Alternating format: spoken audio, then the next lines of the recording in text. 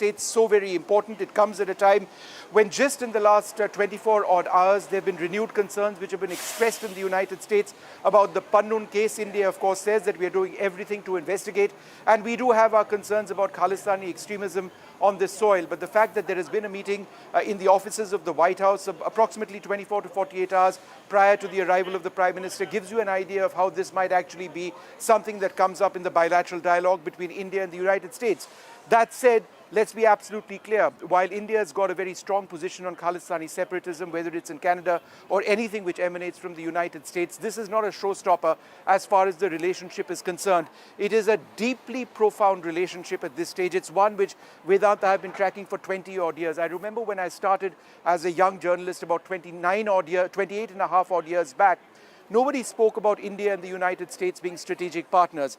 But that partnership and that strategic equation which exists between both countries is something which was unthinkable even 25 years back. Now, on this visit, there is a possibility of the Prime Minister talking to his US counterpart on finalizing and actually getting the deal done for the acquisition of 31 Predator drones from the United States, the latest acquisition by India of a state-of-the-art American weapon system.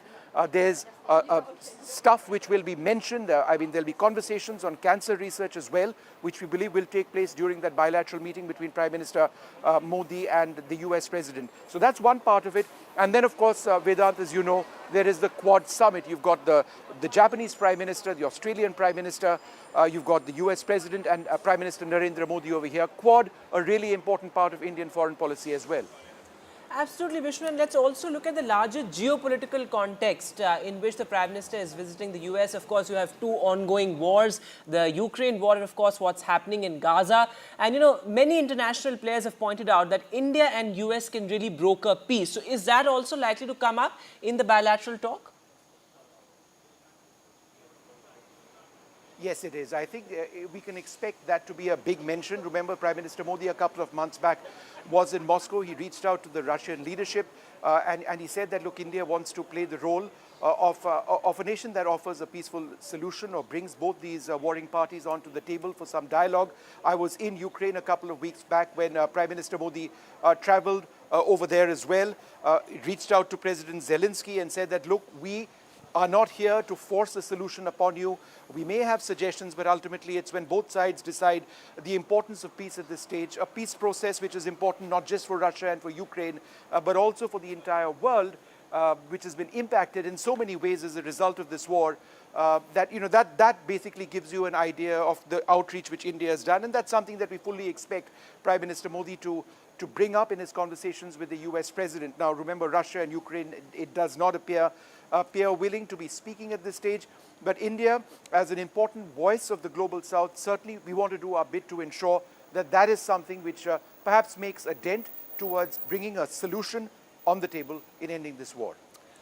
That's right, Vishnu. And also, it's an interesting time in the US. Of course, it's an election year. The campaign is in its last phases. The report suggests that Prime Minister Modi is also set to meet Donald Trump, though, of course, there's no confirmation on that. But, our Prime Minister has, in a sense, maintained relations, close relations, not just with President Biden, but also former President Trump.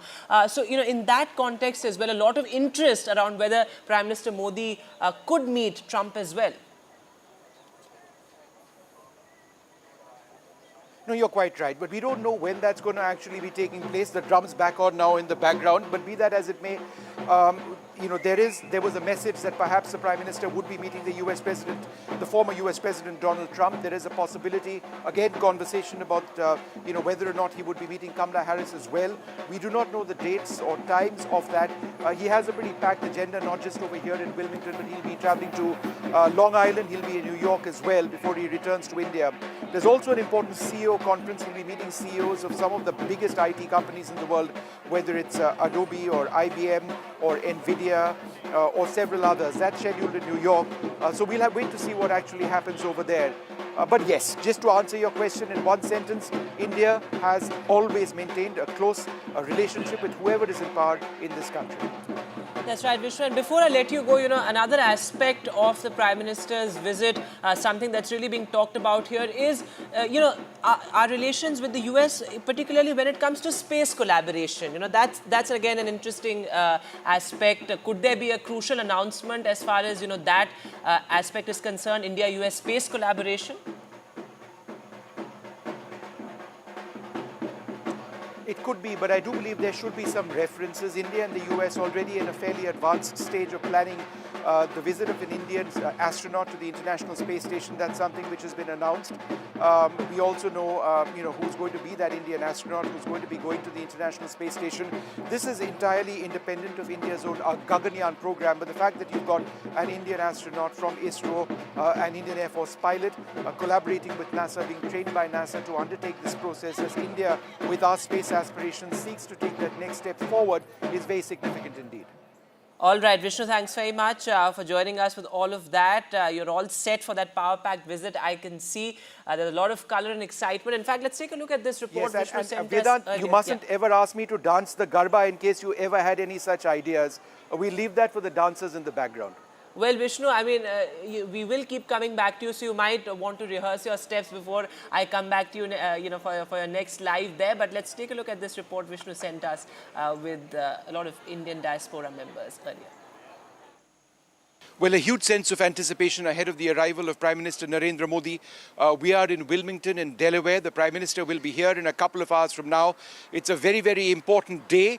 There'll be the Quad Summit. Preceding that will be a meeting with President Biden as well. That's just the beginning of what should be a very busy couple of days. Now, Pooja, I'm going to ask you to flip your camera around as you see some very colorful ladies over here from the Indian community getting ready to greet Prime Minister Modi as well. You're all over here waiting to greet the Prime Minister? Yes. Yeah, thank you. Yep. What is your name? Janki Patel. Sorry? Janki Patel. Janki, and how about you? Tasha Patel. And you? Raksa Patel. And so all of you are looking forward to meeting the Prime Minister, right? Of course, yeah, we're all very excited. And do you live over here? Have you come from far? Or? No, we live in Newark, Delaware. And what are your expectations of this visit? Just a very high-profile visit. We're just looking forward and welcome PM Modi to our town. How about you? What do you expect of this? Yeah, we are very excited to meet him. I'm also excited to welcome him. तो मैं आप लोगों से हिंदी में भी पूछ सकता हूँ? हाँ, और आप लोग यहीं रहते हैं या और कहीं से आ चुके हैं? नहीं, हम यहीं रहते हैं, न्यूयॉर्क डेलावेयर में रहते हैं. और आपका एक्सपेक्टेशंस क्या है? मतलब आपका क्या उम्मीद है कि इस विजिट में प्रधानमंत्री क्या कर पाएंगे? कुछ एग्रीमेंट्स होंगे? आपका एक्सपेक्टेशंस क्या है? अभी तो वेरी एक्साइटेड है उनसे मिलने के लिए और देखते हैं whatever he decide after meeting. तो आप लोग मतलब यहाँ उनसे मिलेंगे, कोई छोटा सा प्रोग्राम होंगे, यहाँ कई और लोकल इंडियंस भी होंगे? ये लोकल some Indians होंगे, पता नहीं कौन होंगे. It'll be surprise. Do you expect a large number of people over here? We do. We have a group of about 23 people here performing for him, and I'm sure all the ladies are very excited, looking forward to welcoming him. And what are you performing? We're doing traditional Garba performance for him. तो आपका ये garba performance के बारे में बताएंगे? आप कितने दिन से आप लोग प्रैक्टिस कर रहे हैं? पूरे वीक से प्रैक्टिस कर रहे हैं हम. So that must have been a lot of fun. Yes, it is. Tell us about just the practice, the getting together. How did that work? It's going good. Everybody going work and just join together to have a practice after work. और आप सब professionals हैं, काम कर रहे हैं कहीं? So I'm a banker. I work for JP Morgan. It's a very large bank here. Yeah. Yep. Great. And how about you? I'm self-employed. You're self-employed? Yes. I'm a work in Department of Correction. You're in the work of Department of Corrections. Fantastic. Well, it's wonderful speaking to you and getting that opportunity. Thanks very much. All right, so a lot of anticipation, color and excitement, and of course, crucial bilateral talks on the cards as well ahead of that important Quad visit, and all the updates here on NDTV with our colleague Vishnu Shom getting us all the action. Hello and welcome. I'm Vishnu Shom in Wilmington in Delaware in the United States, where Prime Minister Modi gets set for a one-on-one meeting with the US President Joe Biden. Also a very important meeting of the Quad grouping. He has a huge presence over here. He's very popular among non-resident Indians. There'll be a massive community event in a few days. And he'll also be speaking to CEOs and at an important international conference. I'll bring you all the details on the ground right here on NDTV 24/7.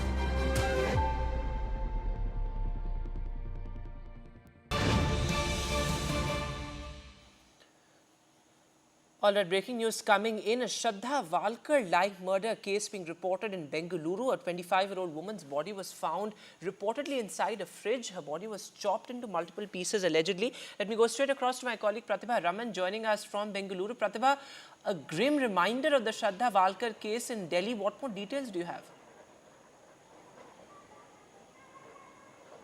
Well, in fact, Bengaluru woke up to this shocking case today. In fact, foul smell coming from the home in one of the most busy areas of Bengaluru called Vayali Kaval. And it's also considered to be one of the residential areas, one of the safest places in Bengaluru for any woman to stay in. And a shocking murder case like this has definitely not gone down well with the citizens of the city here. Foul smell emanating from the home is what prompted neighbors to alert the police, and very sketchy details that are available at this point in time. The police seem to suggest that it is the body of a 26-year-old woman. The woman has already been identified, but though the police have been tight-lipped about revealing the identity of this woman, she seems to be hailing from another state but has been settled in Karnataka for quite some time now. Also working in a reputed mall is also something that we hear, unconfirmed reports suggesting that. And her body was chopped into multiple pieces. Seems like the murder has happened a couple of days ago but has come to light only today. The body or the pieces have been sent to the FSL for more details, as well as for post-mortem, where we would get more details. As of now, who did it and the why and when are some of those details that still appear to be unanswered. All right, Pratibha, thanks very much for joining us with the latest. They're absolutely shocking there. A 25-year-old woman's body found inside a fridge. Her body was chopped into pieces. Reportedly, more details, of course, will trickle in, but very shocking there, given the fact that, of course, crimes against women continue to be on the rise across the country. With that, we'll slip into a short break now, but news continues on the other side.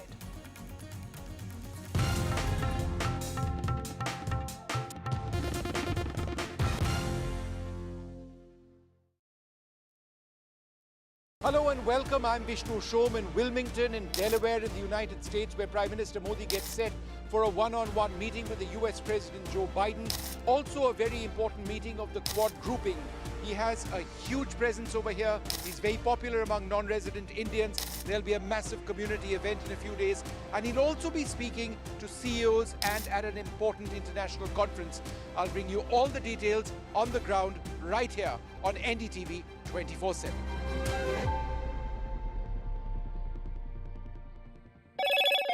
Hello, Moto. Motorola Razr 50 Ultra comes with Google Gemini.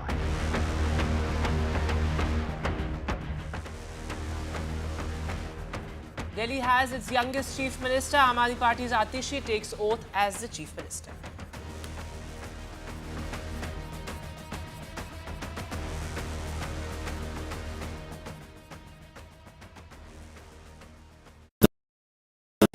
Stay informed and entertained with the new and updated NDTV News app.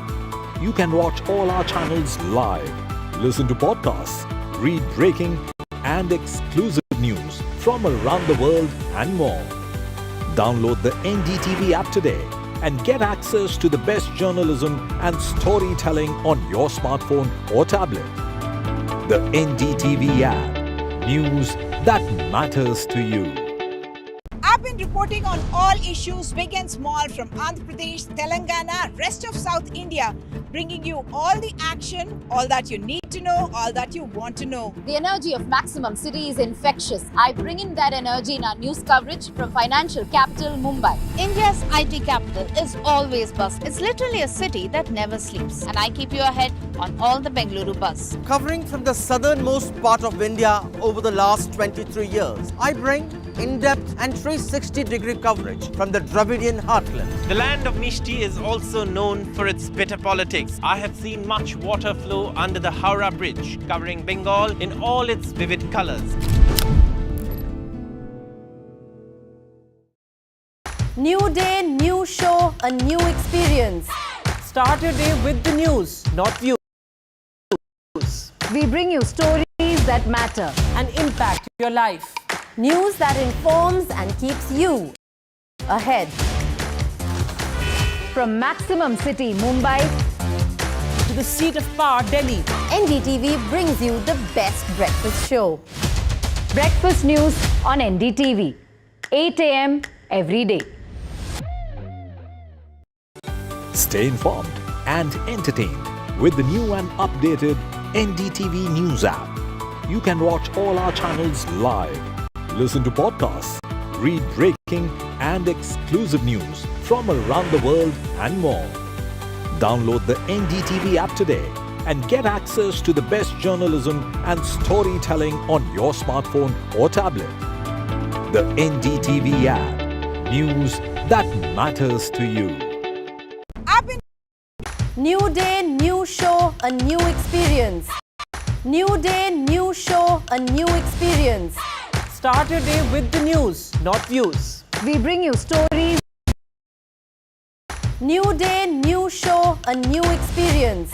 Start your day with the news, not views. We bring you stories that matter And impact your life. News that informs and keeps you ahead. From Maximum City, Mumbai, To the seat of power, Delhi. NDTV brings you the best breakfast show. Breakfast news on NDTV, 8 a.m. every day.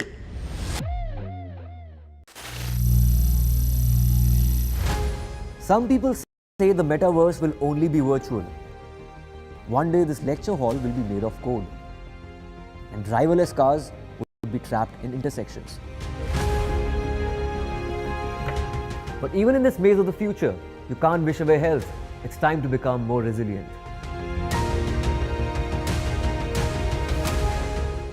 "10 years of Banega Swasth India, we have grown and achieved so many milestones.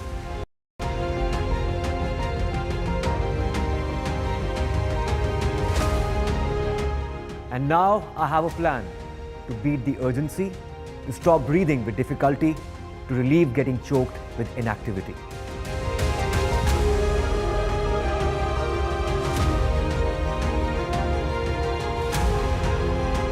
Energize our government, our environment, our society, and ourselves.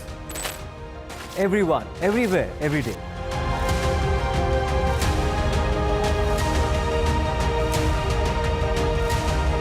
Banega Swasth India. One world hygiene.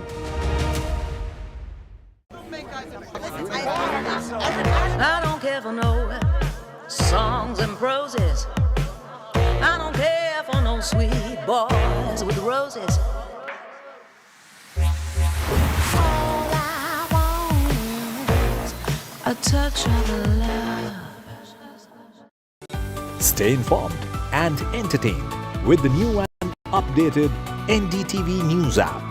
You can watch all our channels live, listen to podcasts, read breaking and exclusive news from around the world and more. Download the NDTV app today and get access to the best journalism and storytelling on your smartphone or tablet. The NDTV app. News that matters to you.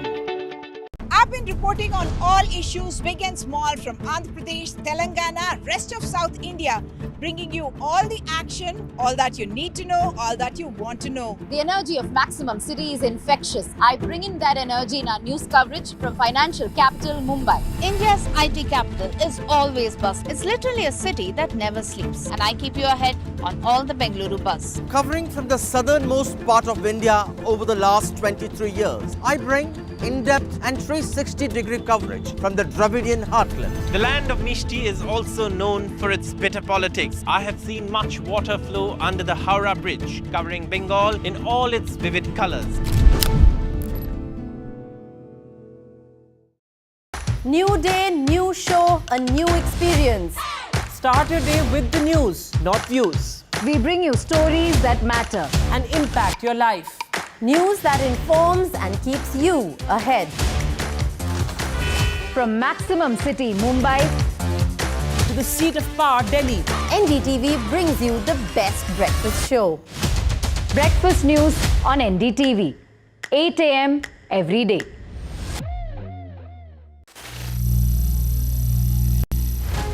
Some people say the metaverse will only be virtual. One day this lecture hall will be made of code, and driverless cars would be trapped in intersections. But even in this maze of the future, you can't wish away health. It's time to become more resilient.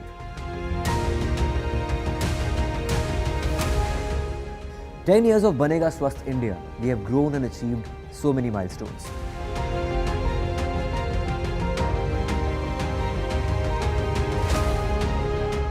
And now I have a plan to beat the urgency, to stop breathing with difficulty, to relieve getting choked with inactivity.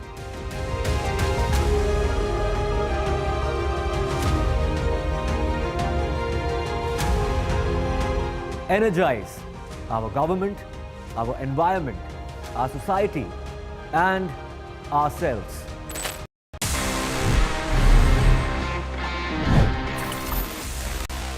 Hello guys and welcome back to another fresh episode of your favorite gadget show. It's Gadget 360 with Technical Guruji. और जैसा मैंने को बताया था, with each episode I try to bring in all the flavors of all the new gadgets, and this week it's very special क्योंकि नए वाले iPhones आ गए हैं और आज हम उन्हीं के बारे में बात कर रहे हैं. In fact, basically I'm gonna cover everything that's happening around gadgets की दुनिया में. That's what this show is for. Let's see what we have this week. Hello guys, मेरा नाम है गौरव aka TG. You're watching Gadgets 360 with Technical Guruji. तो जल्दी से आगे बढ़ते हैं, चलिए शुरू करते हैं.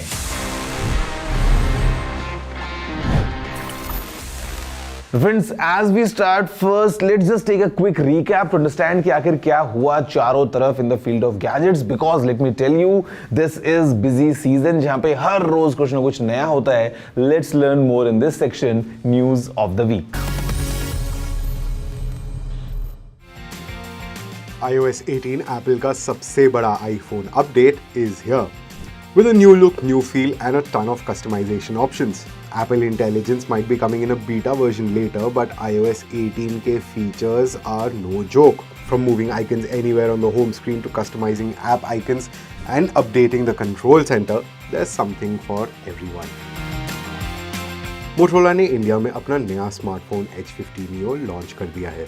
ये फ़ोन ग्लोबल डेब्यू के बाद अब अवेलेबल है with impressive features like 50MP Sony Lightia 700C camera, 3x telephoto lens और Moto AI suite जो कैमरा एक्सपीरियंस को और भी एनहांस करता है. Along with 5 years of OS updates, ये स्मार्टफोन ड्यूरेबिलिटी में भी आगे है thanks to its IP68 certification and its military grade rating. इसका 6.4 इंच LTPO OLED डिस्प्ले आपको 120Hz रिफ्रेश रेट और 1.5K रेजोल्यूशन के साथ एक स्टनिंग विजुअल एक्सपीरियंस देता है. Amidst growing concerns over online safety, Instagram ने एक important step लिया है by rolling out new privacy settings for teen users. Parents और guardians ध्यान दें, अगर आपके बच्चे का अकाउंट under 16 है, तो ये strict settings automatically apply हो जाएंगी. And to change these settings, parents will have to grant permission. एक बड़ा change ये है कि teens को नए followers approve करने होंगे और सिर्फ उन्हीं लोगों से messages मिलेंगे जो वो follow करते हैं. Instagram has also introduced stricter content filters जो self harm और eating disorders जैसे harmful content को restrict करेंगे. Anti-bullying filters have also been enhanced जो offensive comments और DMs को block करेंगे. साथ ही एक time limit reminder ensure करेगा कि teens सिर्फ limited minutes per day app use करें. Thanks to these updates, parents will now have greater control over their kids' Instagram activities, लेकिन वो chats access नहीं कर सकते या password change नहीं कर सकते, ensuring teen privacy. OnePlus ने अपने latest audio innovation OnePlus Nord Buds 3 India में लॉन्च कर दिए हैं. ये नए TWS earbuds आपको 43 hours तक की बैटरी लाइफ देने का वादा करते हैं. 12.4mm टाइटेनियम डायनामिक ड्राइवर्स के साथ ये active noise cancellation technology offer करते हैं. इनके IP55 रेटिंग के साथ ये डस्ट और वाटर स्प्लैशेस से प्रोटेक्टेड हैं. These earbuds come with dual device connectivity, Google Fast Pair support and Bluetooth 5.4 with compatibility for AAC और SBC audio codecs. Single charge पे 12 आवर्स की बैटरी लाइफ और केस के साथ 28 आवर्स तक का बैकअप मिलेगा. Okay, so to start with, all these new gadgets, guys, I've got these two new iPhones with me. ये है the latest iPhone 16 in this ultramarine color. This is the iPhone 16 Plus in this teal color. And basically, अभी आपको मालूम चलने वाली हैं सारी details about these two new iPhones. Let's unbox them and explore a bit more.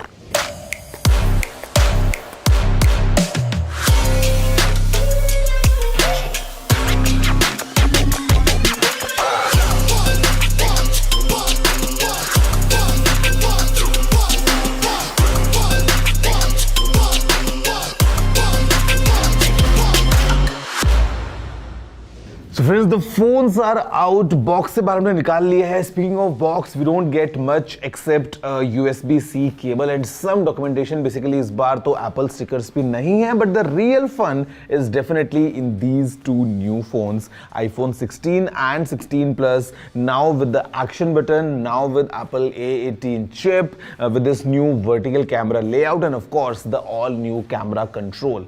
थोड़ा जाते हैं डिटेल में, पता लगाते हैं कैसे हैं ये दोनों एप्पल के नए phones.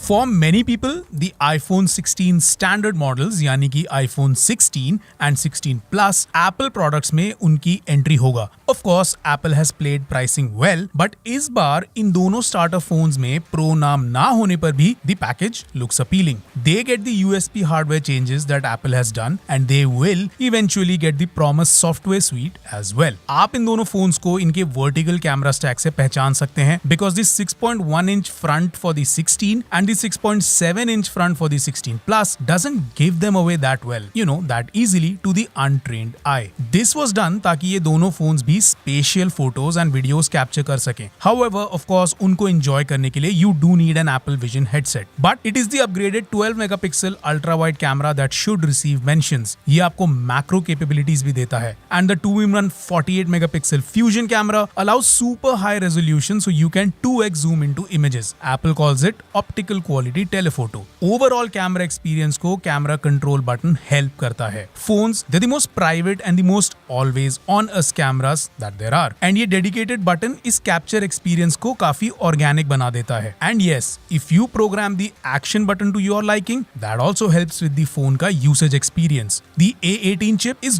good with running processes and saving battery. दोनों के optimizations noticeable हैं over previous generations. Charging could be faster, the screen could refresh faster, but I guess this is where Apple wants कि आप pro ladder climb करें. अब देखो price की बात तो होती रहेगी. मैंने जिस प्राइस के बारे में भी आपको बताना है ना, वो सोच के हाथों से फोन गाइस गायब हो चुके हैं because this is about something really unique, all thanks to SpaceX. Future में हम टूरिज्म के लिए कहाँ जाने वाले हैं? मतलब शिमला मसूरी की मैं बात नहीं करूँगा, I am talking about the space tourism, जहाँ पे एज अ टूरिस्ट हम जाएंगे and we will be able to do space walk because अभी पहला कमर्शियल स्पेस वॉक अचीव कर लिया गया है, all thanks to the Crew Dragon of SpaceX. And guys, this is actually a huge movement. मतलब think about normal people like you and me, हम जा सकते हैं स्पेस में heights reaching upwards of 1400 kilometers. मतलब जो इंटरनेशनल स्पेस स्टेशन है उससे भी ऊपर जाके we can just take a round, do some nice space walk and come down. ये भी अचीव हो चुका है all thanks to SpaceX. Let's see कि आगे क्या पता ये बहुत पॉपुलर हो जाए, क्या पता हम मार्स जाने से पहले ट्रायल के लिए स्पेस वॉक्स कर लें. I mean, who knows? Now, this is some real achievement in terms of technological, advancements. कि एक नॉर्मल इंसान स्पेस वॉक कर रहा है, वापस धरती पे आ रहा है एंड लाइफ का पूरा फन मिल रहा है. आईफोन्स में फन है, but then this I think is even more exciting. Did you know this? If yes, then please let me know. The email address is tg@ndtv.com. और अगर नहीं पता था तो पता लगाओ और अपना एक्साइटमेंट शो करो. क्या आपको स्पेस में जाने का मन है या नहीं? Friends, let's come back to the ground because that's where the reality is. And now it's time for these new Pro phones because iPhone 16 series में 4 नए phones थे. Just now we got to know about the iPhone 16 and 16 Plus, but अभी let's explore and थोड़ा सा deep dive करते हैं इन Pro phones के बारे में because these are the real ones.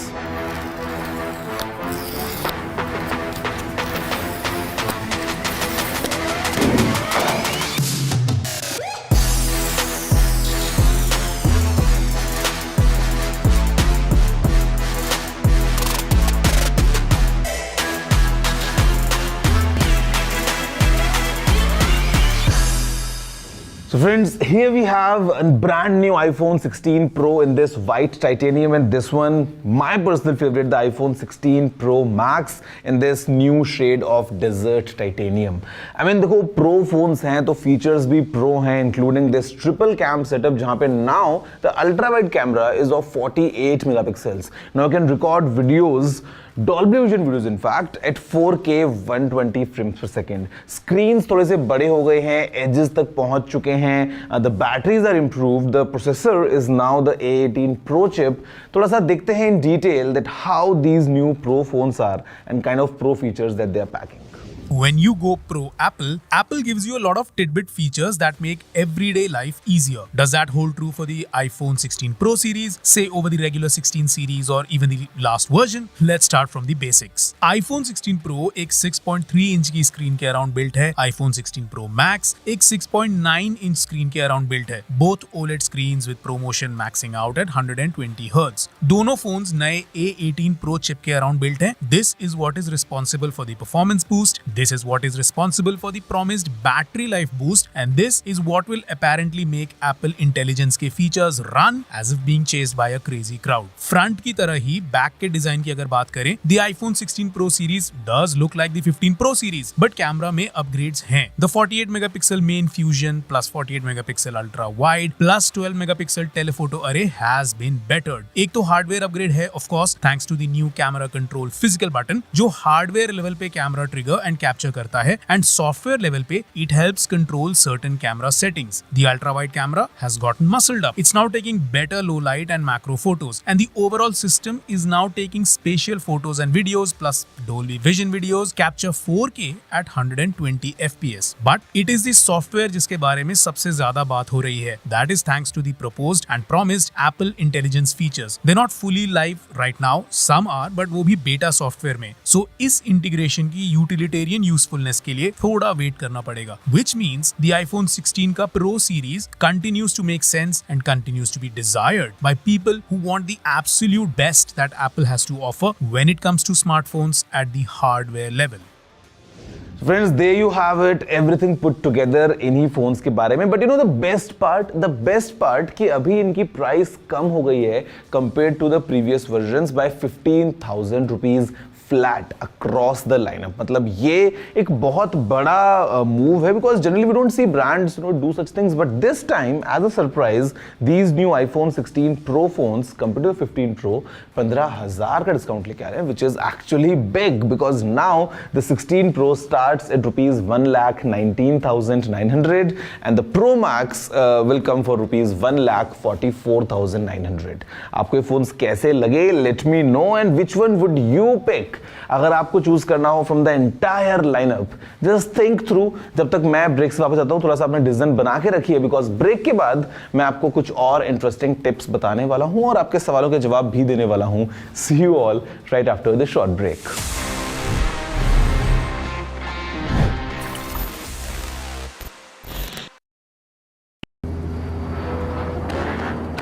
I don't care for no songs and proses. I don't care for no sweet boys with roses.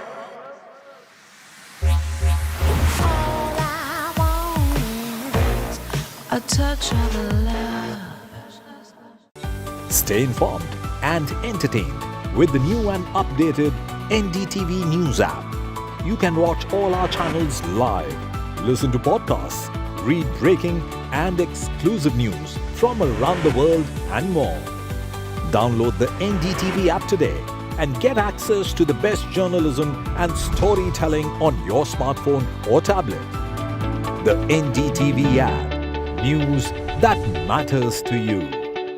I've been reporting on all issues big and small from Andhra Pradesh, Telangana, rest of South India, bringing you all the action, all that you need to know, all that you want to know. The energy of Maximum City is infectious. I bring in that energy in our news coverage from financial capital Mumbai.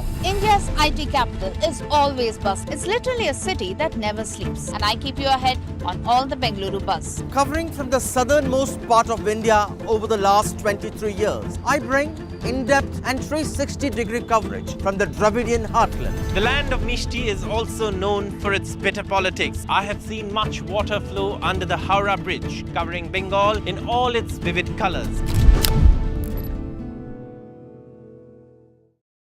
New day, new show, a new experience. Start your day with the news, not views. We bring you stories that matter and impact your life. News that informs and keeps you ahead. From Maximum City, Mumbai, to the seat of power, Delhi, NDTV brings you the best breakfast show. Breakfast news on NDTV, 8 a.m. every day.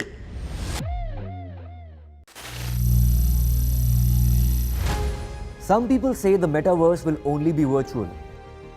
One day this lecture hall will be made of code, and driverless cars would be trapped in intersections. But even in this maze of the future, you can't wish away health.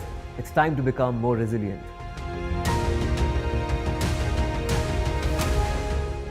10 years of Banega Swasth India, we have grown and achieved so many milestones.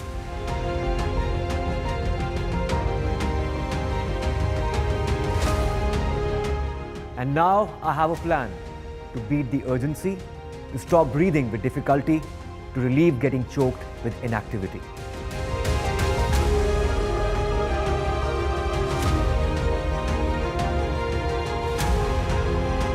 Energize our government, our environment, our society, and ourselves.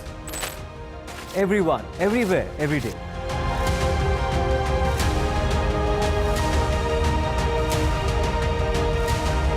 Banega Swasth India.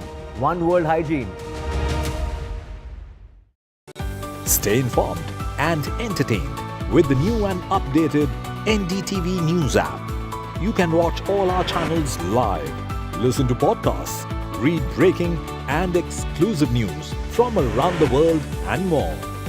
Download the NDTV app today and get access to the best journalism and storytelling on your smartphone or tablet.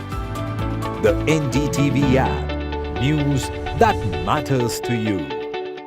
I've been reporting on all issues big and small from Andhra Pradesh, Telangana, rest of South India, bringing you all the action, all that you need to know, all that you want to know. The energy of Maximum City is infectious. I bring in that energy in our news coverage from financial capital Mumbai. India's IT capital is always buzz. It's literally a city that never sleeps. And I keep you ahead on all the Bengaluru buzz. Covering from the southernmost part of India over the last 23 years, I bring in-depth and 360-degree coverage from the Dravidian heartland. The land of Mishti is also known for its bitter politics. I have seen much water flow under the Howrah Bridge, covering Bengal in all its vivid colors.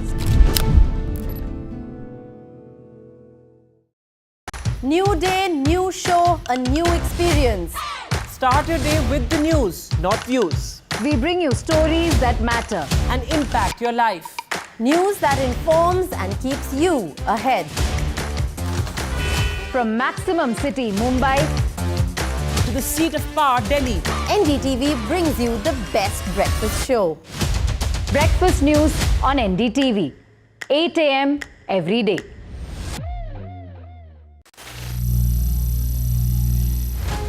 Some people say the metaverse will only be virtual. One day this lecture hall will be made of code, and driverless cars.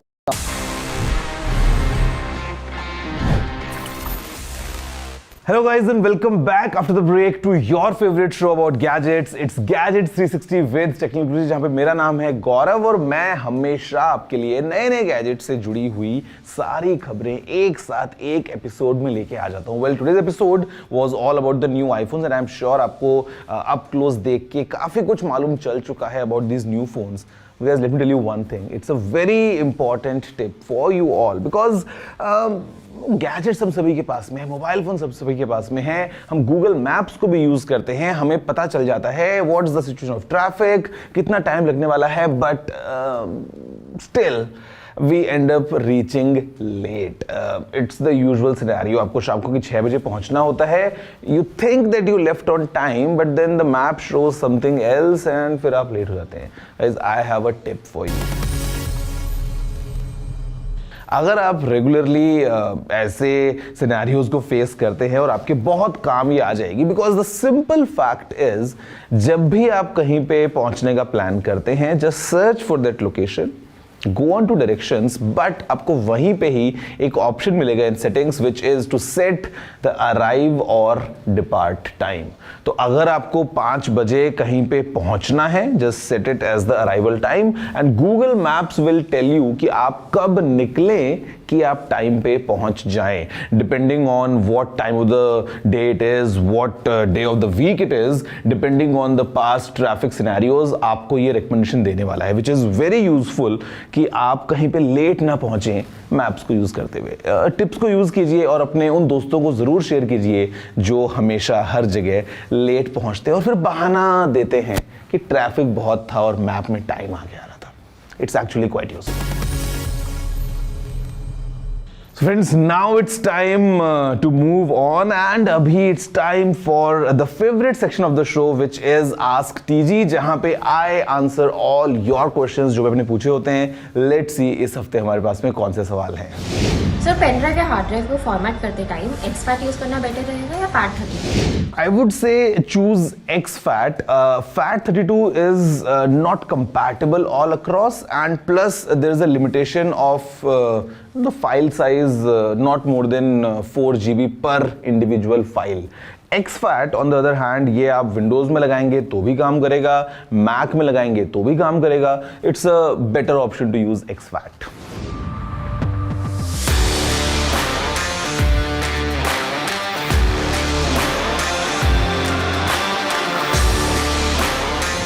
See, if you feel that your phone might have a spyware, इसका एक बहुत ही easy तरीका use करने का ये है, check for the background activity.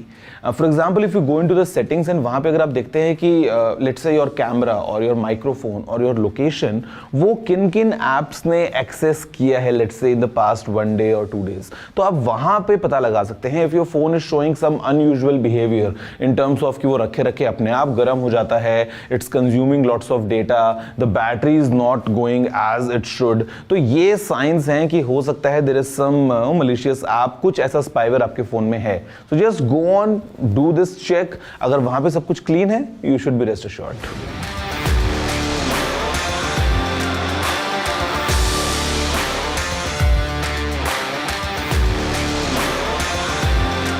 Sadly, no, that's not the case because previously there used to be devices जिनको इस फील्ड में Hackintosh बोला करते थे, जहाँ पे it used to run Mac OS on a custom hardware just like a Windows PC, but not anymore. तो अभी अगर आपको Mac OS का मजा उठाना है, you need to have a Mac device, and then the best part is वहाँ पे you can install Windows. That's an option, but Windows में Mac वो possible नहीं है. नमस्ते टेक्निकल गुरुजी, चैट जीपीटी या Google Gemini, which one is better according to you? नमस्ते. So मैं ये बोलूँगा कि गूगल जेमिनी इज बेटर जहाँ पे हम गूगल एप्स को इंटीग्रेट करने की बात करते हैं. For example searching across your Gmail, your photos, your calendar, putting everything together from that perspective. लेकिन अगर हम चैट जीपीटी की बात करते हैं for other things, I think it has an edge over Gemini. So for example I use both for 2 different reasons. Chat GPT जब मेरे को कुछ स्पेसिफिक चीज़ के बारे में पता करना है या I know कि it's giving me a certain kind of responses. Gemini जहाँ पे मुझे Google ऐप से डेटा निकलवाना है and मुझे पूछना है कि what's this email about या look into this email and tell me this, तो यहाँ पे Gemini would perform better. So guys, that's all. There you have it from this week's episode of your favorite show, Gadget 360 with Technical Guruji. Next week I am coming again. आपसे दोबारा मिलते हुए, बात करते हुए हम जानेंगे कुछ और नए गैजेट्स के बारे में, कुछ और नई इंटरेस्टिंग टेक दुनिया के टिप्स के बारे में. तब तक के लिए if you have any feedback, any questions, कुछ अगर आपका सजेशन है, you know the address, it's tg@ndtv.com. Keep on spreading your love. मैं आपसे मिलता हूँ next week. अभी के लिए इतना ही. Have a good day and take care.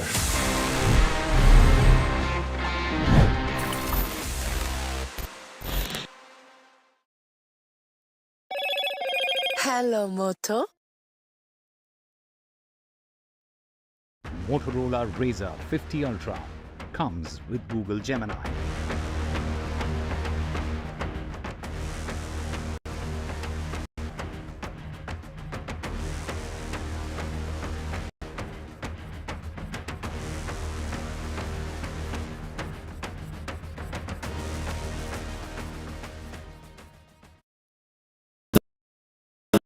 I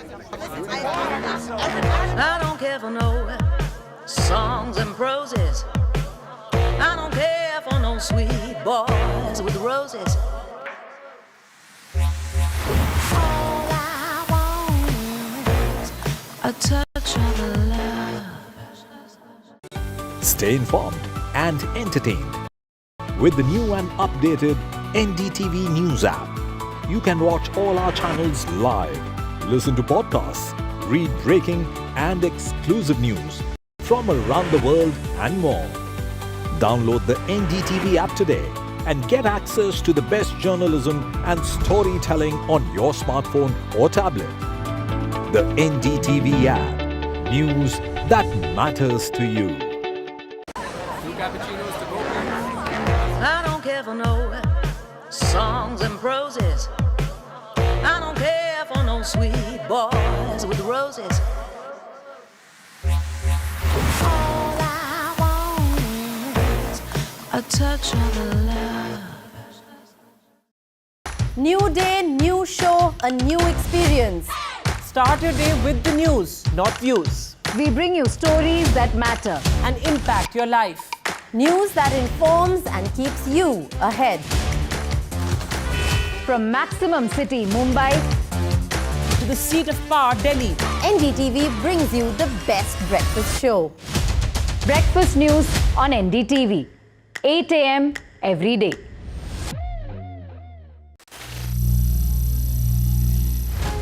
Some people say the metaverse will only be virtual.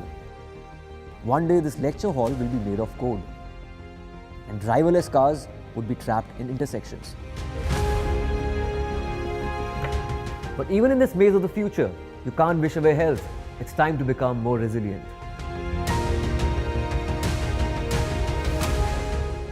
"10 years of Banega Swasth India, we have grown and achieved so many milestones.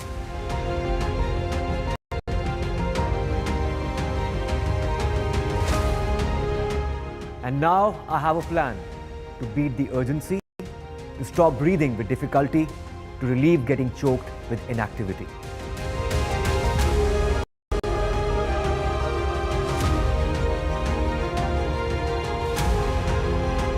Energize our government, our environment, our society, and ourselves. Everyone, everywhere, every day.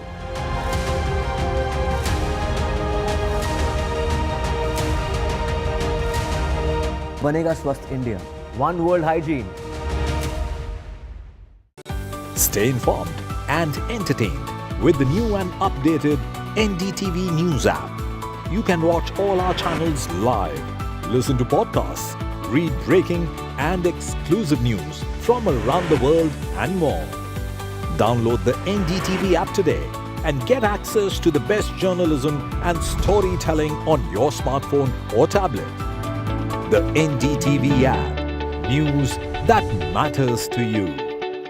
I've been reporting on all issues big and small from Andhra Pradesh, Telangana, rest of South India, bringing you all the action, all that you need to know, all that you want to know. The energy of Maximum City is infectious. I bring in that energy in our news coverage from financial capital Mumbai. India's IT capital is always buzz. It's literally a city that never sleeps. And I keep you ahead on all the Bengaluru buzz. Covering from the southernmost part of India over the last 23 years, I bring in-depth and 360-degree coverage from the Dravidian heartland. The land of Mishti is also known for its bitter politics. I have seen much water flow under the Howrah Bridge, covering Bengal in all its vivid colors.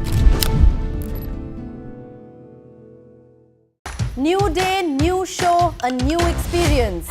Start your day with the news, not views. We bring you stories that matter and impact your life. News that informs and keeps you ahead. From Maximum City, Mumbai, to the seat of power, Delhi, NDTV brings you the best breakfast show. Breakfast news on NDTV, 8 a.m. every day.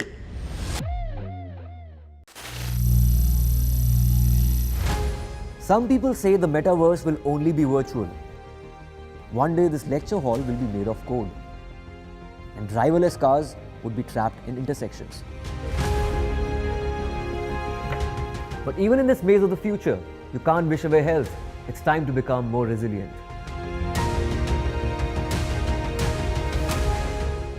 "10 years of Banega Swasth India, we have grown and achieved so many milestones.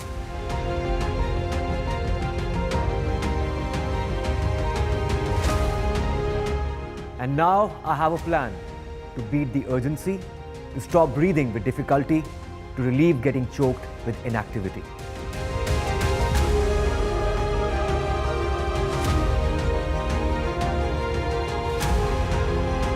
Energize our government, our environment, our society, and ourselves. Everyone, everywhere, every day.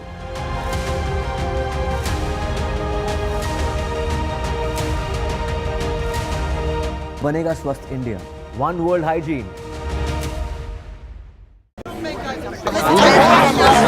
don't ever know songs and proses. I don't care for no sweet boys with roses. I'm too busy, baby, making plans on how to get me one of them mailin' men.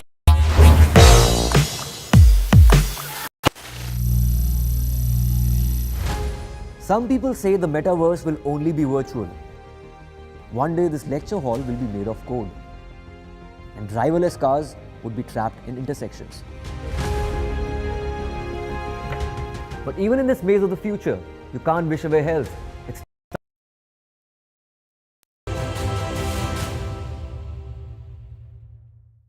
Ladies and gentlemen, welcome to the 6th edition of the Hindu Business Line Changemaker Awards.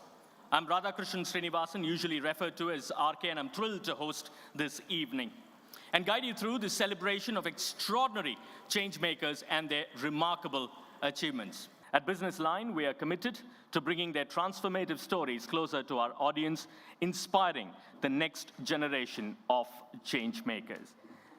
May I now invite Mr. Raghuveer Srinivasan, the editor of Business Line, to please come forward, sir, to deliver the welcome address. Big round of applause, ladies and gentlemen, for Mr. Raghuveer Srinivasan. Good evening, ladies and gentlemen. Welcome to the 6th Business Line Changemakers Awards evening. The Business Line Changemaker Awards were instituted in 2018 to mark the 25th anniversary of the newspaper, which first published on 28th of January 1994.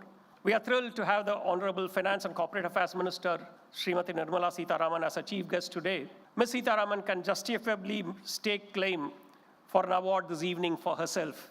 She has catalyzed a long list of virtuous changes in the finance ministry, some of which were thought very difficult to achieve, as, for example, the simple matter of infusing fiscal discipline.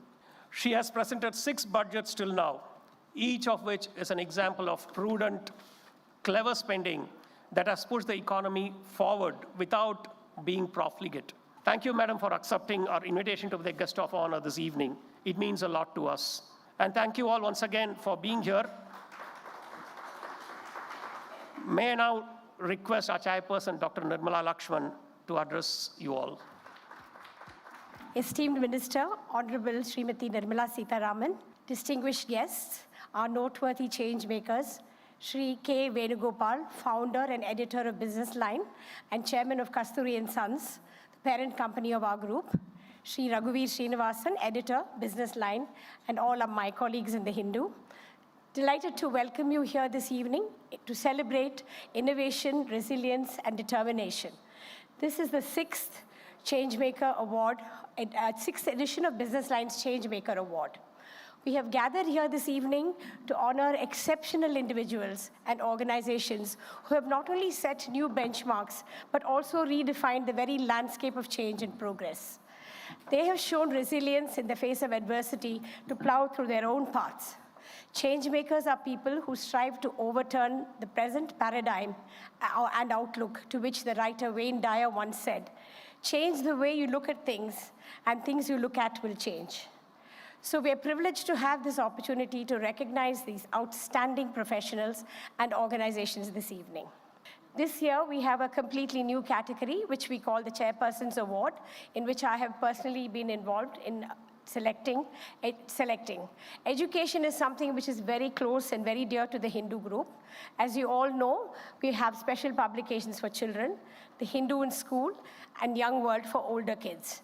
This year, we decided to pick an award for an organization which is doing yeoman service in the field of rural education, especially in primary to secondary education. We hope this will spur them and others like them to do more in the area of primary education to improve literacy and numeracy that India as a country does gain from the demographic dividend. The Changemaker Awards embody our resolute dedication to celebrating these trailblazers and visionaries. It's a tribute to the power of ideas, the strength and determination, and the beauty of resilience. Our commitment to these ideas will continue to shine a spotlight on those individuals and companies who are rewriting the rules of tomorrow. Tonight, we celebrate and draw inspiration from their stories, learn from their journeys, and collectively commit ourselves to fostering an environment where innovation, purpose, and responsibility are at the core of everything that we do.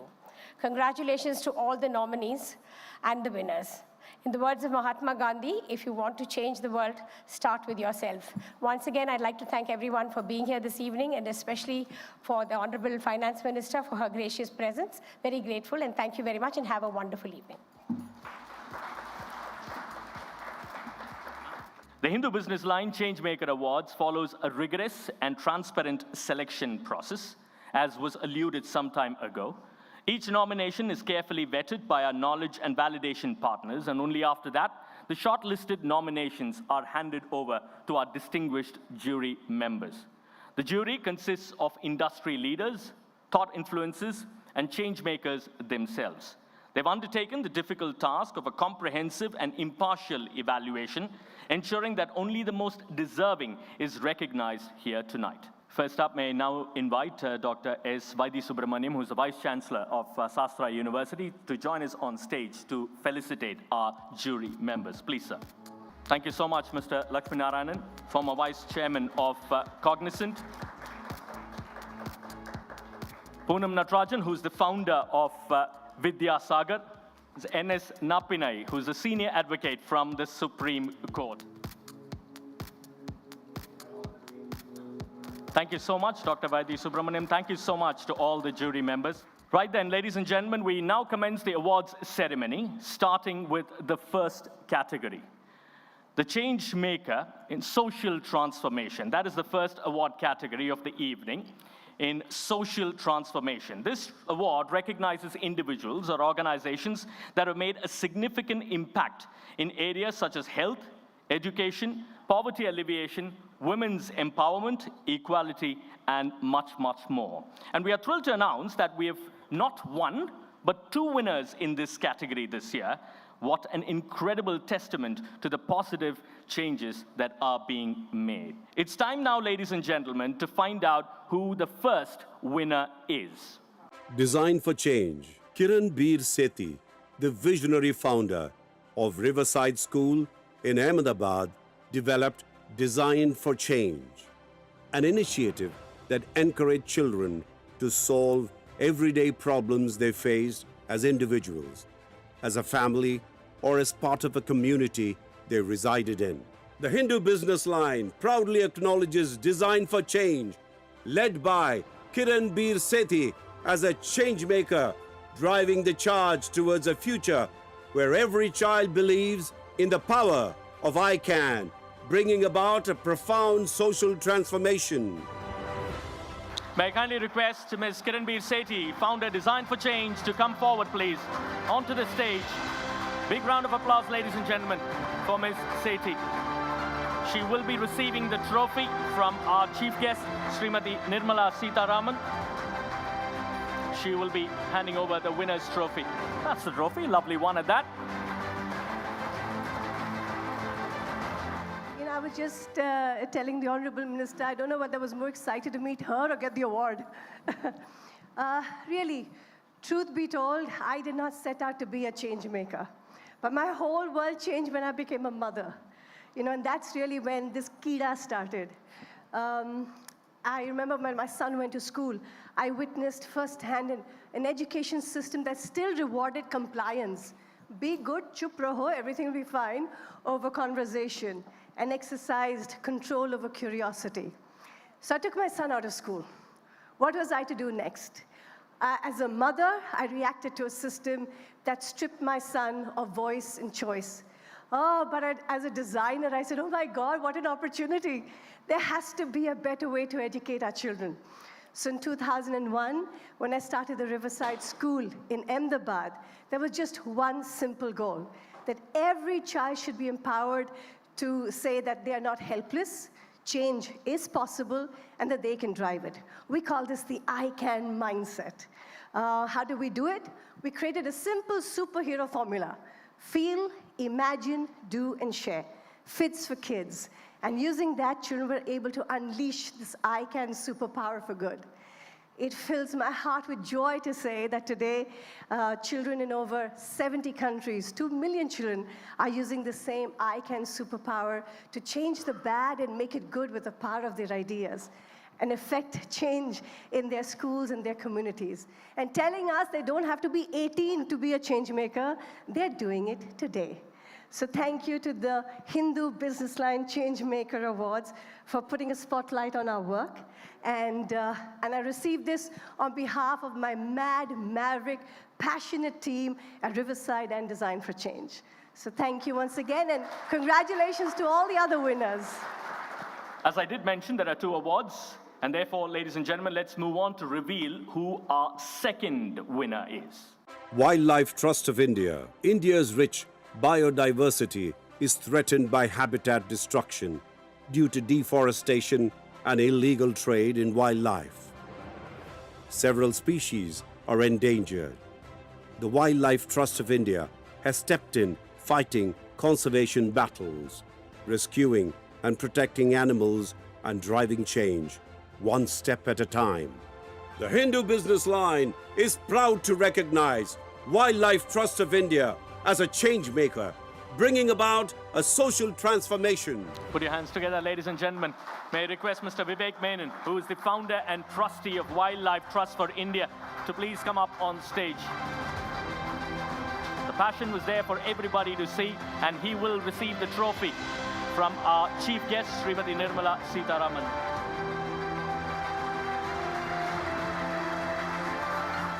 Thank you so much, Honorable Minister, and leading dignitaries of Hindu and eminent jury members. Very humbled, very humbled. 25 years ago, when I started this organization in the spare bedroom of my house, I didn't realize that it would reach this level. And when I got the message from one of your executives, actually, I thought it was a spam or something which has come into my mail. Because I didn't think that Business Line would in any way be interested in something like, saving wildlife. I have sat in a few of your business, CSR sort of meetings where you talk about the 3 pillars, corporate or economic and social and environmental. And I've always felt that they're not really 3 legs of a stool, but everything that you do in business or economics must be social, because the elephants that I know, that I work with, don't have economics. So it's a human construct. So it's a social construct. And all of society is in environment, really. So in a way, it's a nested concept. And if we don't save our natural heritage of India, which is really the mission of the Wildlife Trust of India, is to save what is left of our natural heritage, whether it's wildlife, whether it's forests, whether it's the seas. And so the Wildlife Trust of India has been trying to do this, trying to save what little we have, whether it's elephant or tiger or rhino, the things that we know of, or the whale shark, our largest fish in the world. Nobody knew. In India, we were killing them. Till we had this small project, and overnight it changed. And nobody would touch that fish anymore, because it was never eaten. It was only used for, waterproofing boats. What a waste of such a magnificent animal. But we stopped things like that. So I'm extremely happy that the business community, the media, have come forward to recognize what is not normally seen as something which is part of social, change. Very, very humbled, and thank you very much. Right, ladies and gentlemen, now to the next set of awards. It's the Changemaker in the Digital Transformation category. This award is given to a changemaker who leverages technology to bring about change. It's time now to find out who the winner is from the list of nominees. Mall Biodiagnostics. For years, molecular PCR testing, the gold standard in infectious diseases diagnosis, struggled to meet the urgent needs of patients in rural places in India and low and middle income countries. The challenges posed by diagnostic technologies that gave less than satisfactory outcomes was the impetus for Chandrasekaran Nair and Sriram Natarajan, veterans in diagnostics and founders of Mall Biodiagnostics, to develop a model of low-cost, accurate diagnosis at the point of care. Marking this groundbreaking global impact, the Hindu Business Line is proud to recognize Mall Biodiagnostics as a changemaker that has brought about a digital transformation. Many congratulations and all the best for the next phase of your journey. May I request Mr. Sriram Natarajan and Mr. Chandrasekaran Nair, for the founders of Mall Biodiagnostics, to please come up on stage to receive the trophy. First up from Srimati Nirmala Sitharaman. Yes, the applause can be a bit louder than what we are hearing at the moment. It's always great to receive awards, but when you get it from such organizations of repute like the Hindu group, it's a different level altogether. And to receive this award from our Honorable Finance Minister is a dream come true. So thank you very much. We really appreciate that. Yeah, I mean, I think the whole thing started with the desire to see why hundreds of thousands of people are dying of curable diseases in India and also in most of the LMIC. And so that's where our journey started, and wanted to see if we can make an innovation that can help these people and save lives. So that's what we have done. Really appreciate this award, and thank the Hindu group, the members of the jury who selected us, and the ecosystem that went through it. Thank you very much. And I think I'll ask my partner Chandy to say a few words too. We started Mall Biodiagnostics to change the landscape of diagnostics in India and the whole of the southern hemisphere.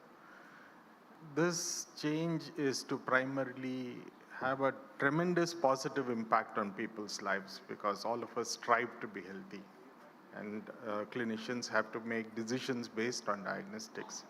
Availability of diagnostics is sometimes limited. We wanted to change that.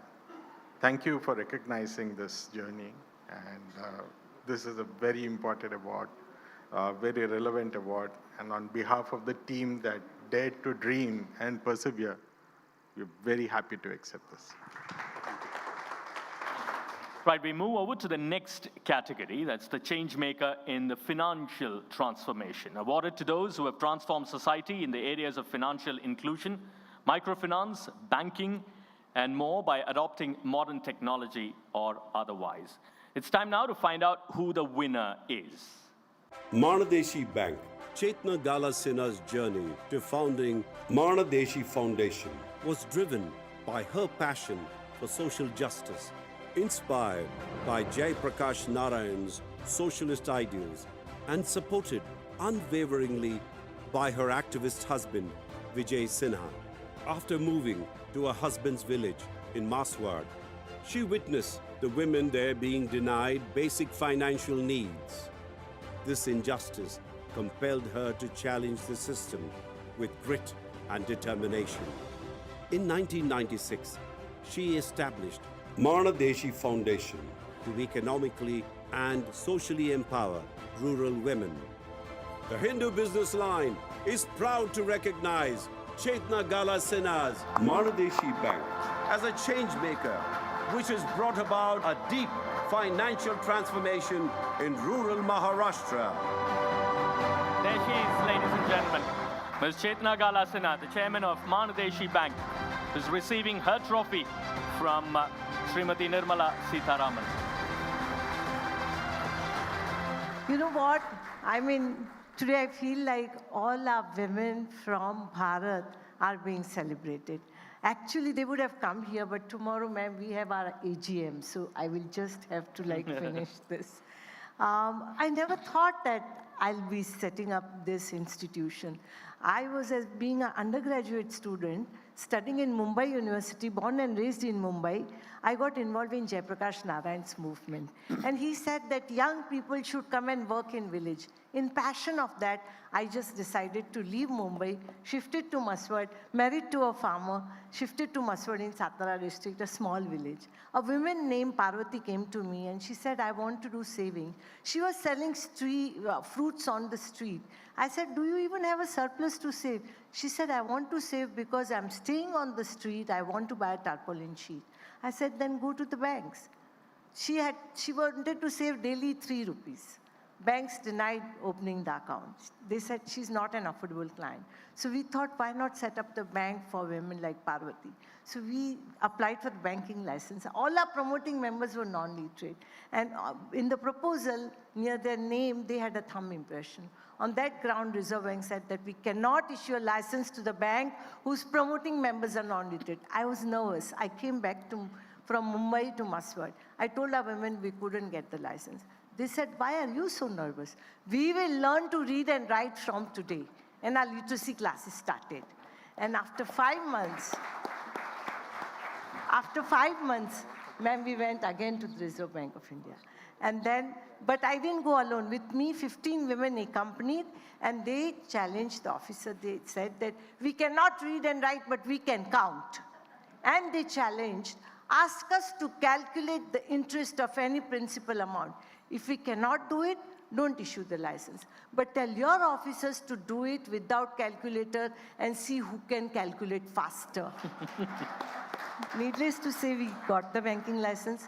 Our Mandeshi Foundation runs a business school for rural women. Our women operate radio. I would just welcome all of you, visit Mandeshi, see how our women are operating radio, business school, chambers of commerce, and bank.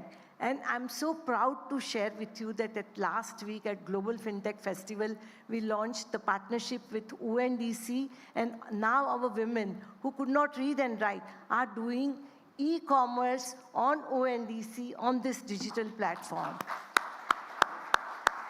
And they are using digital banking, digital wallet. They do not know to read and write, but they have a face recognition, thumb impression.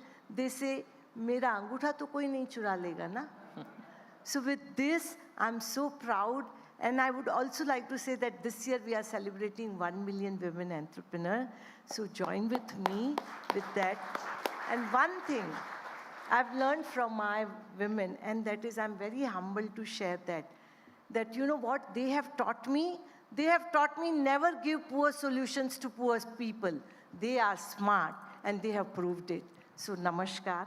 Thank you very much, and I'm humble. Right. The next one is the Young Changemaker Award. It's given to a changemaker who's under 30 years of age. And let's find out who the winner is from this section. D. Gukesh, Business Line Young Changemaker 2024. Hailing from Chennai, Gukesh's passion for chess ignited at the age of 7, swiftly shaping him into an inspirational player in chess. By 12, he became the 3rd youngest grandmaster in history. His rise continued with a historic achievement in March 2022, becoming the youngest Indian grandmaster to break the 2,700 ELO rating, establishing himself as an influential player in chess. Good evening, everyone. I would like to express my gratitude to the Hindu Business Line for nominating me for the Young Changemaker Award 2024. It's an honor for me to receive this award. And I would also like to thank the Hindu group for highlighting many of my achievements so far, and for all the support. And my very warm greetings to the Honorable Finance Minister Nirmala Sitharaman ma'am. And I unfortunately could not be there because I'm representing India in the chess Olympiad that is going on. But I wish you all a great time and wish the event a great success. And hopefully, in the future, I'll be able to be there. Thank you. May now request D. Gukesh's grandparents, Mrs. Usha and Mr. Dinesh, to please come forward up on the stage to receive the award on behalf of D. Gukesh. Okay, ladies and gentlemen, we are thrilled to introduce a very new award category this particular year, the Chairperson's Award. This special recognition honors those who have made a significant impact in the field of education. Ashok Leyland's Road to School program. In 2015, Ashok Leyland launched the Road to School program to address educational disparities and uplift under-resourced communities, aiming to transform education in India's rural regions. The Hindu Business Line is proud to honor Ashok Leyland's Road to School program with the Business Line Changemaker 2024 Chairperson's Award. Dr. Nirmala Lakshman presenting the trophy.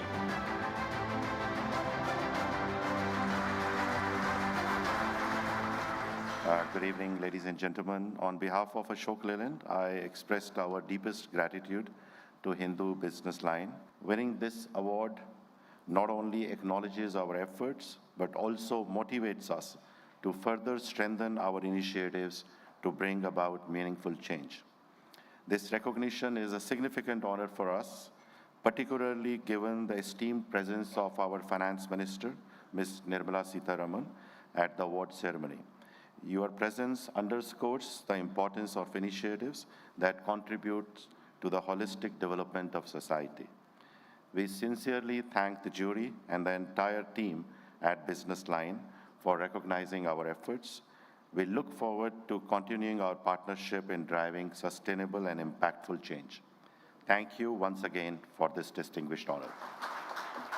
Okay, next up, ladies and gentlemen, let's get across to the next category, which is the Iconic Change Maker. The Iconic Changemaker Award is given to an individual or an organization who has brought about significant change and transformed the country. Unlike other categories, we do not invite nominations for this award, and the jury selects the winner. And therefore, ladies and gentlemen, let's find out who the winner is. Ashok Jhunjhunwala, a visionary with expertise spanning academia, innovation, and entrepreneurship.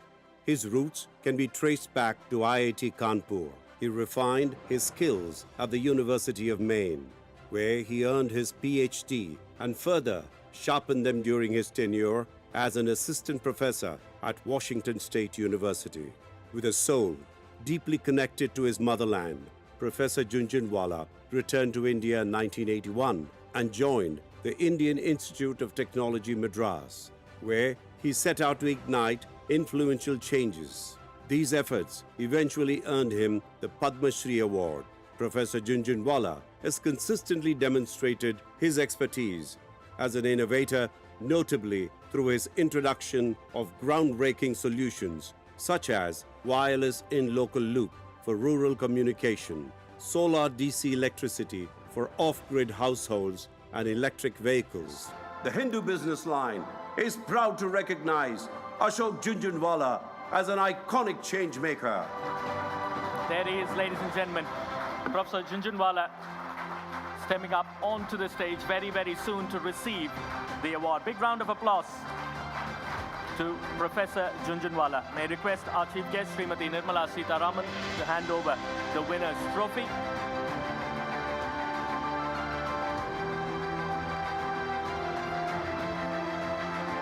Thank you very much. When I came back from US in 1981 to India, I had only one aim: to somehow see that India developed significantly. One of the first things that I noticed while I was at IIT Madras, that industry by and large imports all the technology from outside the country and just merely assemble and sells. And there is very little interaction between industry and academia. So one of the first things that I try to do is to get these two people to work together. These two people are tough. Neither the industry believes. Academia just wants to publish paper and wants money from us. Academia believes industry just wants to take all the technology from outside the country. They are not really interested in us. I think it is here, it was a huge fight, huge struggle, for long it took to get them to start working together. The second problem, of course, was things like, I had to wait for 8 years to get a telephone in 1980s. And why is that so? And one understood that the technology that we just import and produce is not affordable to most people. And we have to develop affordable technology within the country. And it is possible to do that. There are enough very bright people. They have to work. The third thing that I discovered very quickly, that they are very, very bright youngsters. Our youngsters, in fact, I see generation after me brighter than what we were. And the generation after that is even brighter. And we have large numbers. If we can just motivate them and show them some direction, they can conquer the world. And that is what we have been trying to do with the startups, with trying to get industry and academia to work, to do innovations, and to take up impossible tasks. All the time, everybody will tell you it is impossible. I have heard of that 50 times. We never give up. We know that it is possible. It is possible because we in India are very good at it. And thank you, madam. You have been a big inspiration. Thank you, Hindu Business Line, for doing this. I'm very happy. Thank you. Right, moving on to the final category, which is the Flagship Changemaker of the Year Award. The award is given to a person or an organization that has brought about far-reaching change in society with significant impact felt in the last year or two. It's time now, ladies and gentlemen, to find out who the winner is. Integral Coach Factory ICF. The sleek Vande Bharat trains have redefined the standards for the Indian travelling public with speed, comfort, safety and eco-friendly amenities, establishing a new benchmark for modern train systems. At the heart of this remarkable achievement is the Integral Coach Factory in Perambur, Chennai, which, as part of the Make in India initiative, designed and manufactured a train completely in-house. Later renamed the Vande Bharat Express, these semi-high-speed trains were designed and produced in just 18 months at a fraction of the cost by global manufacturers. Groundbreaking project has not only enhanced the travel experience on short-haul routes, but has also sparked a shift in preferences, with more business travelers now choosing Vande Bharat over air travel on routes like Bengaluru-Chennai. The Hindu Business Line is extremely proud to recognize the Integral Coach Factory as the Changemaker of the Year. Mr. Subbarao, may I request our chief guest, Srimati Nirmala Sitharaman, to hand over the winner's trophy.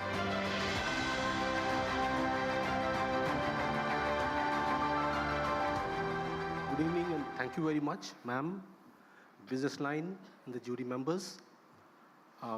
It's really a privilege, honor and a matter of prestige that on the behalf of all the people of ICF, Team ICF back in Chennai, I have this privilege of receiving this award. ICF, as everybody has stated here, started way back in 1955. We are 70 years old now, and we had the momentous occasion of producing the 75,000th coach, and ICF is the largest coach manufacturer in the world under one roof. But the change what we're talking about is the Vande Bharat. The seed started probably in 2014 when Honorable Prime Minister took over the reins of India with great vision for the whole country.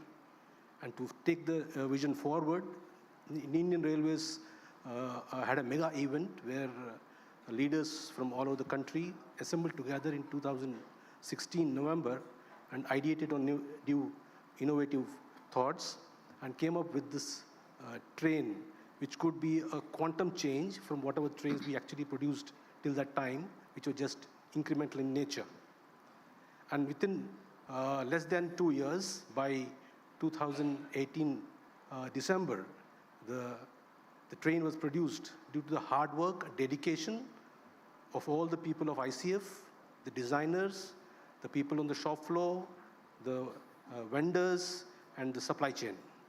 And I'm proud to say that as I stand today, In fact, there was a challenge given to us once the train was produced on August 15th, 2021, when Prime Minister of India gave us a big target and a challenge that we should produce these trains much faster, and 75 of them were to be put on road.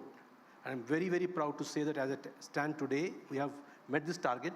And in fact, on 16th and 17th of 15th and 16th of this month, 12 more trains are being introduced for the service of India. Now, Professor Jhunjhunwala was actually lamenting that technology is not being produced in India. Sir, I can assure you, the whole technology is completely Indian. And it is probably the very, very proud moment for all of us that we have produced such a beautiful train. And now we are in a position where we can handhold our other cousins in the railways, the modern coach factory and rail coach factory, and the BEML, to produce more and more of these trains.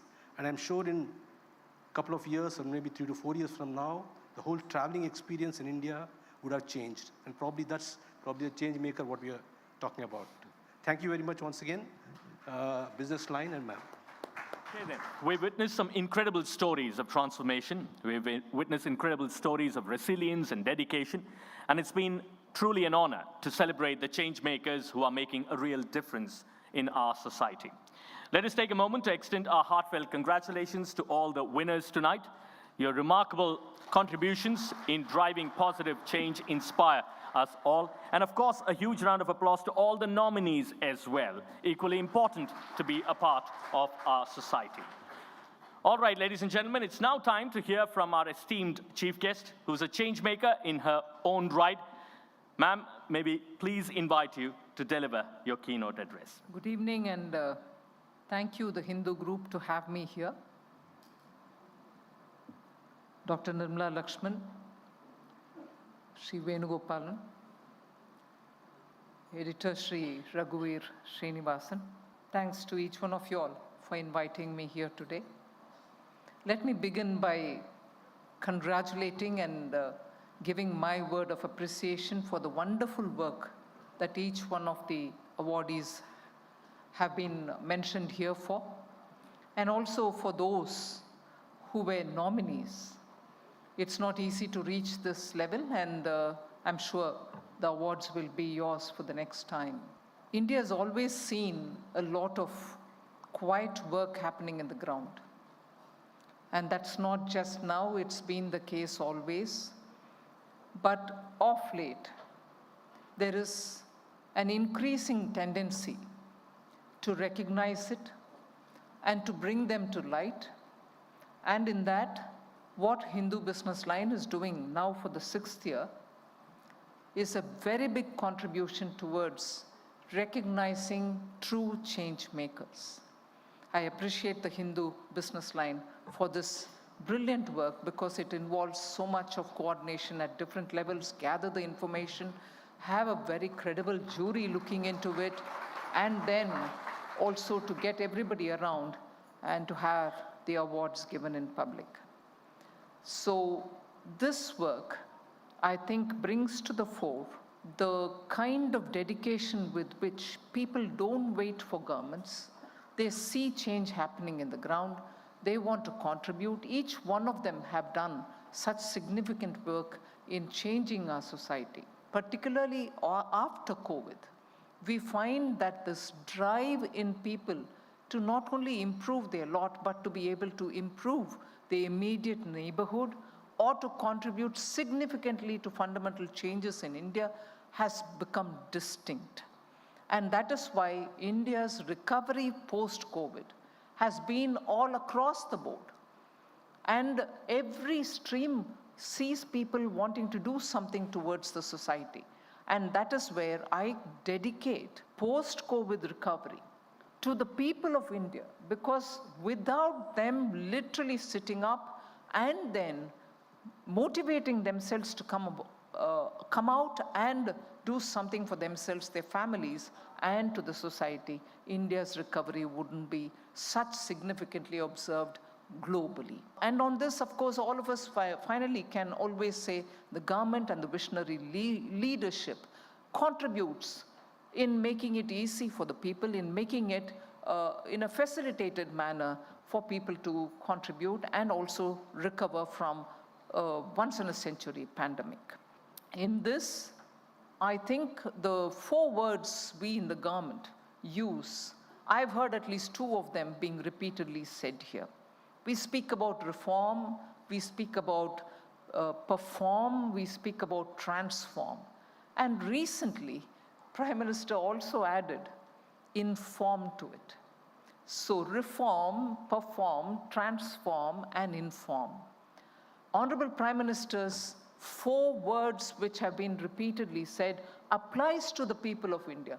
You are the ones who are performing. You are the ones who are transforming. And no wonder today the Changemaker Award sees people at various different parts of the country, in various different parts of the country, and taking up those catalytic activities which have an impact on the society, be it science, be it social work, be it working with children for giving them better access to education. Impossible changes are happening in the ground. And that is why I think it is important for us to recognize them. And finally, the last word in the 4-worded mantra, if I can say so, is inform. And in that, the media plays a very important role. I'm glad that the Hindu group, I'm glad Hindu Business Line has taken this up. Like one of the awardees commented, we didn't think that business newspaper will be interested in these sort of activities. Will they recognize these sort of things? You are doing it. And therefore, informing the people of India about the transformational changes which are happening through individuals or small groups of people who believe in what they want India to be seen as, are contributing in the ground. And it is important to recognize. I appreciate once again the Hindu group for taking up this particular cause and going through the rigor every year to recognize and also therefore to bring them on for and to give them the awards, which they so well deserve. So one can always talk much more on these kinds of topics, but those of whom are working in the ground, not just talking, but changing, bringing that transformational change, are to be recognized, and that's what you've done. Once again, my word of appreciation to the Hindu group and the Hindu Business Line. And thanks for having me here. Once again, a big applause for all those who have won the award this year. Thank you. To be fair, ladies and gentlemen, I guess every moment has been very, very special this particular evening. But we just go one step further for a very special moment. It is the launch of the Hindu Business Line Changemaker tabloid that is up next on the agenda. This special issue chronicles the journey, transformation, and hard work of all the remarkable change makers that we have honored tonight. I now invite the following dignitaries to join us on stage for the official launch. Dr. S. Y. D. Subramaniam, who's the Chancellor, Vice Chancellor of Sastra University. Can we have your company on stage, sir? Mr. Aditya Gupta, who's the Executive Director, Life Insurance Corporation of India. Thank you so much, Mr. Gupta. Mr. Vivek Srivastava, who's the Country Sales Manager, India and SAARC for Fortinet. Thank you so much, sir. Round of applause, ladies and gentlemen. It indeed is a very, very special evening, this. Mr. L.V. Navneet, who's the CEO of the Hindu Group. Mr. K. Venugopal, who's the Chairman of Kasturi and Sons Limited.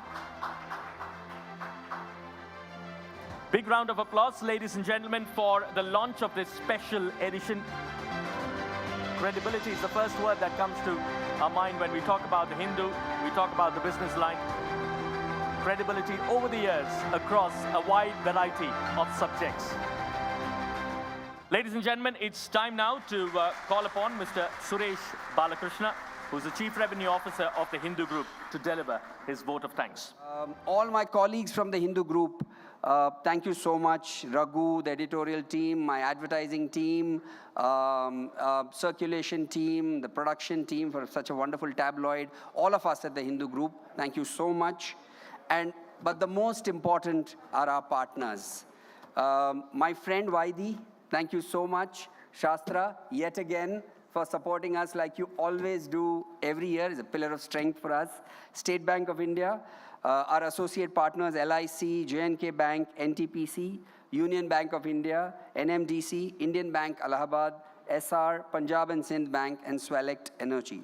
Thank you, Casagrande, for our reality partner, Fortinet, our cybersecurity partner, our TV partner, NDTV 24/7, and let's not forget our knowledge partners, Ashoka, Deloitte, and our validation partner, Niti. Thank you once again for each one of you for gracing the Business Line Changemaker Awards and making this evening truly memorable. And thank you, ma'am, once again. So happy to have you here. Thank you, and good night. Shubhratri.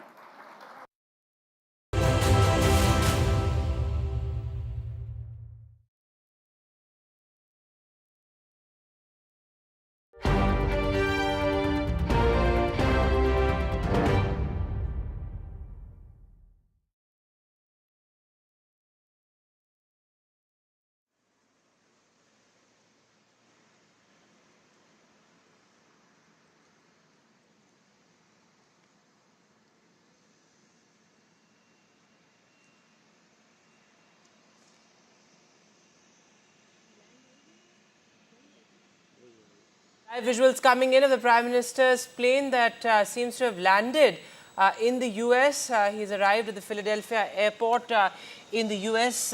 Of course, it's going to be a power-packed visit for the Prime Minister that will kickstart with that crucial bilateral with President Joe Biden at his residence. So, live pictures coming in of the Prime Minister's plane landing. This is his first visit to the US after taking oath as the Prime Minister for the third time. Extremely crucial given the fact that there's a lot on agenda. Of course, first a bilateral and then the Quad meeting. And we must not forget the geopolitical context, the diplomatic context in which the Prime Minister has embarked on his visit to the US, given the fact that, of course, you have two wars raging, the war in Ukraine and, of course, in Gaza. So a lot is on agenda. Can India really play the peacemaker, broker peace with the US? All of that, all of those big questions, those key questions. And apart from that, of course, the Prime Minister will be addressing, at the UN as well. So that's going to be crucial. Last year, remember, the Prime Minister had addressed the US Congress for the second time. So that was a historic feat in itself. But these visuals defining in the sense that this is an election year in the US, so of course a lot of uncertainty, but the Prime Minister has maintained equally close relations with both former President Trump as well as the incumbent President Joe Biden. And in just a short while from now, we'll get those visuals of the Prime Minister deplaning. This is the Philadelphia airport where the Prime Minister has arrived. It's a 3-day visit, remember, that begins with that crucial bilateral tonight in just a short while from now. Let me go across live to my colleague Vishnu Shom, who's joining us live from the US. So Vishnu, live visuals coming in of the Prime Minister arriving at the Philadelphia airport. In just a short while from now, we'll see him deplaning, emerging out of the plane. What all is on agenda as far as day one of this visit is concerned? Well, it's all beginning now, Vedant, and I can tell you my own tension is going up because there's plenty of work to be done. The Prime Minister has landed now in Philadelphia International Airport.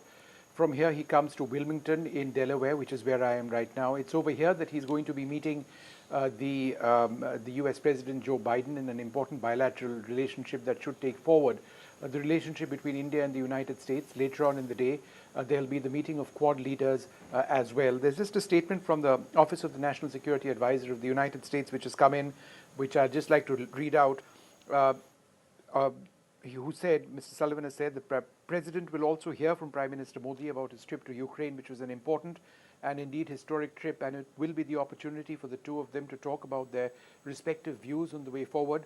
And then with respect to China, they will talk about how they see China's actions in the region where China is headed.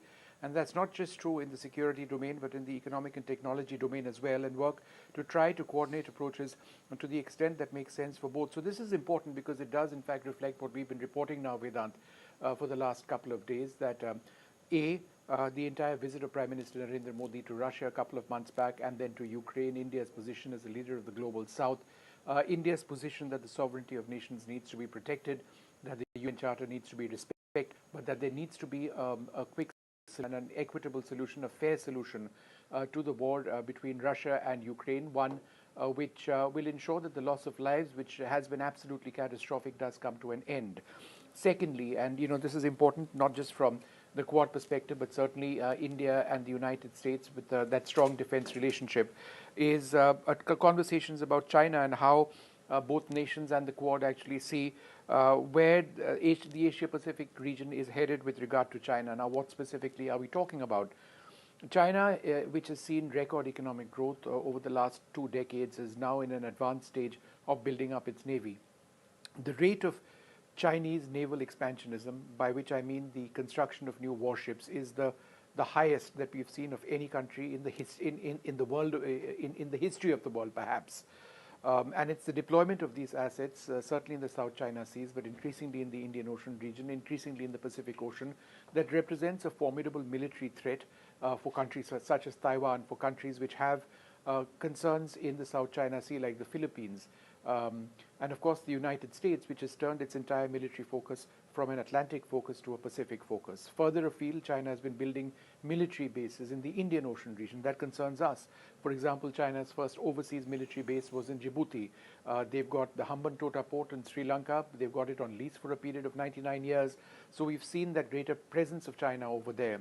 They've been scouring the waters of the Bay of Bengal and parts of the Indian Ocean with what they call research ships, but we understand that as an effort to chart waterways underwater for use for potential submarine operations in the future. So these are all areas of concern which President Biden and Prime Minister Modi would perhaps talk about. Now, that's also likely to be a theme which comes up in the Quad Summit. Remember, the Japanese Prime Minister, Mr. Kishida, is over here.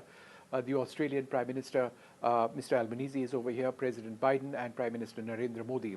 Quad itself is not a military grouping. However, on the sidelines of Quad, there is an important military exercise. That military exercise is called the Malabar Military Exercises, which has seen participation initially by the United States, but over a period of time by the Australian and Japanese navies as well. It's one of the most advanced naval military exercises which anywhere in the world. It gets held every year off the coast of India. Sometimes it is held further afield, but it is there to ensure that the navies of all of these countries can work together at a very high level. What do I mean by a very high level? Aircraft carrier operations, simultaneous aircraft carrier operations, submarine operations, anti-submarine operations, firing exercises, anti-missile warfare exercises, and the entire gamut of operations using fleets and systems of communication which the various navies, sort of try and work towards integrating. So integrating forces and ensuring that they can work cohesively is what Malabar does. So that's again something which, Quad backs itself on. But of course, the economic grouping of the entire region, the prosperity of the Asia-Pacific region, that's something that's going to come up. I should mention that this visit was supposed to take place, this Quad meeting, in fact, was supposed to take place in India, but at the convenience of the US President and also the Prime Ministers of the other countries, it's being held over here. They've got other agendas in the United States at this time, which is why the next Quad meeting in 2025, I've been told, will be held in India, perhaps in New Delhi. That's right, Vishnu, and in fact, President Biden has also put out a tweet. In fact, he's posted on social media platform X saying, "Today I welcome Prime Ministers Modi, Kishida and Albanese to my home. These leaders aren't just essential to ensuring a free and open Indo-Pacific. They're friends of mine and friends of our nation. I look forward to all we'll accomplish in the summit ahead." So, of course, Vishnu, the Prime Minister's visit there also crucial in the current geopolitical context and also as a voice of the global South. The Prime Minister and our External Affairs Minister have really put forward the concerns of our side of the world, concerns of the Indo-Pacific as well, amid what is being described as a growing Chinese footprint, perhaps. Yeah, so we've discussed a lot of that, the growing Chinese footprint, and that's why, you've got the Quad doing the work that they've been doing. But let me just add something. The reason I'm indoors over here is because this entire area, I think now, is just about starting to get locked down ahead of the arrival of the Prime Minister to this hotel that I'm in Wilmington, in Delaware. He'll be here for a couple of hours before he proceeds for what will be an extremely busy day of work. There is the Quad Summit later on. There'll be, before that, the bilateral meeting with President Biden. Later in the evening, there is an important event as well. It's being called the Cancer Moonshot. It's basically a Quad initiative for the inoculation of women, the vaccination of women, fighting against cancer. It's a known killer, cervical cancer specifically. So it's a major Quad initiative to fight against cervical cancer across the region, which is being announced. We will see a lot of statements about that. It's something which all of these nations have been looking forward to announcing, and as a major Quad initiative. But again, to answer your question, yes, China is an area of great concern. But I think there is another area that we do need to look at. In the last 24 hours or so, members of, in the extended White House offices, members of the National Security Advisor's Office of the United States have met with leaders who are sympathetic, Sikh leaders who are sympathetic, we believe, to the Khalistani cause. And it comes at a time when the United States has, their judiciary, their legal process has started to, put cases against even our National Security Advisor in connection with the alleged attempt to end the life of Gurpatwant Singh Pannoon, who is a known terrorist and a Khalistani sympathizer, a Khalistani leader, as it were. So that is something, however, the fact that, there are groups, Sikh groups over here in the United States who just before the arrival of Prime Minister have met senior leaders in the United States administration is perhaps an indicator that this is something which is going to be brought up in talk. So we'll have to wait and see what happens. New Delhi, for our part, has repeatedly said that, we've done our best in trying to do investigations to look into what the U.S. concerns are. But the key point is that this entire Pannoon episode is not a showstopper in terms of the relationship between India and the United States. But I mentioned this because it is likely to be something that's going to come up as well. That's right, Vishnu. And as we stay on these pictures, these live pictures coming in from the Philadelphia airport, the India-US relationship has transformed, really. I mean, it won't be an understatement to say that it's been a turning point in the India-US relationship, particularly in the last 5 to 6 years. I mean, last year when the Prime Minister was in the US, President Joe Biden, in fact, described this relationship as a partnership for the future. Of course, new avenues being explored, whether it's in space, defense. Why is it such an important, partnership for India? Why are these bilateral ties so crucial for us? Well, Vedant, that's an interesting question. And I can tell you that when I started working as a journalist about 28.5 years back, there was never any conversation about India being at all close with the United States in the manner that we see now. The relationship now with the United States as a strategic partner, that also an extremely close strategic partner, is one of the most relevant, one of the most important strategic partnerships of any country anywhere in the world. This being the case, it is important to reflect on what we've seen grow over the last period of several years.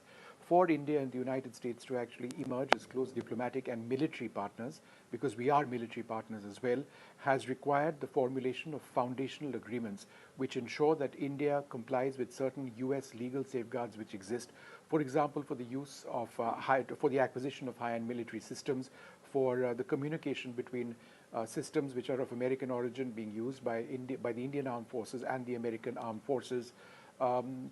Then, for example, foundational agreements on the basis of which US warships can be serviced in Indian ports, they can be refueled in Indian ports, and they can be maintained in Indian ports as well. I mean, I'm just talking about the three of them. There's been Lemore, there's been Sismore, there have been several others which have actually taken place. But that process of getting through those foundational agreements and India, the US agreeing and listening to what India's concerns are and ensuring that they came out with something which worked for both sides took many years. But it is all out there now. It's all water under the bridge. It's been signed by both sides. And so that foundation actually exists on the basis of which both sides can really take that relationship forward. The earliest sign that we saw in the last couple of decades of where this relationship might be headed was the India-US nuclear deal. The fact that extremely sophisticated nuclear technology for peaceful purposes was being shared, or the US was willing to share that technology with India, given the fact that we've got incredible energy requirements, is something that we should certainly look at as a major highlight in that relationship between the two countries. Whether that the nuclear deal between India and the US has been very successful, whether or not it's really achieved what it could, is a separate issue. But the fact that both sides are absolutely clear that if it has to go forward, all the work has been done to ensure that the US can sell the state-of-the-art technology to India is an indicator of where the relationship had reached several years back. Since then, we have gotten into defense deals. For example, The C-17 transport aircraft, which is the primary heavy lifter of the Indian Air Force, that's American. The Apache attack helicopter, that's the state-of-the-art attack helicopter, and the most significant heavy attack helicopter of the Indian Air Force and the Indian Army, that is an American product. The P-8I maritime reconnaissance aircraft used by the Indian Navy, and they've got more than a dozen of these. Perhaps the most sophisticated anti-submarine warfare aircraft anywhere in the world, that is an American product. The M860 Romeo helicopter, which is just in the process in the last couple of months being inducted upon on Indian Navy warships, that's got a role in anti-submarine operations and anti-ships operations and multi-role operations. That is entirely an American product as well. There is a Predator drone deal, which is a multi-billion-dollar deal for 31 Predator Sea Guardian drones, unmanned drones, which India and the US are negotiating right now. That is a deal that will happen. It's just a question of when it does, and whether there'll be an announcement this time around or not is something we'll have to see. So the reason I've given you these specific examples, and these are just a handful of examples, there are many more examples, is to share and explain how that military relationship, in a sense, has been one of the key bedrocks of the relationship between the two countries, that America sees us as a strategic ally. The engine deal, which was announced just a couple of months, some time back when the Prime Minister was over here for that important bilateral meeting with President Biden, the fact that GE 404 engines, which will power India's Tejas fighters and Tejas Mark II fighters, will be built in India is a very big deal. The fact that the US is willing to transfer jet engine technology, a great deal of it. Remember, jet engine technology is the holy grail of aviation technology. The fact that they're willing to share that also an engine system, the F414 engine, is one of the most sophisticated in the world, one of the most reliable in the world. The fact that they're willing to share a lot of that technology for manufacture in India is very, very interesting indeed. So these are examples of what the India and the United States are all about. While I talk about all of these strategic aspects of the relationship, I would still argue that the relationship is premised on the people-to-people association between Washington and New Delhi.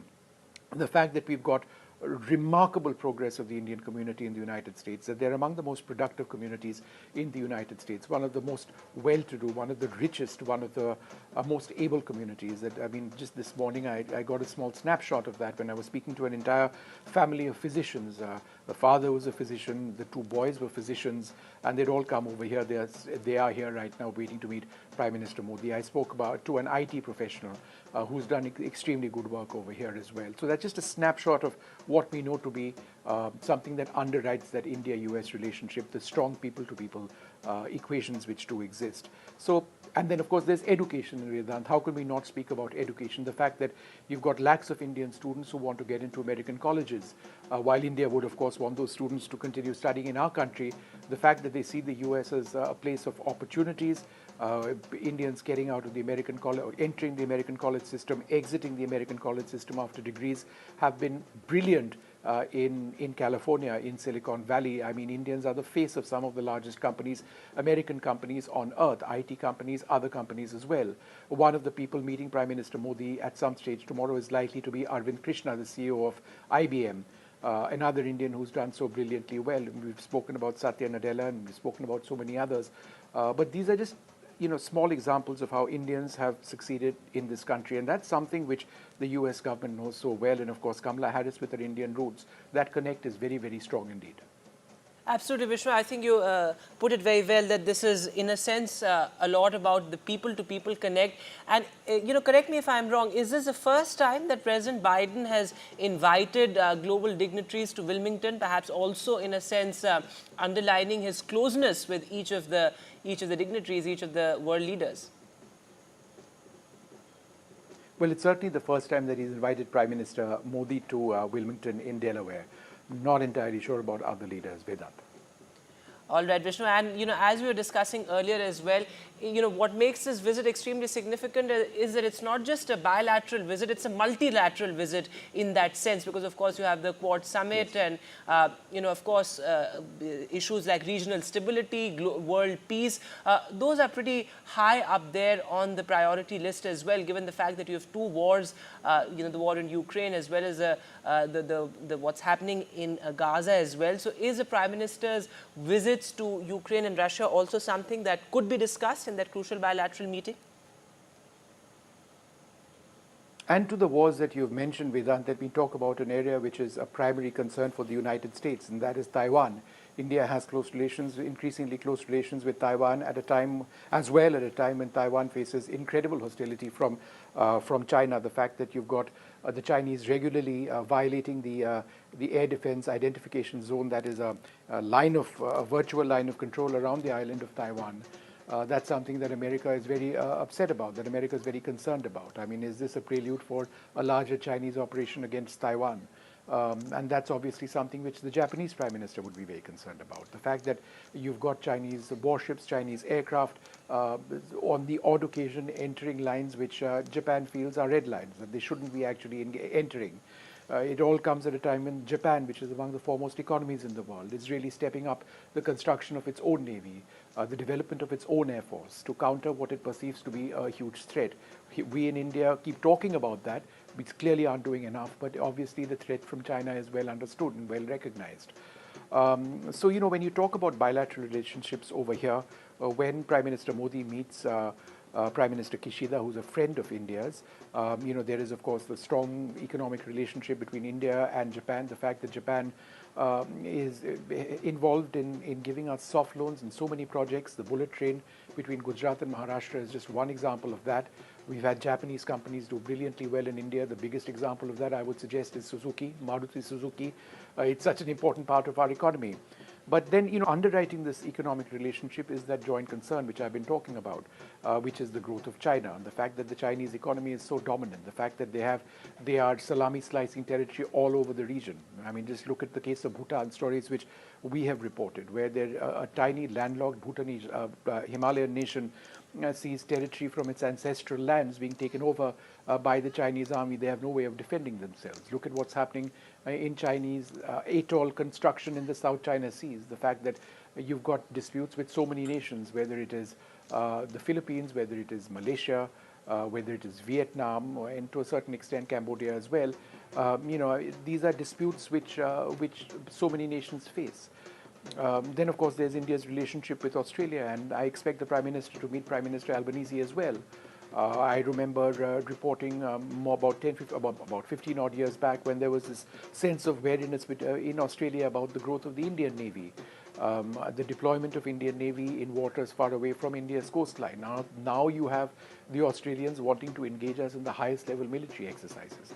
There's been an exercise which has been held recently called the Pitch Black exercises, which are the very, very high-end military aviation exercises held in Australia. You've had the participation of the Indian Air Force over there for the last couple of years, including in just the last couple of weeks. So again, that's a relationship that's changed. When Prime Minister Albanese was in India, he spoke about so many areas where India can actually evolve. And again, that bedrock of that relationship, some would suggest, is the people-to-people link, that the Indian community has done so well in Australia. The fact that Australia is a chosen destination for Indian students looking for an education outside our country. So that's another bedrock. So there is so much now which is common. Obviously, there are differences as well. And we alluded to a couple of them, but those are specific to India and the US presently. But the grouping is sound, the grouping is strong. What is the future of the Quad is something which we can perhaps discuss later on, because while there is AUKUS which has been formed, which is you know, a group of Japan, of France, of the United States and of Australia, which is primarily a military body looking at Asia-Pacific security. India is not a part of that. But there is a bit of a contradiction, if I can use that word, when I point out that on the sidelines of Quad is the Malabar series of naval exercises, which features all of the Quad nations and our very sophisticated military and naval war games which take place. So it all comes together at some level. It's based on the close relationship, which can really be developed, furthered, and you know it's compatible with each other's interests, and it is pragmatic enough to alter and change going forward, depending on the nature of threats which emerge, or certainly the nature of opportunities which emerge as well. All right, Vishnu, do stay on with us as I introduce our guests this evening as well. Ashok Sajjanhar, former diplomat, is with us. Also, Zenia Behel, professor and political analyst at the Cleveland State University, Ohio. Irina Zuckerman, the U.S. National Security Analyst, is also with us. Thanks all very much for being with us this evening. But Vishnu, before I introduce the guests, we've discussed the sort of larger issues of defense and security and maritime security, but also talk to us about issues that matter to you and I, whether it's climate change or artificial intelligence or issues like the India-US drug framework, what's happening with the India-US space agreement. So these are issues that are, that in a sense have a lot of interest around them. Vishnu, if you can hear me. Sorry, Vedant, I couldn't hear you properly. If you can just repeat that question quickly. No, so what I tend to ask you is that while we have discussed the larger issues of defense and security and maritime security, talk to us a little bit about also issues that matter to you and I. For example, climate change, health, artificial intelligence, the India-US drug framework. So, these are issues that have a lot of interest around them. And let me tell you, let's talk through that. Sure, let's talk through that through a couple of prisms. Let's talk about technologies. Let's talk about, for example, semiconductor technology. That is very important for chips in the Indian auto sector. India and the United States talk about resilient supply chains, the importance of American companies being willing to set up foundries in India to enable the massive growth of semiconductors in India, which fulfills requirements from the television industry to military aviation, through to the automotive sector, through to computing, through to what have you. Particularly at a time when Taiwan is increasingly threatened by China, particularly at a time when the Chinese seem to be dominating the sphere. Let's talk about healthcare between the two countries. Today, the Quad leaders, and again, I'm shifting between bilateral India, US, and the Quad, which is all these countries, because they are so aligned. There will be a Quad announcement today on a cancer moonshot, essentially a vaccination attempt announced by Quad leaders, which talks about protecting women throughout the Quad region. All right, Vishnu, stay on with us as these live pictures now coming in. Well, the Prime Minister, as you can see, has been received by received at the Philadelphia airport there. He's deplaned, he's emerged out of the plane. He's now headed straight to Wilmington as the Prime Minister there in US. His first visit to the US after taking oath for the third time as a Prime Minister. A power-packed visit, and these are live pictures coming in from Philadelphia. Yes, Vishnu, go ahead. No, so, live pictures of the Prime Minister arriving. It's just a 3-day visit, but heavens, he's got it really packed this time around in terms of his priorities. He's going to be coming to this hotel where I am right now. The reason I'm not out on the road is that I can see by looking out the window is the Secret Service have this entire area completely covered, so road access not possible. He's going to be here for a little while before he moves to the residence of President Joe Biden. I would hope to be there as well to sort of get a chance to see the two leaders greet each other before they head off for the bilateral meetings. And then, of course, there will be the Quad Summit, which takes place as well. But, I'd spoken to you about the cancer moonshot. I'd spoken to you about semiconductor technology. Let's talk about climate change, which you have referred to. I think a lot of what India is looking for from the United States is the transfer of state-of-the-art technology, which makes the transition to green energy, green technology is so much easier for India. It's a primary concern among nations of the South, and India has repeatedly said that, look, in as much as we make our own efforts, whether it's with green hydrogen or new technology when it comes to batteries, the transfer of technology, which is often proprietary technology, which enables industries to make that change towards a green transition, is very, very costly. And India, as a leader of the global South, has spoken for nations of the South around the world, saying that, a mechanism has to be found whereby there is more equitable transfer of this technology. And the question of who pays for this, who pays for the present state of pollution around the world, who pays for the technology which goes to countries in the South which have not polluted as much as, for example, the United States, is something which must be addressed. So that's an ongoing area of conversation between both sides. And as one other important aspect of Indian foreign policy has been the expansion of the United Nations Security Council. That's going to come up certainly in the Futures Conference, which the Prime Minister will be addressing in New York at the United Nations General Assembly. It's not the UNJ or the United Nations General Assembly session. That's what Foreign Minister Jaishankar will be addressing, but the Prime Minister will be addressing the Futures Conference, where he will be speaking, as I understand, on the importance of expanding the Security Council. India has pointed out, A, we are a nuclear power. B, we are the world's largest democracy. C, we've got support from so many of the leading nations of the world, many of them permanent members of the Security Council, towards an expansion of the UN Security Council. And it's not enough for there to potentially be a Chinese veto on that process, that the entire reality of the United Nations needs to change to reflect changing realities in the world. And certainly India deserves to be there, not least of all because of our massive economy, because of the fact that we are the world's fastest growing large economy. And that is significant. We are the most populous nation on the earth. So on what basis is India being left out of the United Nations Security Council, which has been constructed, which is a construct which is several decades old, while it holds incredible importance in geopolitical international affairs, it does need to grow. And so that's something which the Prime Minister will once again be addressing at the United Nations, at the Conference of the Futures.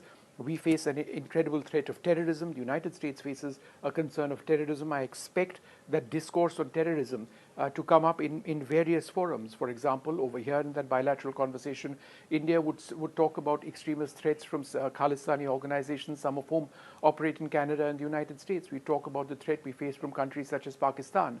The United States is well aware of the threat of extremism, and India makes the point that there cannot be double standards on this.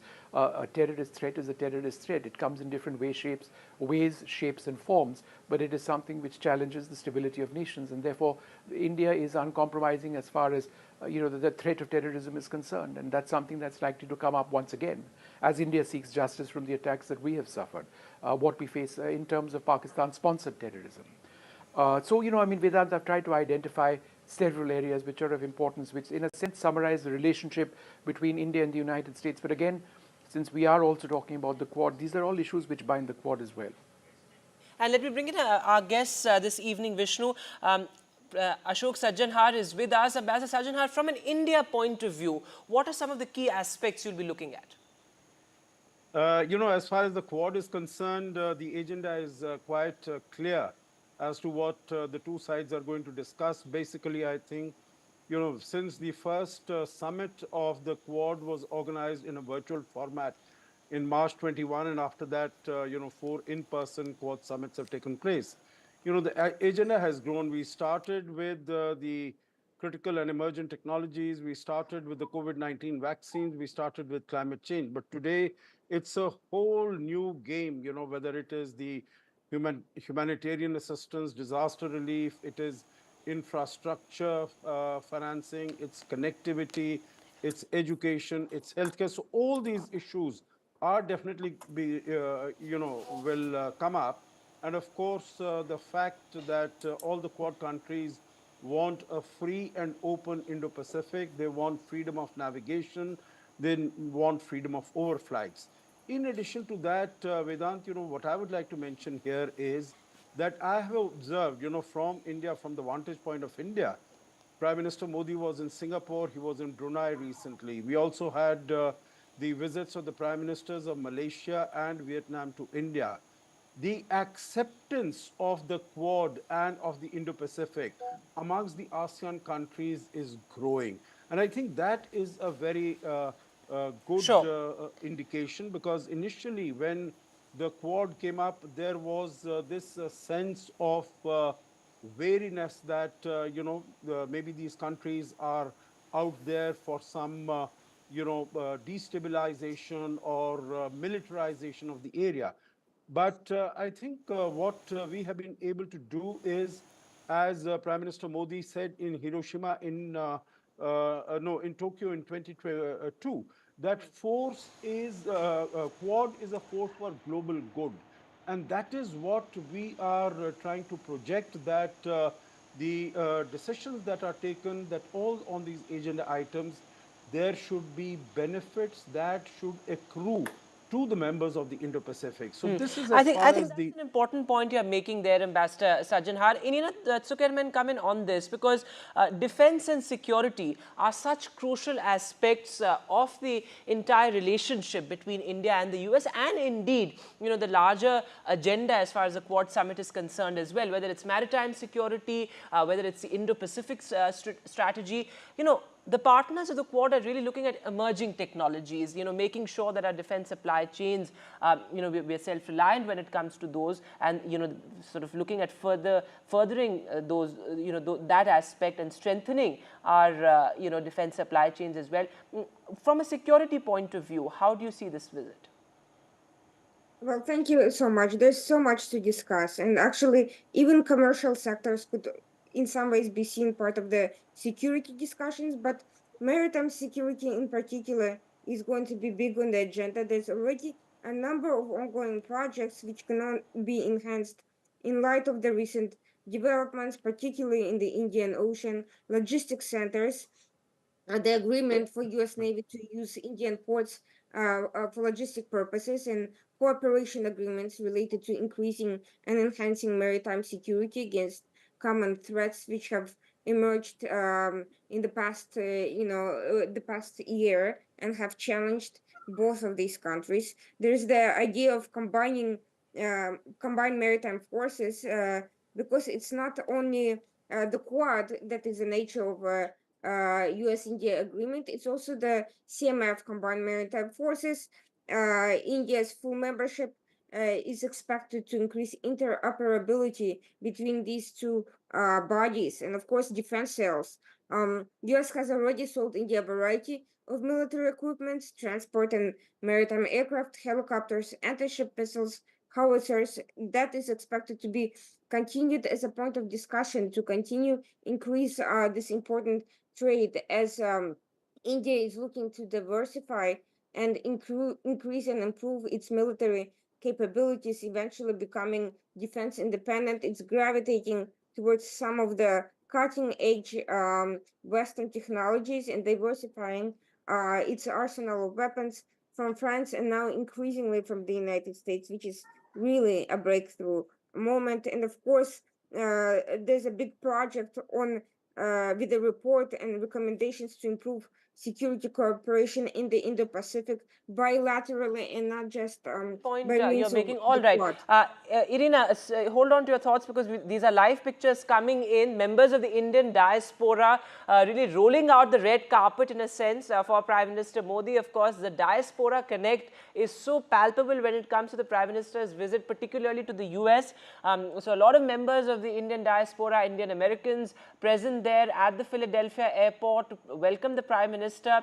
A lot of excitement, color, anticipation. Of course, we all remember Howdy Modi of 2019. And then over the years, we have seen this sort of diaspora connect with members of the Indian diaspora with Indian flags. And it's not just about Prime Minister Modi, perhaps, but also, India and the US. Over the years, how we've evolved as bilateral partners, I think that is also a story to really be looked at. But the Prime Minister has arrived there in Philadelphia and he's received this rousing welcome from members of the Indian diaspora. But Zenia Behel, come in on this. While, of course, we look at these pictures of the Indian diaspora welcoming the Prime Minister, initially, of course, there was this sort of skepticism about what the Biden years would look like for India. But we have seen in the past couple of years that they've proven to be more constructive, perhaps, than ever before, because we've seen a lot of business being done. And even in terms of the optics, India and US have grown closer and more so than ever before. I'm unable to hear the anchor. All right, we'll try and fix that audio line with you, Zenia Behel. But Ambassador Sajjan, if you would like to weigh in on this aspect, initially that sort of cynicism about what these Biden years would look like for India, but we've really come a long way as far as our relationship with the US is concerned. Oh, absolutely, Vedant. Thank you very much for that question. When Mr. Biden came, there was this apprehension that like when Trump had come, he had done away with all the initiatives of the Biden era, of the Obama era, sorry. Not only domestically, whether it is the Obama healthcare or, but, even on the external front, whether it is the Trans-Pacific Partnership Agreement, whether it is the Paris Accord. So it was thought that maybe Mr. Biden might also do, something similar. But it has not happened, particularly as far as the Indo-Pacific is concerned, as far as the Quad is concerned, as far as withdrawal from Afghanistan is concerned. These are all aspects that were started by Trump. Of course, exiting Afghanistan was not something that was in our interest. But, once the United States had exited Afghanistan, the utility of Pakistan had come down very significantly.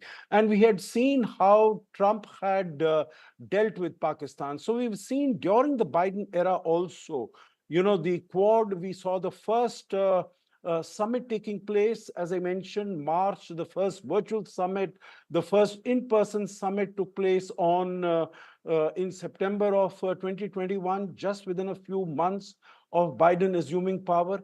And then on the bilateral front, whether it was the visit of the Prime Minister last year, the state visit of the Prime Minister, which is a great honor.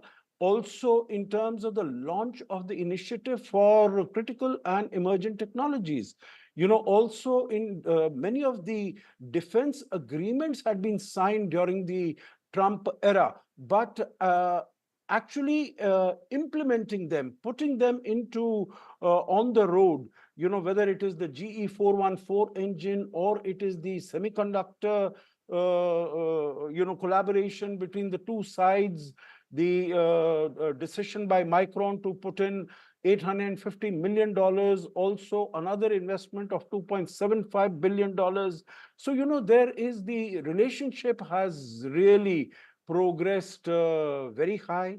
The manner in which India received Irina, on this, Ambassador Sajjan, would you then believe that even if there is a change of guard, of course, whether it's President Trump who takes over or Kamala Harris, this relationship will only grow from here, given the fact that there's fertile ground, there's enough to sort of collaborate on. It's almost like a symbiotic relationship. India needs the US, but US also needs India for so many avenues and so many sort of aspects. So despite a change in administration, do you see this relationship being stable going forward? Yeah, Vedant, again, an excellent question. I think irrespective of the changes that have taken place in the White House over the last 25 years, since Clinton came to India in March 2000, we have seen the relationship grow. So irrespective of which, candidate is successful, whether it is Kamala Harris or Donald Trump, I am quite convinced that the relationship will continue to grow. There will be, of course, a change of style. There will be a little bit of change of substance because, as we have seen, Mr. Trump is very much focused on trade deficits, trade relations, and he has spoken about that also, calling India a trade abuser, etc.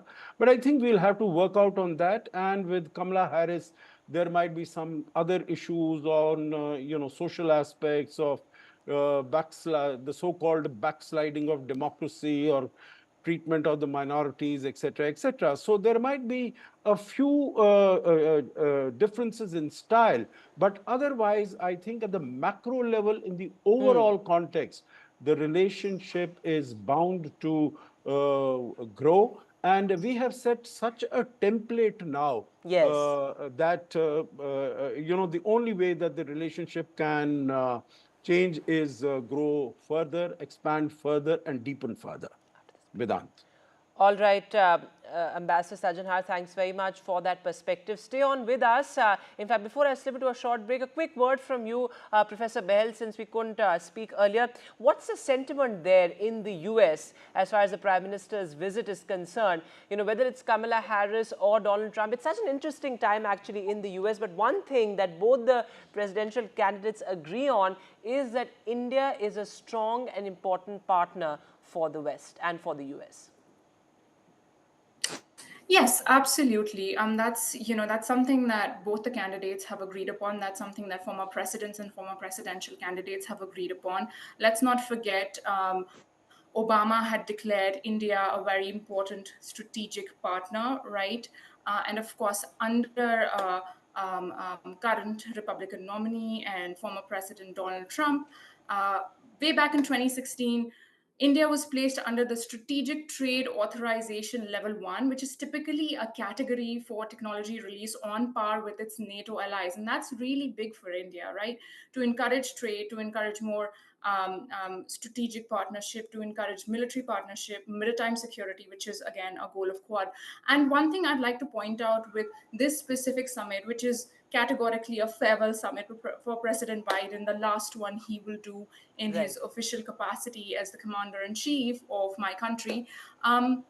one thing to specifically point out is India is one of the largest manufacturers of vaccines in the world. And this initiative is a moonshot initiative specifically for cervical cancer and vaccines, right? HPV, human papillomavirus And I think that vaccine diplomacy is so critical to the relationship between India and the US. I'm so sorry to interrupt you, Professor Behel, but stay on with us. We'll continue to track this story and all those live pictures coming in. But we have to slip to a short break. We'll be right back with more.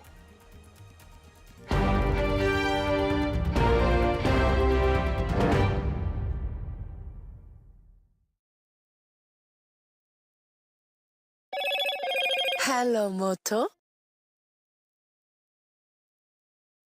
Motorola Razr 50 Ultra comes with Google Gemini.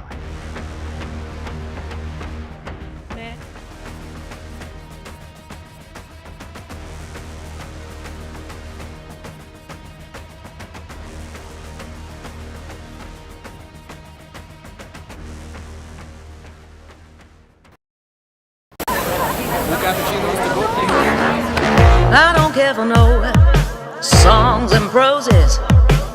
I don't care for no sweet boys with roses. I'm too busy, baby, making plans on how to get me one of them manly bands. All I want is a touch of love. And it's right there, bound rewards, मैं everywhere, कहीं से भी करूँ collect, spread करूँ direct. Download any single ID partner app, link your card and earn reward with top brand. Get it free with single ID. I've been reporting on all issues, big and small, from Andhra Pradesh, Telangana, rest of South India, bringing you all the action, all that you need to know, all that you want to know. The energy of Maximum City is infectious. I bring in that energy in our news coverage from financial capital, Mumbai. India's IT capital is always buzz. It's literally a city that never sleeps. And I keep you ahead on all the Bengaluru buzz. Covering from the southernmost part of India over the last 23 years, I bring in-depth and 360-degree coverage from the Dravidian heartland. The land of Mishti is also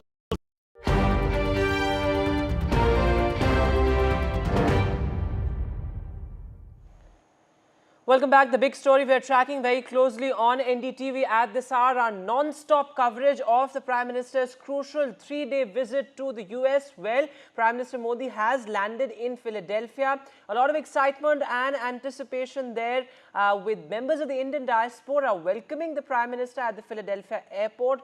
He is headed straight to Wilmington, where he will, of course, have that crucial bilateral meeting with President Joe Biden. And it's for the first time that President Biden is actually hosting Prime Minister Modi at his home in Wilmington. So, in a sense, symbolic of the closeness between the two world leaders. But a lot is on agenda, a lot to unpack. And joining me on the show this evening, well, Professor Zenia Behel, who is a professor and political analyst at the Cleveland State University in Ohio. Also, Irina Zuckerman, U.S. National Security Analyst. Ambassador Sajjan Har will also be with us shortly. But Professor Zenia Behel, go ahead. I had to interrupt you there. But you were talking about, the vaccine diplomacy and, a lot on agenda, from the India-US drug framework to, of course, harder issues, as it were, like defense, security, maritime security, and the larger Indo-Pacific strategy as well. Yeah, absolutely. You talk about Indo-Pacific strategy, and what I was touching upon was with this specific initiative, it's being called the Moonshot Initiative, right? And a focus of this initiative is cervical cancer. And we need to realize one of the key causes that has been reported, of course, by the New York Times of cervical cancer is HPV, the human papillomavirus. And while Australia has the goal to eliminate cervical cancer caused by HPV, this is a big opportunity for India, right, as one of the global manufacturers and one of the biggest manufacturers of vaccines in the world to, become that hub for specific vaccines targeting those diseases, those specific diseases impacting a lot of developed countries, right? Women in a lot of developed countries. There is that aspect to this relationship. And of course, trade in general. When you look at the US-China relations, some experts argue that it's beyond salvation, right? But again, China cannot be ignored as the manufacturing power of the world. And with the Quad Summit, one of the goals of the Quad Summit has been to shift that focus from China and move it to India, move it to other countries around the world, and increase that partnership. So that's going to be discussed. Technology will be a big focus. AI is a big focus of this specific summit, right? When we talk about jobs, when we talk about the boom within the IT sector in India, when we talk about supporting the developed economies of the world, this is a big opportunity for India even in that regard, right? Going back to what Geeta Gopinath, who is the deputy director, right, at IMF, who talked about sustainable AI and how AI is going to impact, right, the labor force in the coming years. When we talk about that, all these are opportunities for India, right? Or because India has skilled labor, India has a growing young population. So strategic Irina, come in partnerships on will this. benefit India. Irina, come in on this, because reverse migration is also very much a reality, and that's such an interesting conversation to have, given the fact that there are a lot of Indian American IT professionals, for example, who are now looking at avenues back home here in India. So, how do you see that? And in that context, where does the American dream really stand, when it comes to Indian Americans? Because we've seen that you've had business leaders, etc., within the US talk about how there are growing opportunities for even Americans in India. I definitely think it's very much true. Recently, there's been several major US companies looking to make investments in India. I don't think it's a coincidence. I think it's in full coordination with the official US government policy to increase technological IT cooperation with India, in part vis-a-vis China, but also on its own merits. That includes cybersecurity, that includes AI, that includes, of course, chips manufacturing, but also all sorts of other IT sectors. And I think this is where there is a convergence of these interests that will allow everyone to have a little bit of what they want. The reverse migration trend can benefit the US because you have US educated, trained professionals who understand the US business climate, but who also can navigate personal relationships and business climate in India and take up some of those jobs that benefit both the US business sector and India's economy as well, and serve as a diplomatic people to people bridge between the communities. And I think that's something very positive. But I also think that the reverse migration trend does not mean the end of Indian presence in the US. I think we can expect actually more interest among Indian professionals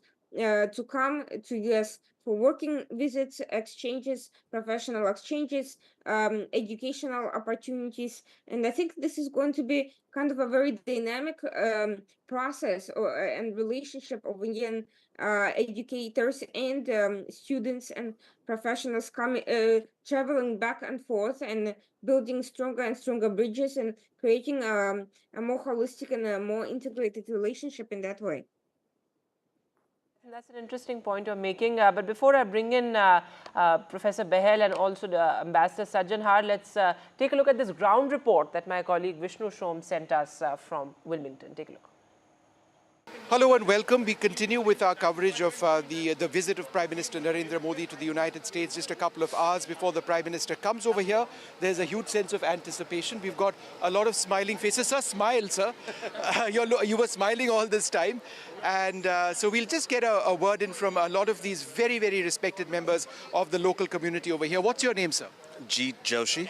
And where do you work or what do you do? I'm a physician here in Delaware and from Gujarat originally. Yeah. So very excited. What is your specialization in medicine? I'm a psychiatrist. Right. So are you looking forward to this visit? Absolutely. This is very, very cool. It's a great opportunity. Very excited.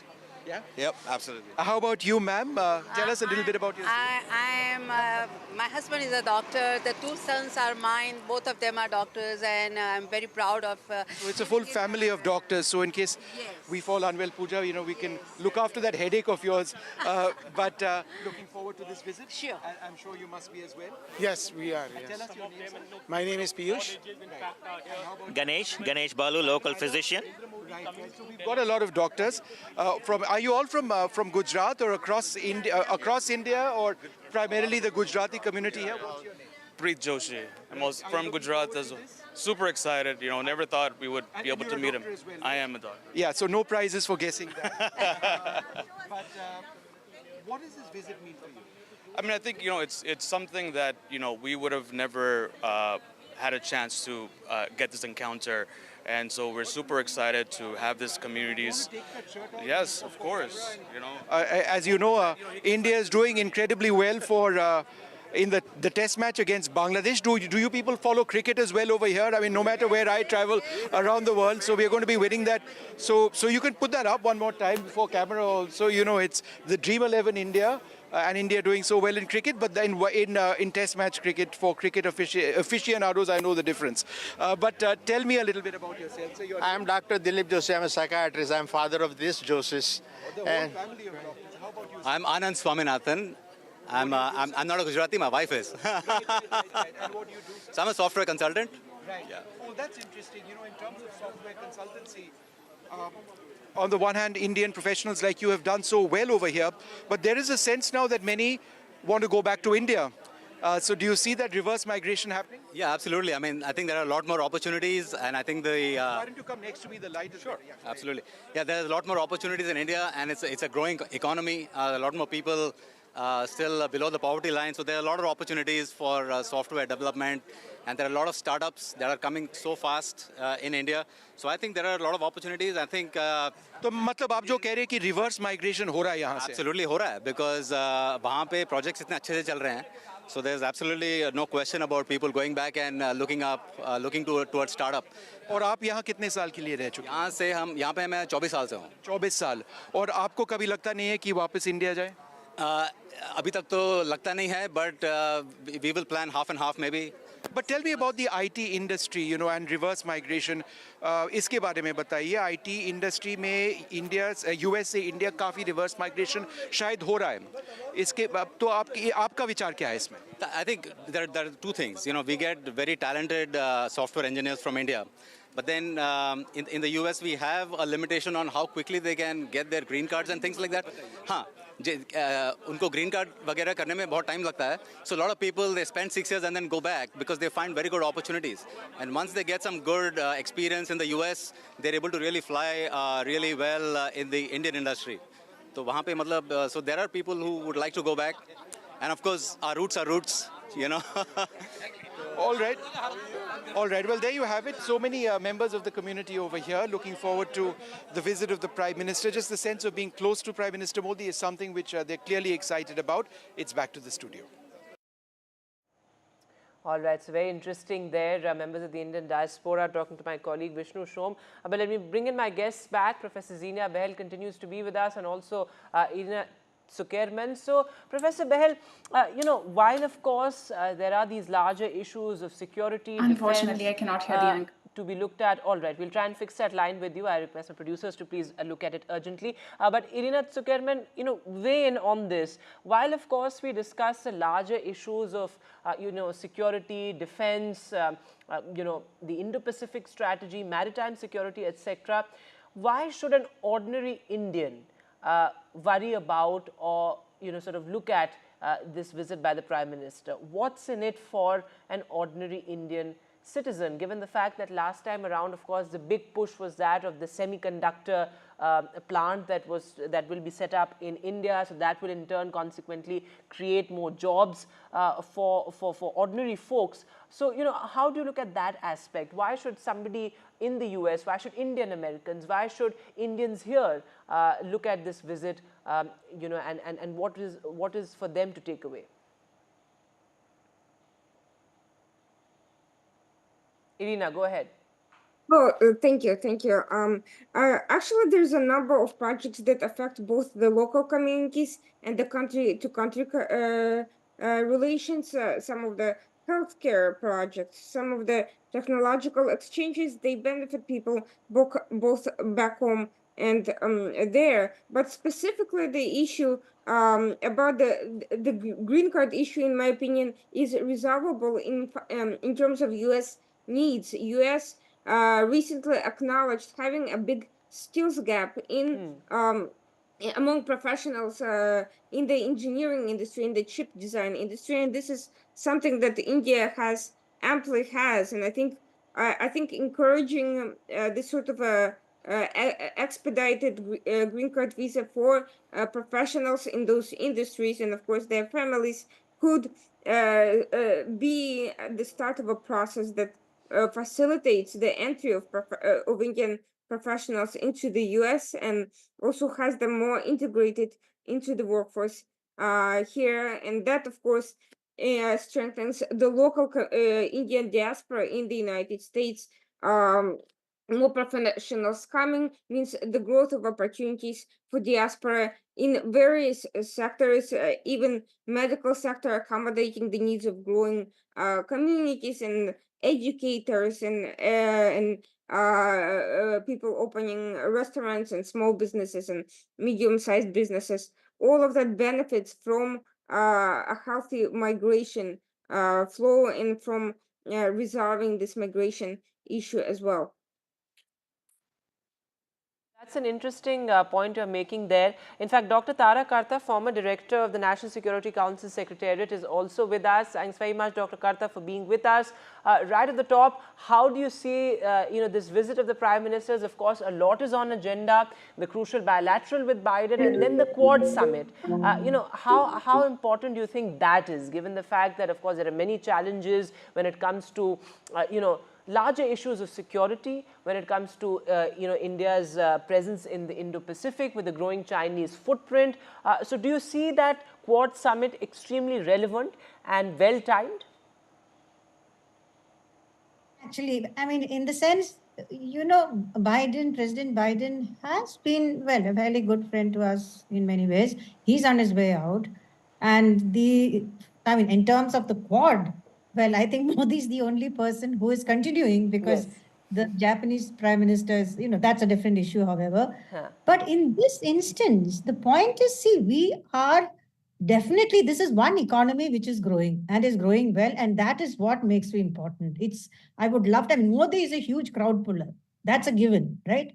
He is somebody people like to meet and greet. But the basic fact is you have an economy where people want to invest. They're interested in how India is growing. That's one. Second is how you've positioned yourself in this whole Russia-Ukraine thing. That is also an important thing. Because if it does seem to me in the last, say maybe a month or so, that this has picked up. So it's at a very particular time that if this thing goes forward, it will go forward very quietly with probably not in the headlines at all in the next few months, but I think it will go forward. That's important. And overall, it's the next term of Mr. Modi. He's going to be there for a long time now. So both sides, the Republicans and the Democrats, we are okay with both.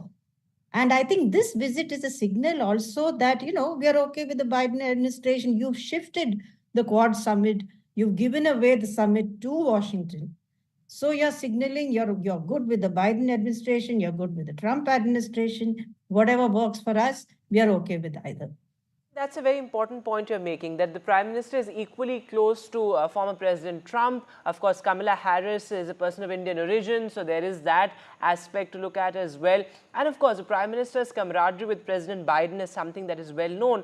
But while, of course, we discuss the positives of the relationship, the fact that the relationship is really transformed in the past 10 years, we have seen that a lot of work has been done, a lot of business has been done between India and US in the past 4 years, particularly in the Biden years. But there are challenges as well, Dr. Karta, particularly, the entire Khalistan issue. I mean, right ahead of the Prime Minister's visit, there was news of the White House hosting some pro-Khalistan leaders, though, of course, that's one issue that India and US have vowed to discuss across the table. But how do you see that, in a sense, as a challenge when it comes to the otherwise positive relationship between India and the US?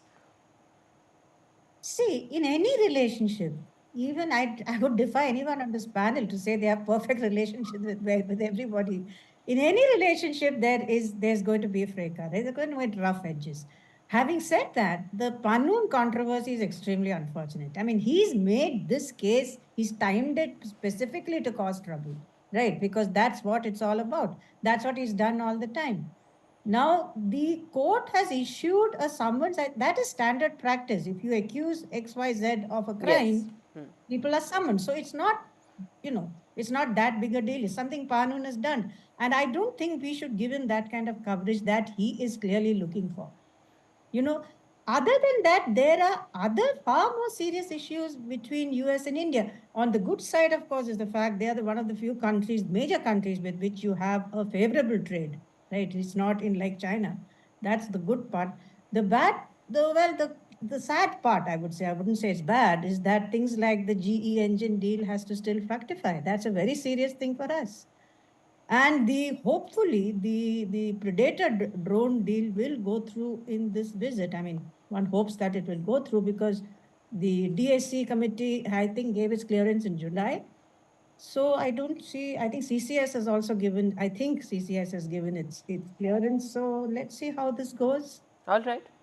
All right. Thanks very much, Dr. Tara Karta, Professor Zinia Behel, and Irina Zuckerman for being with us and, decoding all those aspects for us, because there is a lot to unpack. There is so much on agenda. First, of course, a crucial bilateral meeting. That is the focus tonight. It will take place at about 9:30 India time. So that's going to be crucial. The Prime Minister is headed to Wilmington to President Biden's residence, after which the Quad Summit as well.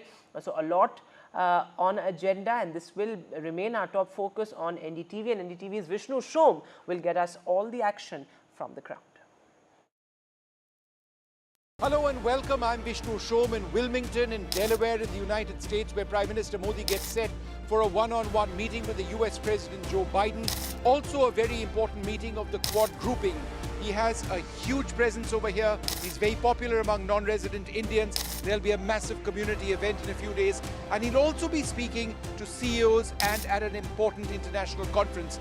I'll bring you all the details on the ground right here on NDTV 24/7.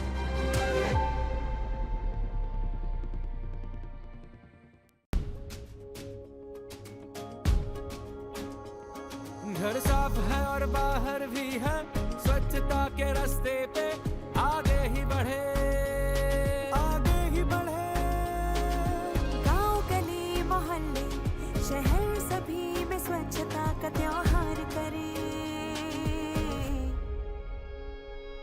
स्वच्छ में बजाते, स्वच्छ में बजाते, स्वच्छ में बजाते, स्वच्छ में बजाते, स्वच्छ में बजाते, स्वच्छ में बजाते, स्वच्छ में बजाते, स्वच्छ में बजाते।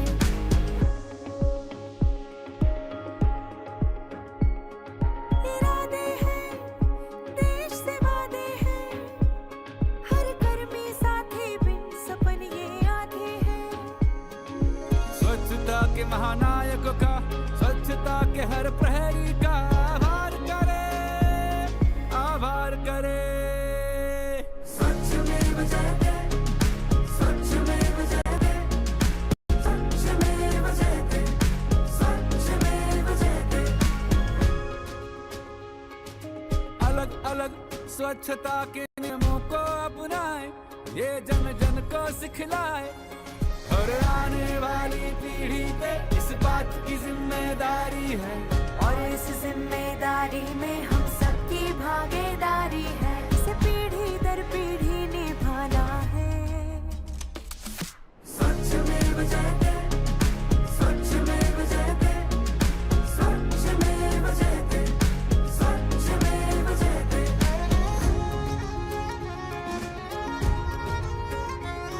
ये ज्ञान भी है, अभियान भी है, भारत का ये सम्मान भी है। स्वच्छता का ध्वज लहराया, इसे लहराते बस जाना है, ना थकना ना रुक जाना है, और बाकी जो है संदेश ये ही, इसे धर्म समझ अपनाना है, स्वच्छता स्वभाव अपनाना है, इसे संस्कार मिलाना है। स्वच्छ में बजाते, स्वच्छ में बजाते, स्वच्छ में बजाते, स्वच्छ में बजाते, स्वच्छ में बजाते, स्वच्छ में बजाते, स्वच्छ में बजाते, स्वच्छ में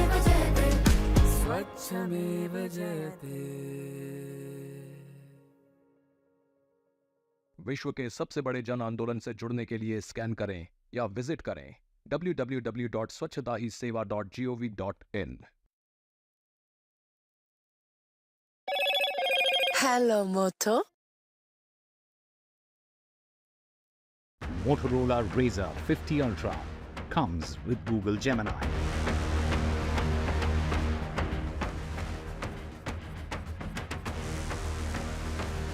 Aam Aadmi Party's Atishi takes oath as the Capital Chief Minister. Along with her, 5 ministers are also inducted to the cabinet.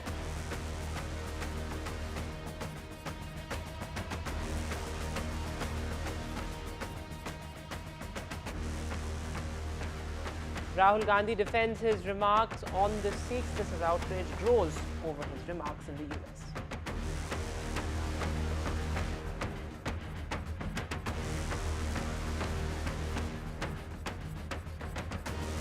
Big wigs hit the campaign road to phase 2 in Jammu and Kashmir. This as Amit Shah attacked the National Conference and the PDP. They hit back.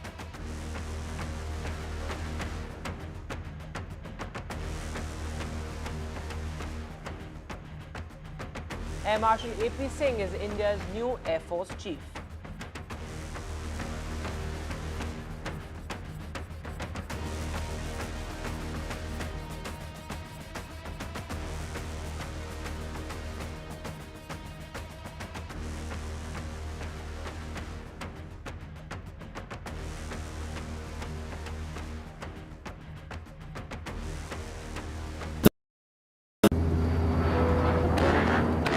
I don't care for no songs and proses.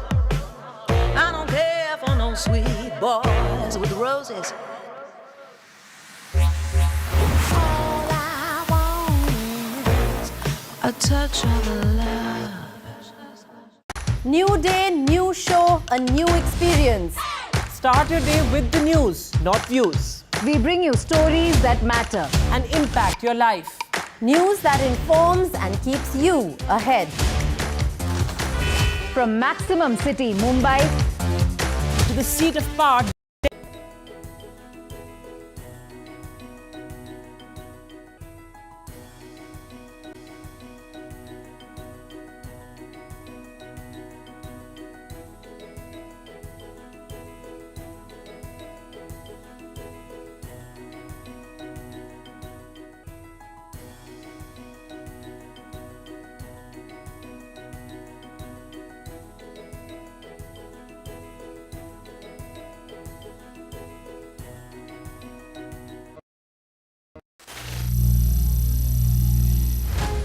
Some people say the metaverse will only be virtual. One day this lecture hall will be made of code, and driverless cars would be trapped in intersections. But even in this maze of the future, you can't wish away health. It's time to become more resilient.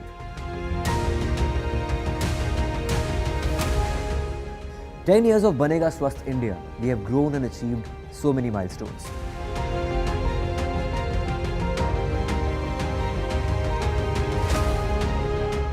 And now I have a plan to beat the urgency, to stop breathing with difficulty, to relieve getting choked with inactivity.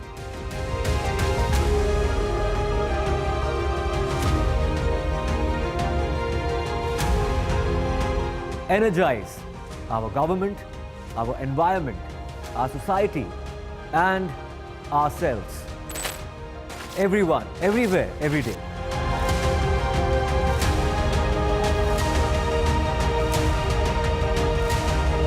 Banega Swasth India. One world hygiene. Stay informed and entertained with the new and updated NDTV News app. You can watch all our channels live, listen to podcasts, read breaking and exclusive news from around the world and more. Download the NDTV app today and get access to the best journalism and storytelling on your smartphone or tablet. The NDTV app. News that matters to you. I've been reporting on all issues big and small from Andhra Pradesh, Telangana, rest of South India, bringing you all the action, all that you need to know, all that you want to know. The energy of Maximum City is infectious. I bring in that energy in our news coverage from financial capital Mumbai. India's IT capital is always buzz. It's literally a city that never sleeps. And I keep you ahead on all the Bengaluru buzz. Covering from the southernmost part of India over the last 23 years, I bring in-depth and 360-degree coverage from the Dravidian heartland. The land of Mishti is also known for its bitter politics. I have seen much water flow under the Howrah Bridge, covering Bengal in all its vivid colors. New day, new show, a new experience. Start your day with the news, not views. We bring you stories that matter and impact your life. News that informs and keeps you ahead. From Maximum City, Mumbai, to the seat of power, Delhi, NDTV brings you the best breakfast show. Breakfast news on NDTV, 8 a.m. every day.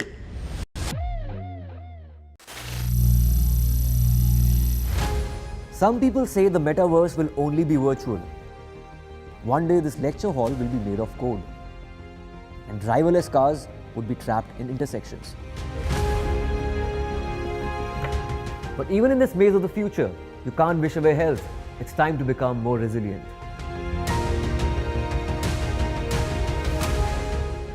"10 years of Banega Swasth India, we have grown and achieved so many milestones.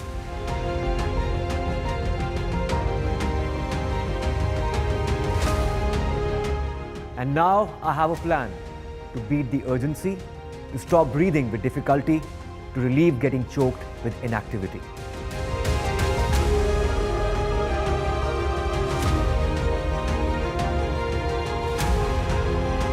Energize our government, our environment, our society, and ourselves. Everyone, everywhere, every day.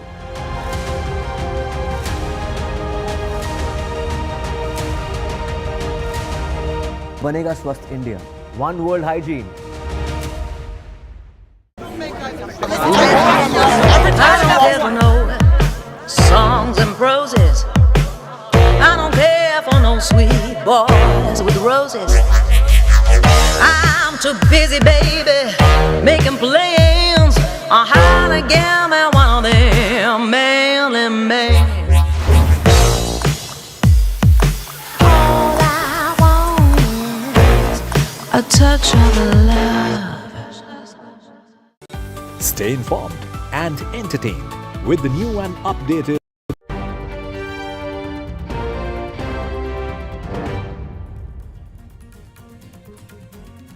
Good evening and welcome. You're watching NDTV. I am Vedant Agarwal. Our non-stop coverage of the Prime Minister's power-packed visit to the US. Well, he's landed in Philadelphia. He was given a rousing welcome by members of the Indian diaspora. In fact, these are live pictures coming in of the Prime Minister meeting members of the Indian diaspora, Indian Americans there in Philadelphia. He's headed straight to Wilmington, where he will be hosted by President Biden for a bilateral meeting at his residence. The first time that President Biden was hosting an Indian Prime Minister at Wilmington. So that's going to be extremely interesting. And there you can see a lot of color, excitement, anticipation among the Indian diaspora. That's certainly become a trademark as far as Prime Minister's visits abroad are concerned, particularly in the US. We all remember Howdy Modi and how it all started. But the Prime Minister has arrived in the US. A lot is on the cards, of course, beginning with that crucial bilateral meeting that I mentioned with President Joe Biden. As far as the agenda is concerned, well, from climate change to artificial intelligence to, of course, larger issues like security, defense, the Indo-Pacific strategy, all of that and more, of course, on the bilateral agenda as well. But let me introduce our newsmaker this evening. Well, Harshvardhan Shringla is now joining us, former Foreign Secretary. Thanks very much, sir, for being with us on NDTV. Well, my first question to you, how crucial do you think this visit is? Because this is not just a bilateral visit, but it's also a multilateral visit, given the fact that you have the Quad Summit as well. The Prime Minister will make that address at the UN. So, you know, a lot to unpack, a lot to decode, a lot to watch out for. Well, NDTV has called it an action-packed visit, and I agree. It's got all the elements of bilateral, plurilateral, that's the Quad, multilateral, that's the UN, and of course the Diaspora, which is very critical in the US. This is Prime Minister Modi's 9th visit to the US in the 10 years that he has held this post. But it is a very significant visit because this is the first that he's undertaking to the US in his 3rd term of office. It's also the last visit that he would make with President Biden at the helm. It is important at this point of time to take stock of where the relationship is and to look at what can come, in the months and years ahead. And that's important because if Vice President Kamala Harris becomes president, there is a general expectation that there would be continuity in the relationship. So I think that's important from that context. It's also important from the point of view of global peace and security, because the Prime Minister is very likely to keep President Biden informed about his recent visits both to Russia and the Ukraine, during which he had a fair amount of one-to-one FaceTime with Presidents Putin and Zelensky.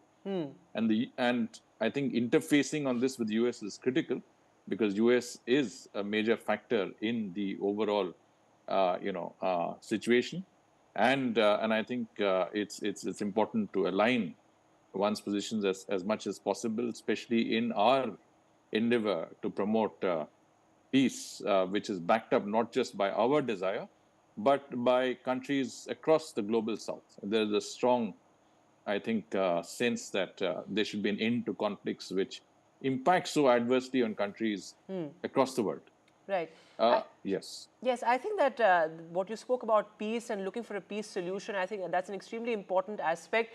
But, you made an interesting point that there's going to be continuity, no matter who takes over as president. I think we have sort of come to a place where India and the US, I mean, it's being described as a partnership for the future.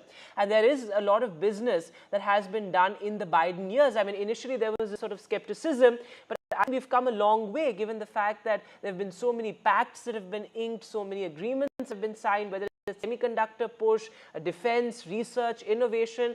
So I think we're in that position where it's only going to grow from here, even though there's a change of guard in the offing. Well, we are in a good place, as you said, because, we have the relationship enjoys strong support across the political aisle in Washington, D.C. In other words, we have bipartisan support from Republicans and Democrats. Prime Minister Modi had a very good connect with President Trump. He has a very good connect with President Biden. We worked very well under the Republicans and the Democrats in furthering that very important, comprehensive strategic partnership. And clearly, irrespective of who becomes president, whether it is Donald Trump or Kamala Harris, I think that relationship is going to move ahead. We've made enormous progress in the past decade or so.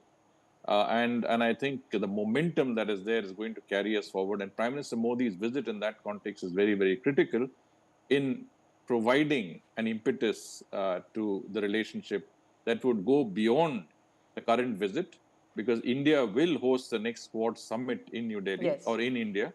And we will be welcoming the new US president and a new Japanese prime minister to India.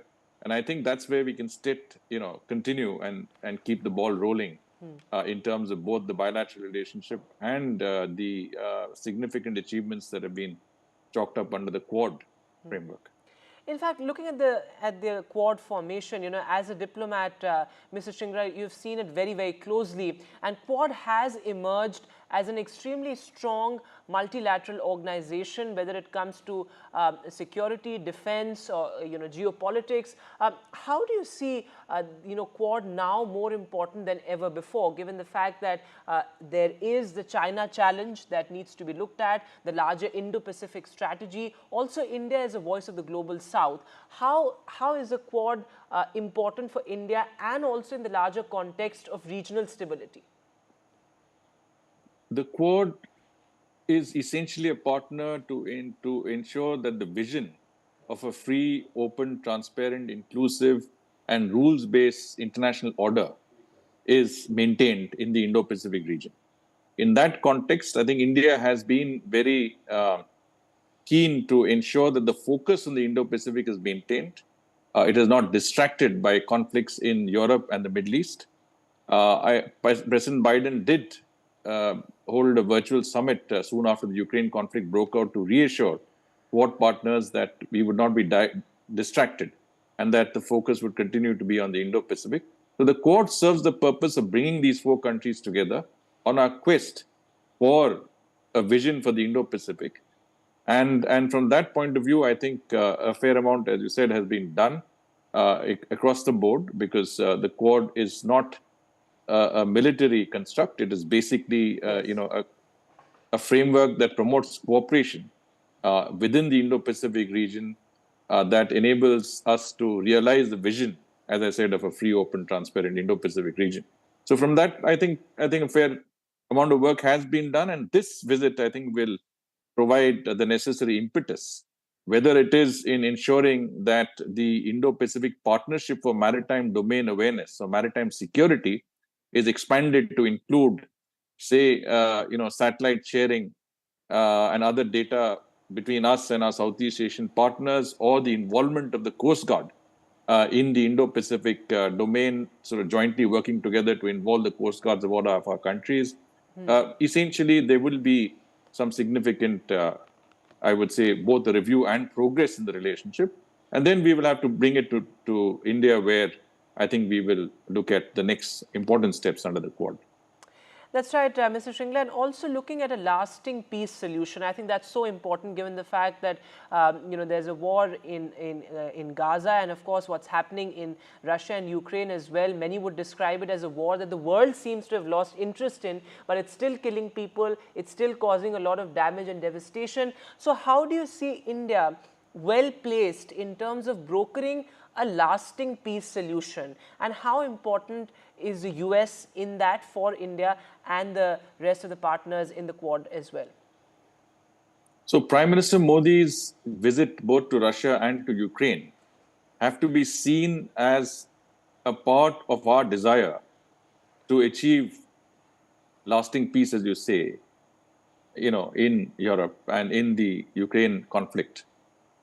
He is backed up not only by our, I would say, sensibilities here, but also by what the rest of the global South is telling us. I think there is a widespread view among the developing countries that there has to be an end to conflict. And what Prime Minister Modi is doing is using his goodwill and good offices to work with the protagonists concerned to try and bring them to some form of sitting down together and negotiating an end to the conflict.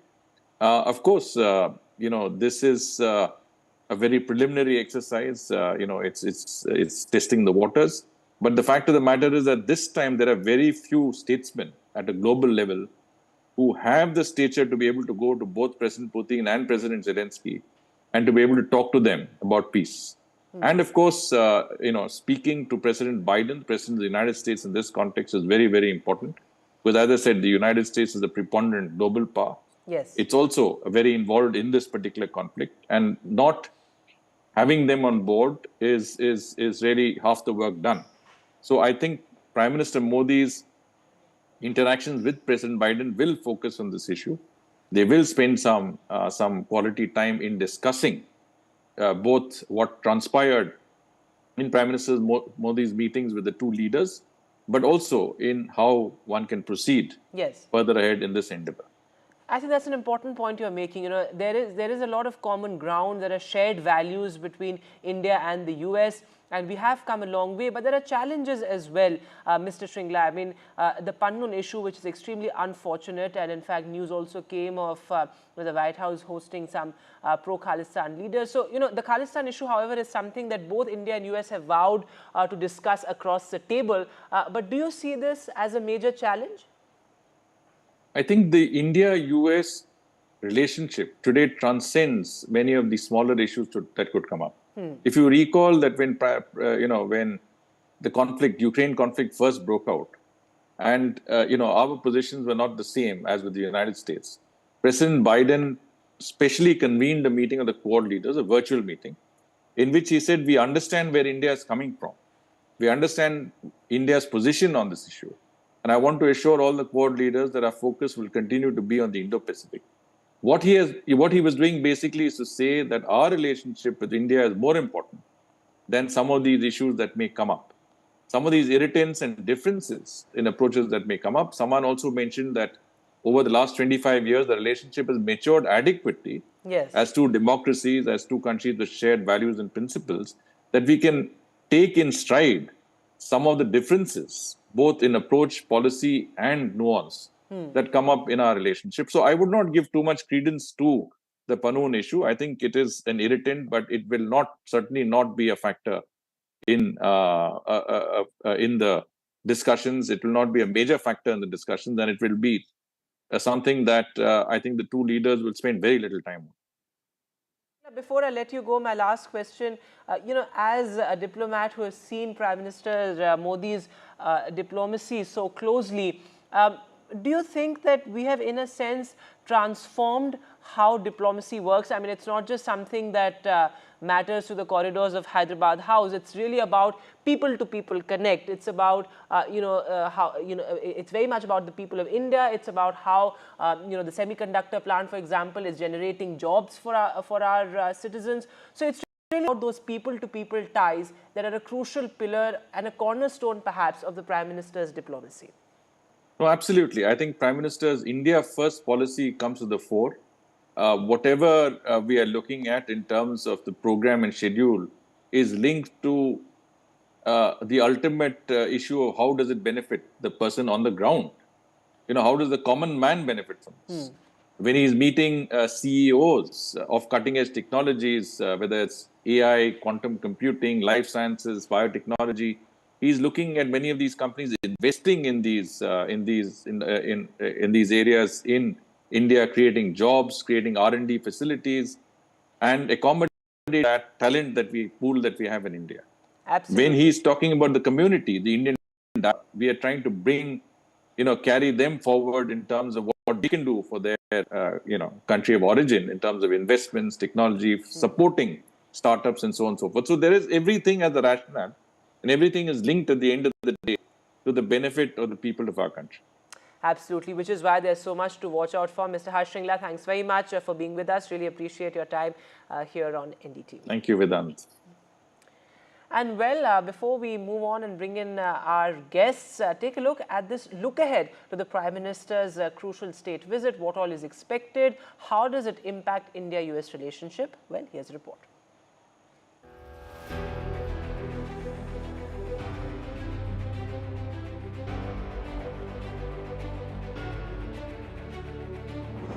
Excited Diaspora welcomes Prime Minister Narendra Modi to the United States for his first visit to the US in his third term.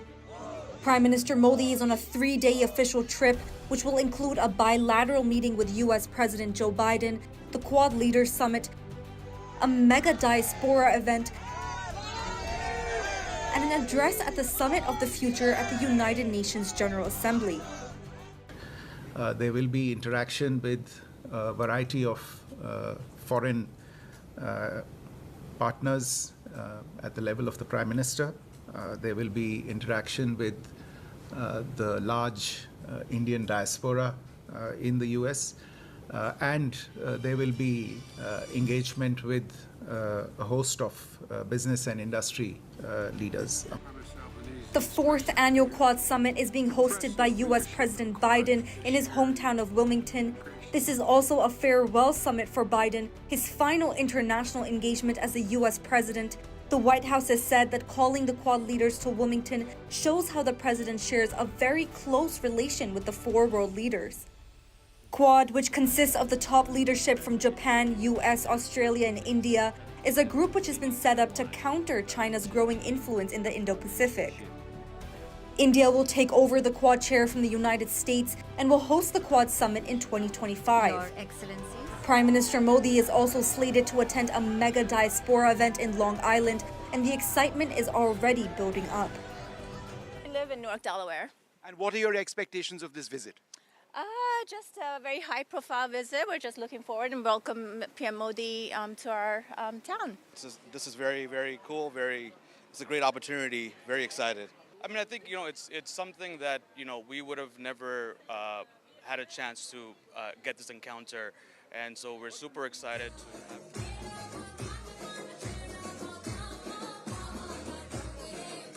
Samia Afsar for NDTV.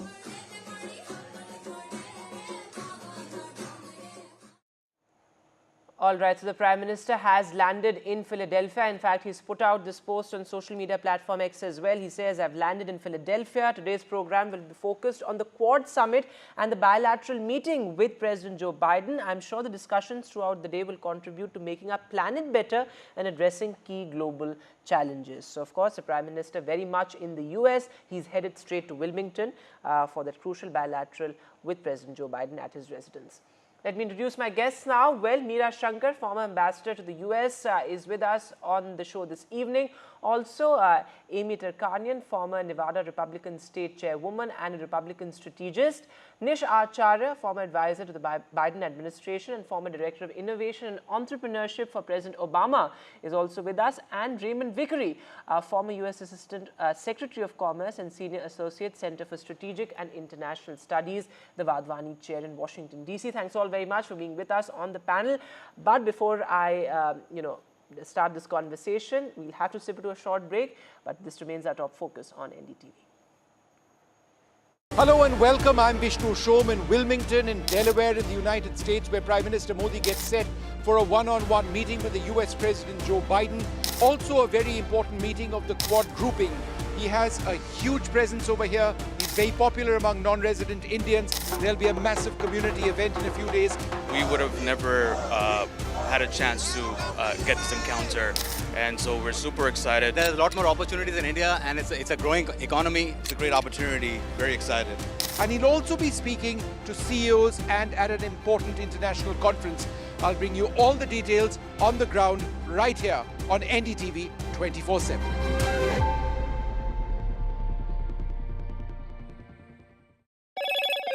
Hello, Moto. Motorola Razr 50 Ultra comes with Google Gemini.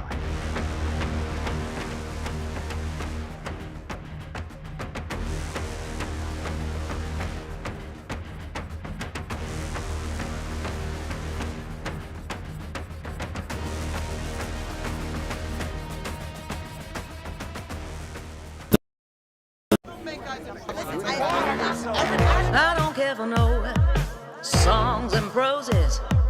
I don't care for no sweet boys with roses. All I want is a touch of love. Election sunrises on the proverbial paradise. Jammu and Kashmir gets set to vote in assembly elections after a gap of 10 years. For the BJP, it's a referendum on Article 370.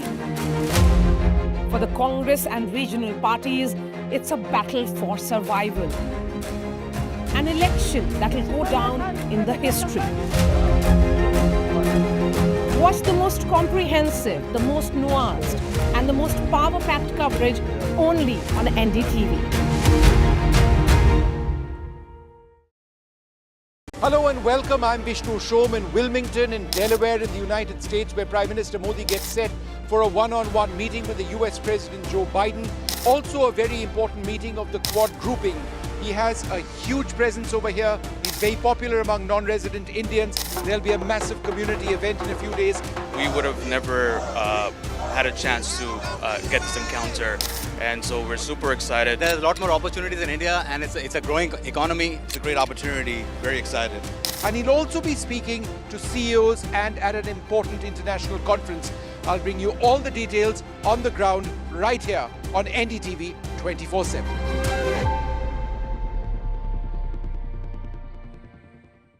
New day, new show, a new experience. Start your day with the news, not views. We bring you stories that matter and impact your life. News that informs and keeps you ahead. From Maximum City, Mumbai, to the seat of power, Delhi, NDTV brings you the best breakfast show. Breakfast news on NDTV, 8 a.m. every day.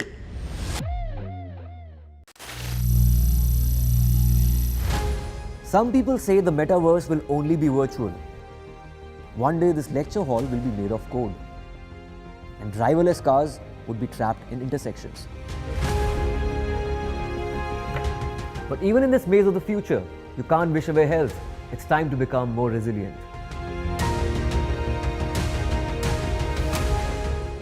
10 years of Banega Swasth India, we have grown and achieved so many milestones.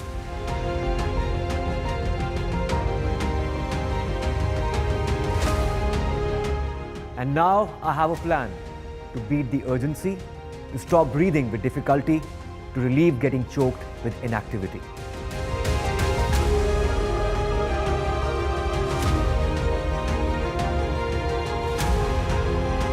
Energize our government, our environment, our society, and ourselves. Everyone, everywhere, every day.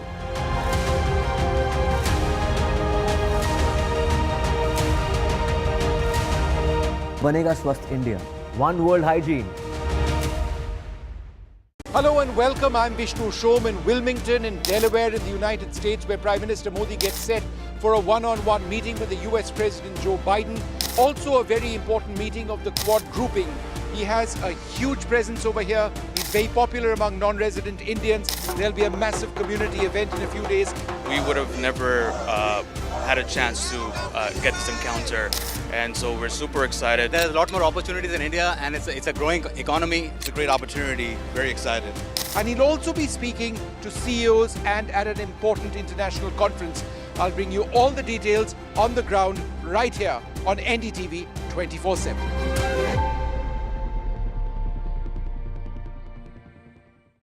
Stay informed and entertained with the new and updated NDTV News app.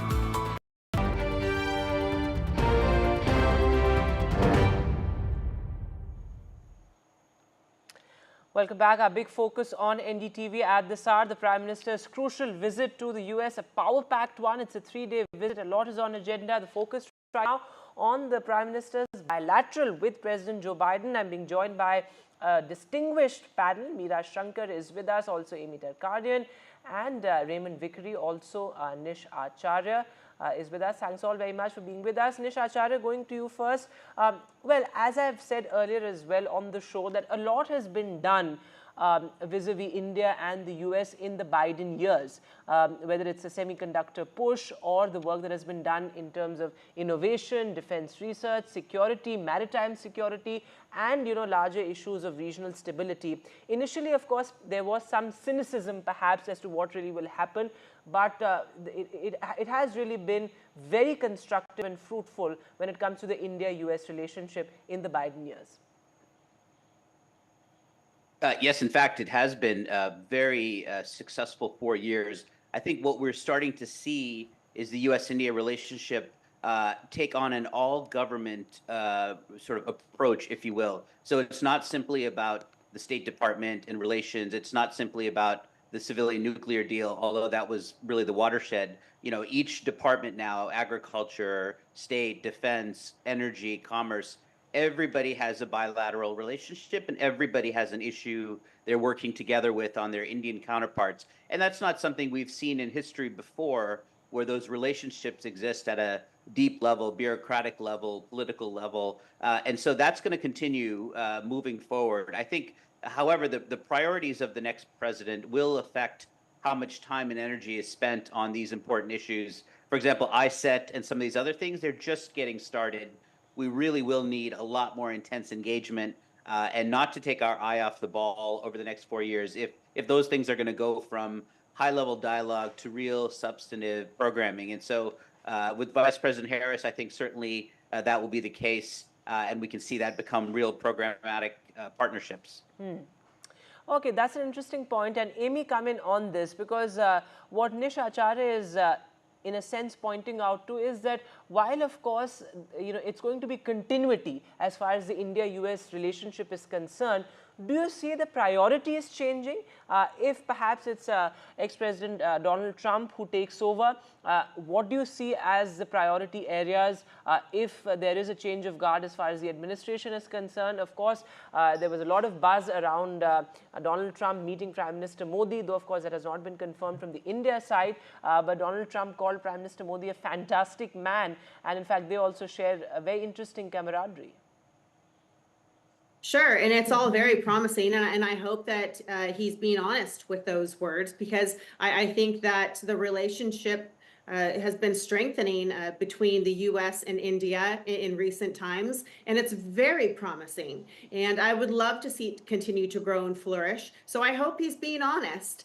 We do know, as your other guest just mentioned, that without the shadow of a doubt, if we were to have a President Harris, you know, she actually does have Indian, she comes from Indian heritage.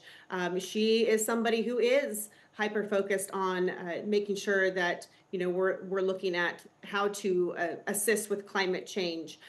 This is not an area where Donald Trump is actually very strong on. In fact, he's very conflicting in that particular area, where sometimes he'll say that there's climate change and sometimes he'll say it's a hoax. Yes. And a number of his followers believe it's a hoax. So there are some concerns with a possible President Trump.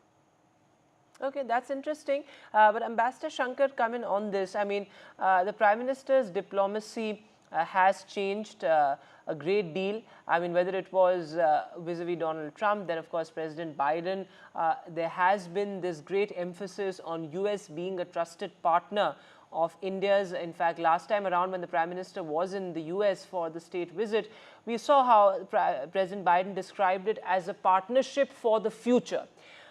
Break it down for us. How do you see this diplomacy, in a sense, benefiting India?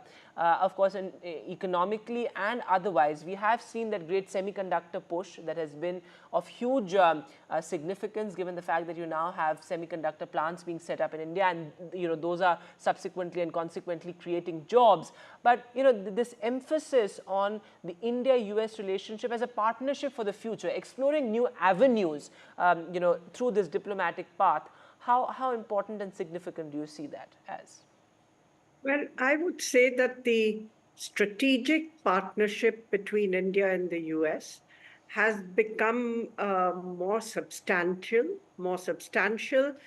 and more institutionalized under President Biden. There has been a bipartisan consensus in the US to build the relationship with India, and administrations across different parties, whether they were Republican or Democrats, have tried to build the relationship with India. And I expect that broadly to continue, whether it is a Harris presidency or a Trump presidency. Having said that, there are aspects of their overall approach to the world and their domestic policies which could impinge on, you know, how the relationship evolves in future. With Vice President Harris, we would broadly expect continuity with the policies of President Joe Biden. But there is a little doubt whether, being of part Indian heritage, that might inhibit her from taking initiatives vis-a-vis India. And we hope certainly that that won't be the case. But of course, since the establishments in both sides are heavily invested in the relationship, I think, you know, it should continue with its current momentum. With President Trump, you could expect a more isolationist US policy overall in the world, and a more protectionist policy as part of his approach to making America great again. And what he says is ensuring that global, you know, partners, allies, and other countries don't free ride on the United States. So he proposes to impose 10 to 20% tariff across the board on all imports into the United States, heavier tariffs on Chinese imports. And of course, then this is likely to trigger, counter protectionism from other countries. I think that's a very slowing important down point you're making, global Ambassador trade. Shankar. And I think Raymond Vickery, would you like to weigh in on this? Because this protectionist strategy that Ambassador Shankar is talking about, this is something that has been talked about. And how do you see this impacting the India-US relationship? Because we also have seen many Indian Americans and members of the Indian diaspora talking about what's now being called reverse migration, given the fact that you see a lot of IT professionals returning to India and looking at job opportunities and avenues back home. And given the fact that those IT professionals are extremely important for the US as well, and India is among the largest supplier of human resources, particularly when it comes to the IT sector, to the US and indeed rest of the world as well. Well, thanks very much for having me. I think it's always a great day when the leaders of the two largest and greatest democracies in the world get together. I do think that it is important to look at what's going to happen going forward. Indeed, I think that from President Biden's point of view, the point of having this Quad meeting, particularly in his hometown, is to institutionalize the arrangement between these great democracies that are aligned for an open and independent Indo-Pacific that operates under the rule of law. There is a concern as to what might happen with a Trump presidency. Not that there isn't bipartisan support, not that he won't support a U.S.-India relationship, but his proposals in terms, as Ambassador Shankar says, for an across-the-board raise in tariffs to isolate the United States economy is bound to have an impact on the U.S.-India relationship. And we don't need that. We don't want to have that happen. We want to be able to have friend sourcing to get supply chains moved from China to India so that we don't have the kinds of disruptions from an authoritarian power. Indeed, the whole purpose of this Quad and the Quad meeting is to involve India into the strategic architecture for the free and open Indo-Pacific. Without India, there's no Indo in Indo-Pacific. And so it is necessary that we be able to do that and not be subject to the whims of who's going to benefit in the short run, the kind of transactional approach that the former president showed in the past. Okay, that's an interesting point you're making, that of course it's also an issue of larger regional stability as far as the Indo-Pacific is concerned. India, of course, has always pitched itself as the voice of the global south. And Amy, is that the sentiment in the US as well, given the fact that both India and the US have to address what is the China challenge as well, given the fact that we have seen the rising footprint of China in the Indo-Pacific, and that is something that both India and US are watching with a certain degree of caution. Yes, and I would agree with everything that the gentleman just said and shared with the concerns dealing with tariffs. However, once again, no matter who is going to be in the White House in the next 4 years, the good thing is both of them are hyper-focused on making sure that we are keeping tabs on China, but that we were still able to do business. And so I think that that's a promising message. Now, it's the way that they are going to go about doing this business is going to be most important to pay attention when people here in the United States go to vote. Once again, you've got Donald Trump, who is going to be more of an isolationist. He's somebody who's been very vocal on putting a heavy tariff on, other countries and doing business with them. But I know that Kamala Harris is still somebody who doesn't want to be bullied by, say, China in particular, and wants to make sure that the United States is still taken care of. But once again, that we can still peacefully do business as much as possible. And I think it's actually pretty wonderful that we didn't just have the Quad summit being held here over the weekend, that the president isn't just meeting with them in the People's House at the White House, but that he is actually personally inviting them into his And that shows, in a home, sense, a I great think deal of speaks closeness volumes. between the world leaders. Yes, go ahead. Yes, yes. I think it speaks volumes. Absolutely. And Ambassador Shankar, come in on this, because Amy also briefly talked about the Quad. We know that the Quad was largely dormant for a long time, for at least 8 to 9 years after its formation. But there was a sense of urgency within the Quad to, in a sense, counter the rising Chinese threat. And, you know, also tying into the larger ambition of India to, in a sense, carve out a new world order and perhaps move away from the more traditional international organizations like, say, the UN or the SARC for that matter. But how do you see Quad as being significant in the current geopolitical context? Look, I think it brings together four key democracies, 3 of whom are actually Indo-Pacific countries, and one, of course, the United States, which is a Pacific country.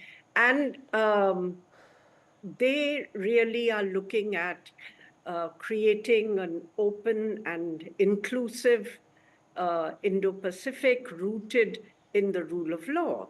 They all have shared concerns about how to deal with an increasingly assertive and sometimes even aggressive China, which is seeking to apply unilateral solutions to territorial or maritime disputes that it may have with other countries. Particularly what's happening in Taiwan, for example. Yes, or the South China Sea with Philippines. So, and more recently, even with Japan, where a Chinese naval ship intruded into Japanese waters. So I think there is growing concern about this. And while this is not a security grouping, largely because India has not been comfortable with it, this Quad summit is expected to enhance the initiative on maritime domain awareness beyond the Pacific into the Indian Ocean, with India participating along with the coast guards of these countries to, shore up security in the Indian Ocean and share information with other Indian Ocean partners. So this is a step up. And I think the Quad summit really today is, an opportunity for President Joe Biden to reinforce his legacy, because he upped the Quad to the summit level and has invested a great deal of his own personal capital in building this association. Yes. I think that's a very important point you're making. And you know what? Yes. I think one more thing, that it would also lay out the path for the future. I think it will try to look at certain future directions which Quad could take. And as I said, the initiative on maritime domain awareness is one, how to carry forward the initiative on critical and emerging technologies and creating, reliable and alternative supply chains. Absolutely. How to build better infrastructure, climate change, cybersecurity. These are all the areas where the Quad countries have been working together. And perhaps they will try to look at an overall direction for the future. So assess what has been achieved, take stock of the legacy that President Biden leaves behind, and perhaps chart out new directions for the future. I think that's a very important point that you are making, especially looking at critical infrastructure, supply chains. I think that's really important. But before I sort of wrap this discussion up, let's also take a look at all the reactions that came in when the Prime Minister arrived in Philadelphia. Of course, this diaspora diplomacy is really such a key part of the Prime Minister's visit abroad. Take a look. और पूरे कमरे में जो energy थी बहुत जबरदस्त थी। आपको देखना चाहिए था किस तरह सब लोग उत्साहित हुए और किस तरह इतने गर्वित थे, इतने प्राउड फील कर रहे थे कि हमारे प्राइम मिनिस्टर यहाँ आए। Modi ji is great. He has brought golden age of India back in front of us, and this is a historical moment for us to cherish. It's magical, and I just can't believe. I met him last year at state dinner. We were invited, so I met him personally. Well, the Indian diaspora in America is very, very excited about Modi ji's visit to America. There is a lot of people that love Modi ji.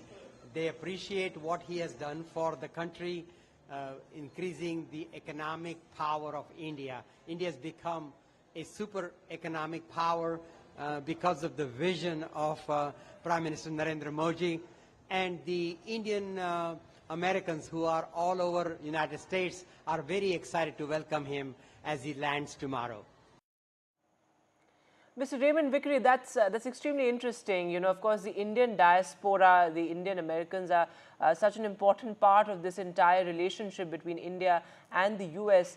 What is the sentiment that you see in the US when it comes to Prime Minister Narendra Modi? Do you see a kind of a shift in the way the US and, you know, Americans, in a sense, perceive India and India's diplomacy? Well, I think that this is a relationship which has been growing over the past quarter century. And what is happening is with a dynamic leader such as Prime Minister Modi in India, and with the all-in leadership of President Biden, and even the bipartisan support of the former President Trump, Yes. it's going to go to greater and greater heights. But that doesn't mean that we don't need to attend to the discontinuities between these two great democracies. And that's the reason these kinds of meetings are so important, because whether it be Ukraine, Russia, whether it be China, whether it be what happens in the Middle East, there are differences in approach, and those have to be worked out. We have to keep our eye on the ball, particularly in regard to China, and not be distracted by other things, because that is a great threat to India. China wants all of an Indian state, Arunachal Pradesh, they say it's part of China. So these things are very, very important to do, and it's not just a matter of the atmospherics, if you will, of being able to greet and meet. I think that's so important. And Amy, would you like to weigh in on this? Because, you know, looking at a lasting peace solution is extremely important given the current geopolitical context. You have two wars raging, whether it's what's happening in Gaza or, of course, the Russia-Ukraine war. And the Prime Minister Narendra Modi, in fact, has reiterated that this is not an era of war and there are no solutions in the battlefield. And perhaps this is what largely the sense is when it comes to President Biden as well, though, of course, former President Trump may differ slightly on that. You know, how do you see the two countries and the two world leaders, in a sense, collaborating on really chalking out a lasting peace solution? Sure. Well, I know part of their discussion is going to be about the Prime Minister's recent visit, dealing with Ukraine and Poland, and wanting to hear what message was shared, what message of peace was shared. And so I think that's vital that we continue to have that discussion. I think it's wonderful, that collage that you just showed of the diaspora attendees, you know, expressing their excitement about having the Prime Minister here in the United States of America, showing that these two powerhouses are, you know, working on a continued effort in a number of areas that are of great concern, not just to India and America, but to the world. And so when you have a combination of events like the meeting of the Diaspora, like the Quad Summit that's being held at President Biden's residency, also adding in the UN Summit of the Future, which highlighted younger people, so that way they could carry the torch of what's going on right now between these world leaders, I think is a great message to show the world that those we mean optics business. are extremely important, as you're mentioning, Amy. I think that's an important point. But the last word to you, Ambassador Meera Shankar, you know, circling back to the whole discussion around peace, Do you see India in a sense in pole position to broker peace with partners like the US and others in the Quad? Look, I think Foreign Secretary Vikram Misri has said it's early days. Yes. Because this was just an exploratory visit to both countries. And it would require, willingness on the part of both, combatants and also their supporters to look at a negotiated arrangement, a ceasefire and a negotiated arrangement. I don't see that as yet. After the US presidential election, we'll have to see. But here you see both candidates have a very different point of view. I think Kamala Harris has said she will continue to support Ukraine to win the war. And President Trump has said he would like to end the war. Yes. On Gaza, I think Kamala has a more nuanced approach, like President Biden, support Israel to defend itself, but, push for a ceasefire, a deal on hostages, withdrawal of Israeli troops, and eventual negotiations for a two-state solution, whereas Trump really hasn't said anything on Gaza and perhaps might be more inclined to give Israel a completely free hand. Yeah, that's what the suggestion seems to be. But I think, Ambassador Shankar, you made a very important point that ultimately, it's early days when it comes to, a lasting peace solution, and the two combatants, as it were, really have to sort of come, find some common ground. But I think it's an extremely crucial visit, and these things will be brought up in that crucial bilateral that we're counting down to. But thanks all very much for being with us on the show this evening. As I've been saying, there's a lot to decode, a lot to unpack. It's a power-packed 3-day visit. This remains our top focus on NDTV, but for now, a short break.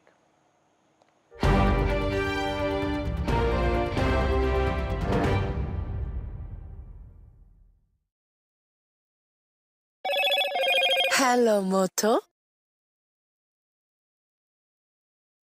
Motorola Razr 50 Ultra comes with Google Gemini.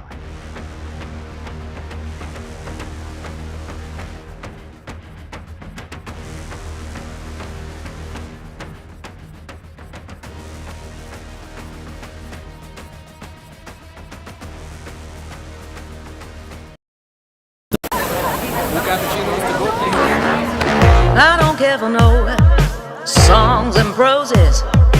I don't care for no sweet boys with roses. I'm too busy, baby, making plans on how to get me one of them manly men. All I want is a touch of love. Hello and welcome. I'm Vishnu Shom in Wilmington in Delaware in the United States, where Prime Minister Modi gets set for a one-on-one meeting with the US President Joe Biden. Also a very important meeting of the Quad grouping. He has a huge presence over here. He's very popular among non-resident Indians. There'll be a massive community event in a few days. We would have never had a chance to get this encounter, and so we're super excited. There's a lot more opportunities in India, and it's a growing economy. It's a great opportunity. Very excited. And he'll also be speaking to CEOs and at an important international conference. I'll bring you all the details on the ground right here on NDTV 24/7.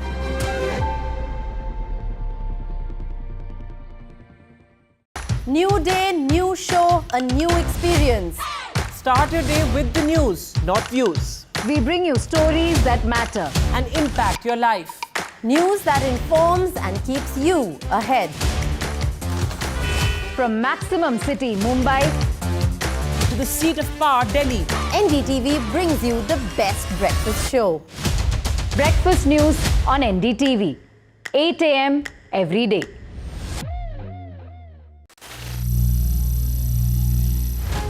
Some people say the metaverse will only be virtual.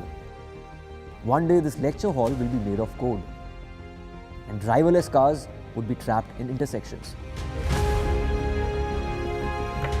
But even in this maze of the future, you can't wish away health. It's time to become more resilient.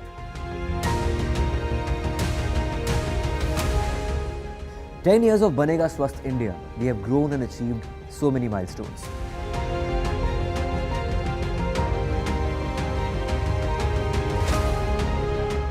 And now I have a plan to beat the urgency, to stop breathing with difficulty, to relieve getting choked with inactivity.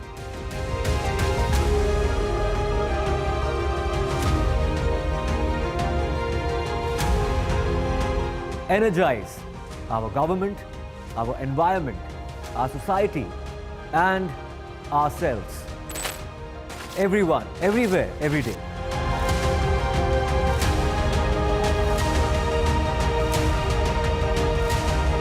Banega Swasth India. One world hygiene. Hello and welcome. I'm Vishnu Shom in Wilmington in Delaware in the United States, where Prime Minister Modi gets set for a one-on-one meeting with the US President Joe Biden. Also a very important meeting of the Quad grouping. He has a huge presence over here. He's very popular among non-resident Indians. There'll be a massive community event in a few days.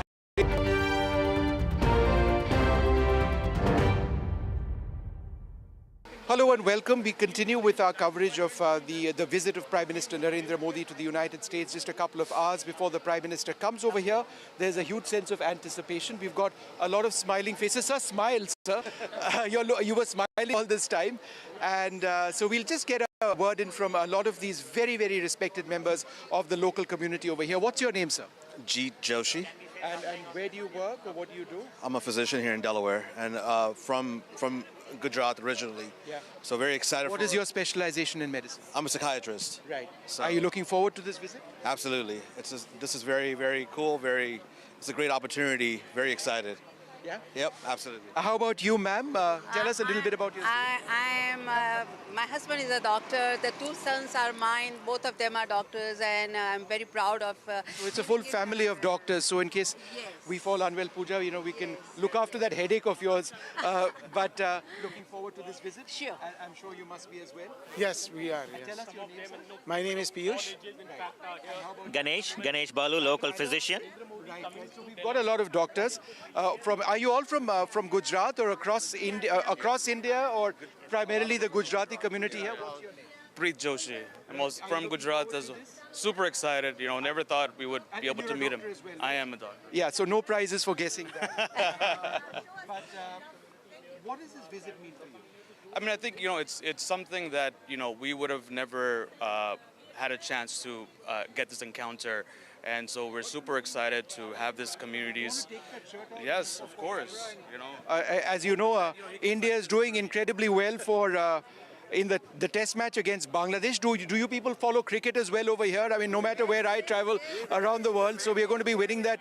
So you can put that up one more time before camera also. It's the Dream 11 India. And India doing so well in cricket, but then in test match cricket, for cricket aficionados, I know the difference. But tell me a little bit about yourself. So I am Dr. Dilip Joshi. I'm a psychiatrist. I'm father of this Joshis. The whole family of doctors. How about you? I'm Anand Swaminathan. I'm not a Gujarati, my wife is. And what do you do? So I'm a software consultant. Right. Yeah. Oh, that's interesting. In terms of software consultancy, on the one hand, Indian professionals like you have done so well over here, but there is a sense now that many want to go back to India. So do you see that reverse migration happening? Yeah, absolutely. I mean, I think there are a lot more opportunities, and I think the... Why don't you come next to me? The light is Sure, yeah, absolutely. Yeah, there's a lot more opportunities in India, and it's a growing economy. A lot more people still below the poverty line, so there are a lot of opportunities for software development, and there are a lot of startups that are coming so fast in India. So I think there are a lot of opportunities. I think... तो मतलब आप जो कह रहे हैं कि reverse migration हो रहा है यहाँ से? Absolutely हो रहा है, because वहाँ पे projects इतने अच्छे से चल रहे हैं. So there's absolutely no question about people going back and looking towards startup. और आप यहाँ कितने साल के लिए रह चुके हैं? यहाँ पे मैं 24 साल से हूँ. 24 साल. और आपको कभी लगता नहीं है कि वापस इंडिया जाए? अभी तक तो लगता नहीं है, but we will plan half and half maybe. But tell me about the IT industry, and reverse migration. इसके बारे में बताइए. IT industry में US से इंडिया काफी reverse migration शायद हो रहा है. इसके तो आपका विचार क्या है इसमें? I think there are two things. We get very talented software engineers from India. But then in the US, we have a limitation on how quickly they can get their green cards and things like that. उनको green card वगैरह करने में बहुत time लगता है. So a lot of people, they spend 6 years and then go back because they find very good opportunities. And once they get some good experience in the US, they're able to really fly really well in the Indian industry. So वहाँ पे मतलब, so there are people who would like to go back. And of course, our roots are roots, you know. All right. All right. Well, there you have it. So many members of the community over here looking forward to the visit of the Prime Minister. Just the sense of being close to Prime Minister Modi is something which they're clearly excited about. It's back to the studio.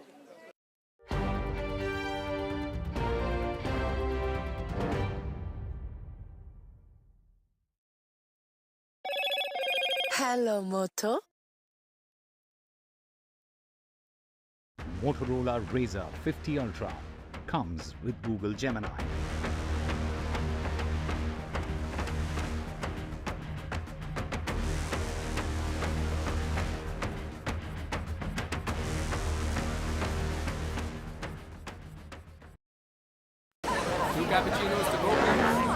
I don't care for no songs and proses. I don't care for no sweet boys with roses. All I want is a touch of love. Hello and welcome. I'm Vishnu Shom in Wilmington in Delaware in the United States, where Prime Minister Modi gets set for a one-on-one meeting with the US President Joe Biden. Also a very important meeting of the Quad grouping. He has a huge presence over here. He's very popular among non-resident Indians. There'll be a massive community event in a few days.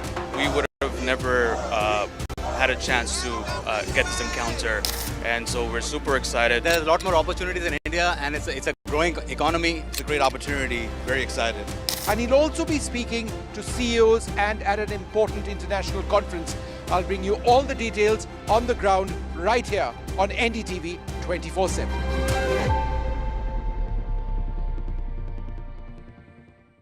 New day, new show, a new experience.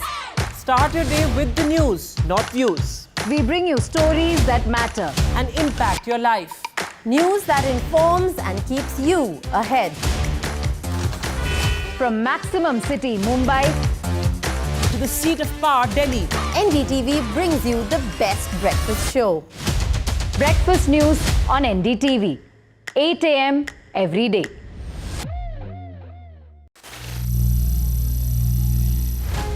Some people say the metaverse will only be virtual. One day this lecture hall will be made of code, and driverless cars would be trapped in intersections. But even in this maze of the future, you can't wish away health. It's time to become more resilient.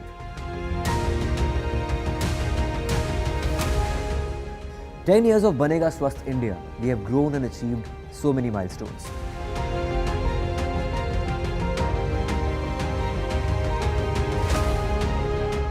And now I have a plan to beat the urgency, to stop breathing with difficulty, to relieve getting choked with inactivity.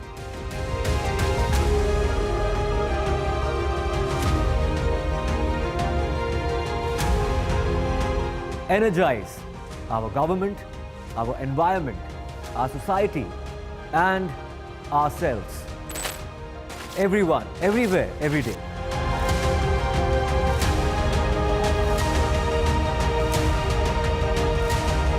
Banega Swasth India. One world hygiene.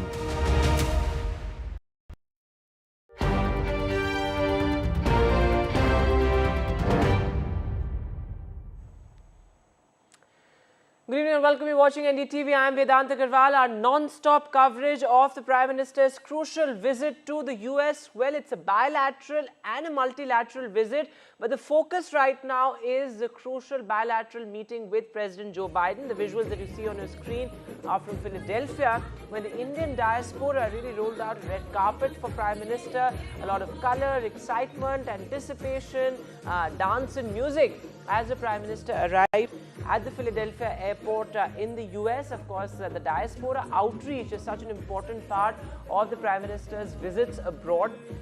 But there's a lot on agenda when it comes to business, given the fact that the Prime Minister will be holding the crucial bilateral with President Biden Biden at his hometown in Wilmington, and this is the first time that President Biden, in fact, has hosted Prime Minister Modi at his hometown, and the other Quad leaders as well, including the Australian Prime Minister, also the Japanese Prime Minister. So it's going to be extremely crucial. We are counting down to that crucial bilateral. The Prime Minister is on his way to Wilmington from Philadelphia. We'll get you all the ground action as well. But what all is on agenda when it comes to the bilateral? Well, certainly two key agreements are likely to be inked. Defense, security, innovation, these are key areas. But of course, the larger questions of geopolitics, the larger question of a lasting peace solution when it comes to what's happening in Ukraine as well as in Gaza. The Prime Minister's meeting with Putin as well as Zelensky is also something that could be brought up in that crucial bilateral that will be held at President Joe Biden's residence in Wilmington. So, of course, varied issues likely to be discussed in that bilateral. But of course, when it comes to Quad, the focus is on countering China, given the fact that this is an organization, this is a formation that was dormant largely for a decade after its formation. But with the rising Chinese footprint, the rising Chinese aggression, the Quad summit becomes crucial as well, after which the Prime Minister is also expected to make an address at the UN building. So that's going to be crucial as well. A rare honor in that sense. Of course, India has been pushing for a seat in the UNSC. Various global partners have backed India in its pursuit of that UNSC seat as well. So in that sense, geopolitically, diplomatically, a very, very crucial visit.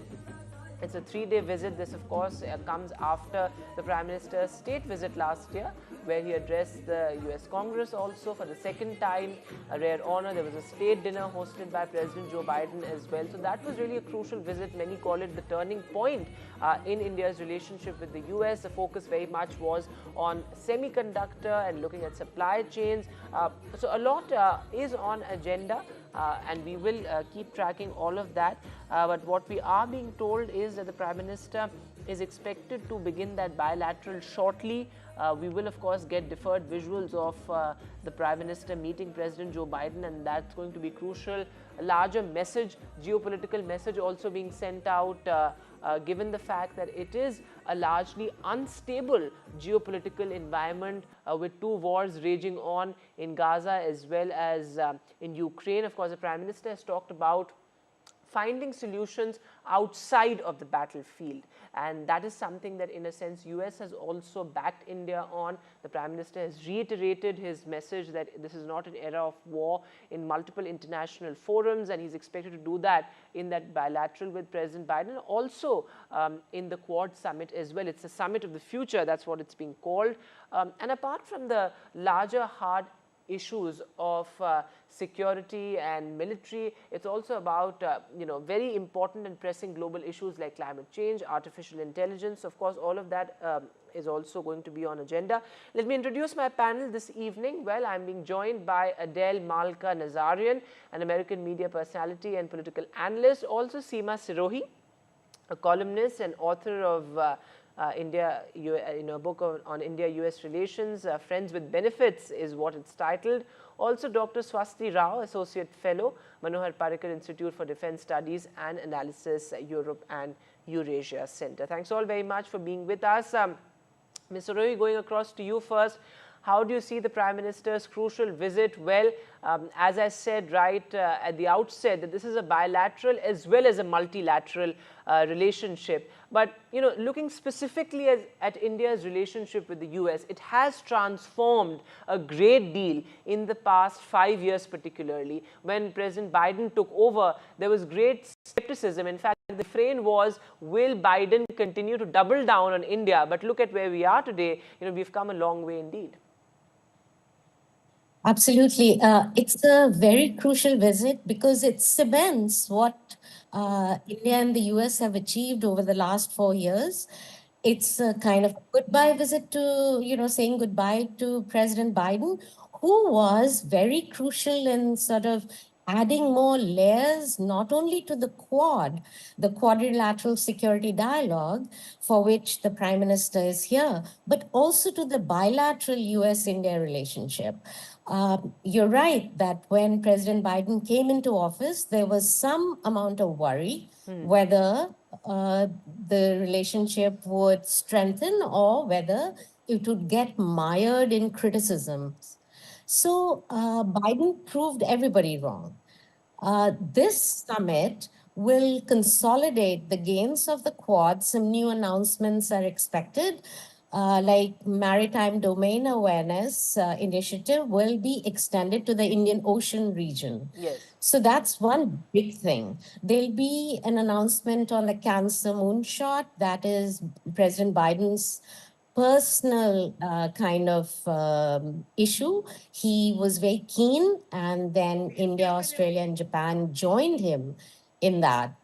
So yes, there will be a bilateral meeting. I think they're going into it right now. President Biden and Prime Minister Modi, they are going to talk about the defense relationship for sure, because that is, in my opinion, the strongest pillar of bilateral relations.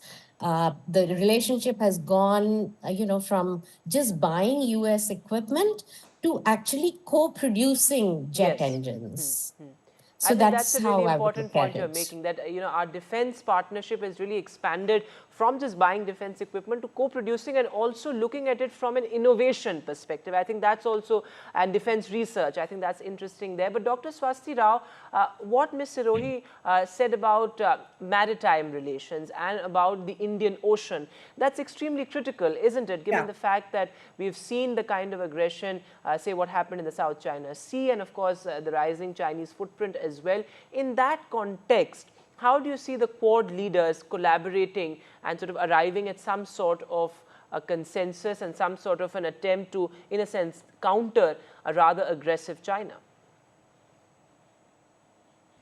Well, a very good evening to you, Vedant, and it's really nice to see, Seema, and because Seema's book, which is Estrangement to Engagement, which is on the US-India relationship, is one of my most favorite books, actually. So I think you got the right person to speak on US-India relations.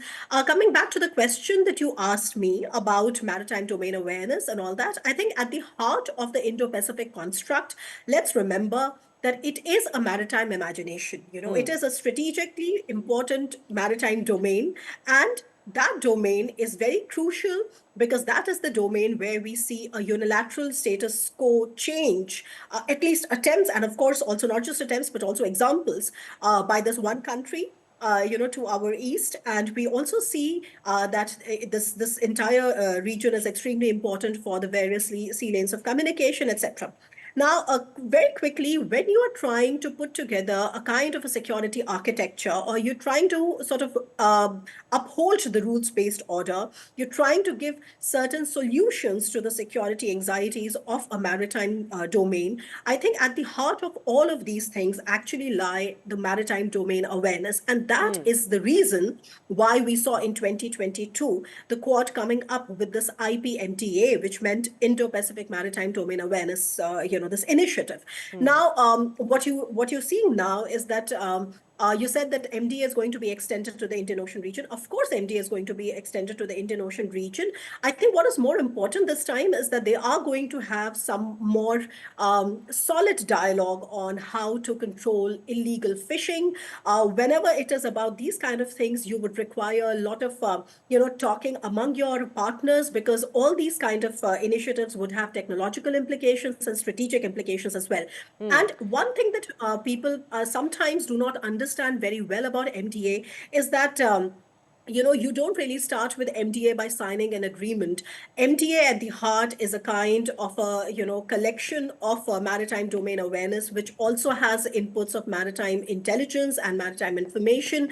You see, the problem is that even though we have an IFC IOR kind of center in Gurugram, etc., the real problem that we face whenever we are speaking either to the Quad partners or whoever, I mean, this also happens when we're speaking to Brussels, for instance, which is that, so far we are not talking talking in the common maritime semantics, which means that the kind of information portals that these actors are using, and this is quite technical, these are different. So then what happens is that you can perhaps on a case-to-case basis, you can probably get together and sort of put your act together, but it is not the same as saying that there is a real-time linking of information exchange. So I think that's a very important what point we you're really making. Yes, that's a very important point you're Yeah. making. And Adele, would you like to come in on this? The largest sense in America, the largest sentiment vis-a-vis Prime Minister Narendra Modi, do you see a change or a shift perhaps in terms of how America looks at India? Because now it's very much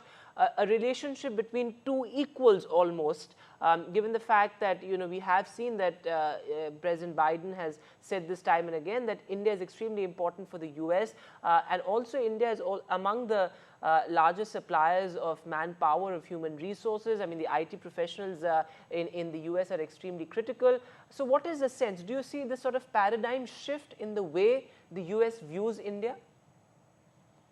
Hi, I certainly do. I think that we've seen with the supply chain diversification also that is provided with the U.S.-India relationship, as opposed to China, which was the key supply chain provider in the past. I think that we've seen a tremendous shift. I think what we're also seeing, sorry, I have my baby with me. What we're also seeing is that on defense technology and sharing, there's going to be a lot more reliance on on India than over China, especially when it comes to the national security and defense issues. So we're going to see, of course, a shift away from kind of the Sino-US relationship that was marked by previous administrations, and which was started, honestly, more strongly by the Trump administration and leading into the Biden administration, a stronger focus on the US-India relationship. And I think it's going to be a positive all around. I do also see bilateral trade seeing more of a push. I also see that there's, for example, those materials that are required for technology and whatnot. We're not going to, for defense capabilities, we're going to see the Quad meetings that are going to also discuss that. But more so, I think that overall, in a geopolitical sense, India has been more of a peacemaker, of course, which is very important diplomatically. I always have this saying, it goes, diplomacy never works until it does. And I do see Narendra Modi being kind of a catalyst for that. All and right. Adele, hold on to your thoughts. Let me go straight across to our senior colleague Vishnu Shom, in fact, who is joining us from Wilmington. Vishnu, it's over to you. What's happening? Is a bilateral meeting underway? When is it expected to begin? So that bilateral meeting will begin in a short while from now. I'm outside the residence of President Joe Biden. This is where the motorcade of Prime Minister Modi is going to be passing through. They'll be entering through these gates. That the building behind that you can see over there is just behind me, in fact. The building, the house that you see over there is part of the property of the residence of President Joe Biden. Now, we expect that bilateral process to take place in a little while from now. The motorcade is expected. We'll get just a glance of the motorcade and then perhaps more images of Prime Minister Modi shaking the hand of President Biden. Later on, there are just official media, one or two media allowed inside. But we are the only private network, in a sense, over here, with perhaps just one other private network. It gives us a sense of where what President Biden calls home. It's a beautiful part in Wilmington, in the state of Delaware. This is where the bilateral meeting will take place, and the Quad Summit will be in this area as well, as I understand it. But the bilateral process is so very important for all of the reasons which we've been discussing for the last couple of days. India and the United States have this incredible strategic relationship. It's a pretty unthinkable to look at where we were, let us say, even 20 years back and where we are now. There are differences in the relationship, but both countries strive to sort out the differences.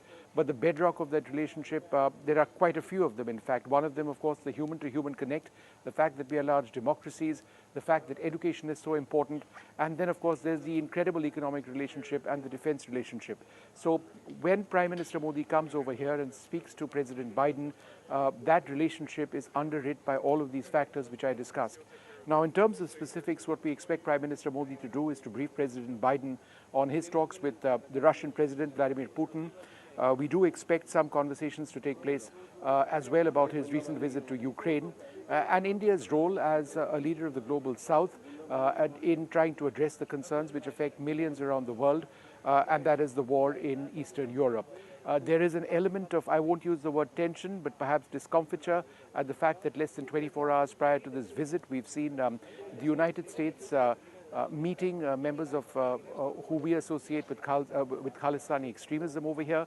This comes at a time when the United States has been trying to legally pursue cases against the National Security Advisor and others in connection with the in connection with the Pannun case, where the United States alleges an assassination plot committed on Indian soil. India, of course, says that we are carrying out investigations and that we are being transparent in the process of doing that. So be that as it may, I do expect that to perhaps be a part of these talks. It may not be an overwhelming part of these talks, but certainly one factor.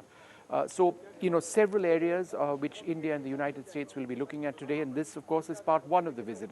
Then there is the Quad Summit as well, and the Quad Summit brings together the leaders of Japan, of Australia, of India, and of course of the United States, and that has a separate agenda that is underwritten by the fact that there is a growing expansionism of China at so many levels. I'm not just talking about at the military level, but certainly at in terms of establishing a greater presence across the Indian Ocean region and the Asia-Pacific region. China has so many problems with nations across the region, whether it is in the Spratly Islands or it's in the Himalayan frontier, which we have with China, problems with a small country like Bhutan, for example.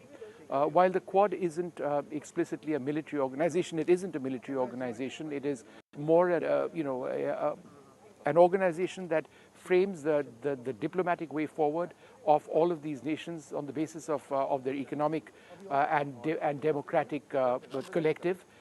On the sidelines of Quad, however, are the Malabar series of naval exercises, which all of these nations participate in. So there is that military element as well, perhaps far less overt than what we see with the AUKUS grouping, which sees France, Australia, the United States and Japan in a larger military sort of framework. So that's the overall sort of basis of the relationship that Quad nations enjoy, and all of that we'll see with joint statements, in the hours ahead. Absolutely, Vishnu, and it's so symbolic in a sense that the Prime Minister will be hosted at Joe Biden's residence in Wilmington.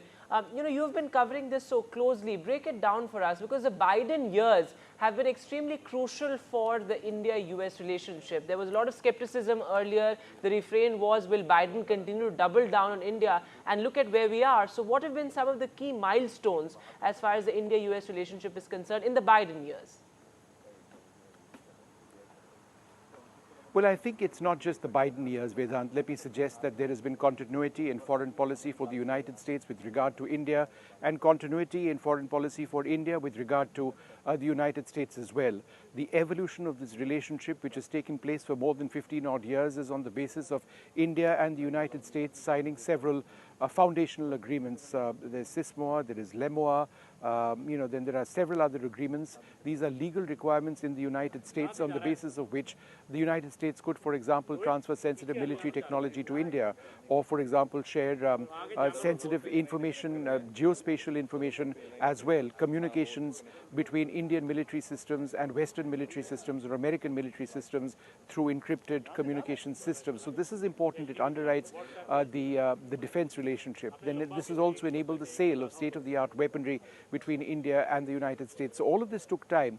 And of course, there was the landmark India-United States civil nuclear deal.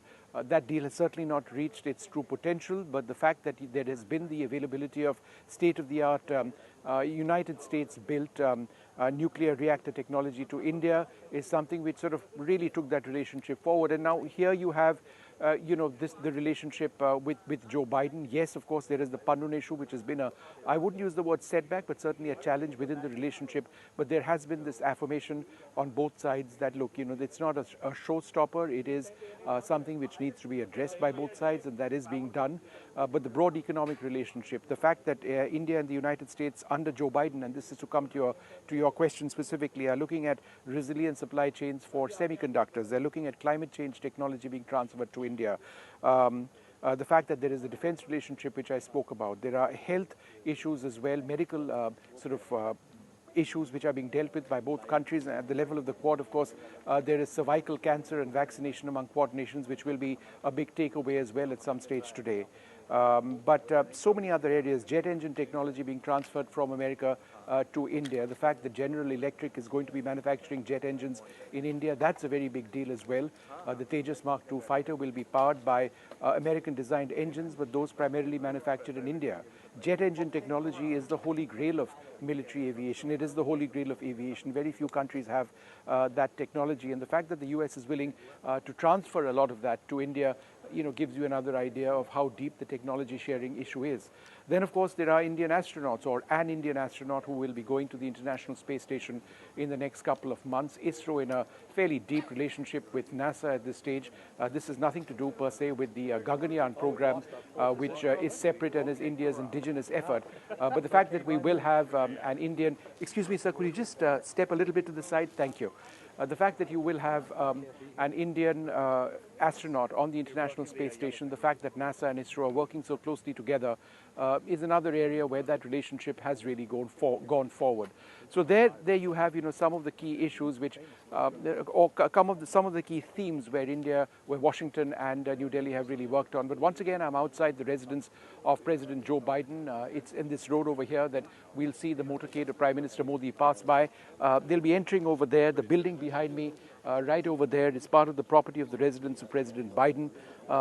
And, so there'll be that bilateral talk. There will be a bilateral statement, we are told. And, of course, the Quad process, at the end of which we'll see perhaps more statements being released. Back to you. Absolutely, Vishnu. You've largely covered what all is expected as far as the bilateral is concerned. But you made an interesting point that there's largely been continuity when it comes to India's foreign policy vis-a-vis the US. Given the fact that perhaps a change of guard is in the offing, do you see that continuity to sort of, in a sense, be the defining factor as far as the India-US relationship is concerned, or do you see priorities changing? No, I don't see priorities changing. I think the US has affirmed its commitment to taking this relationship up to the next level.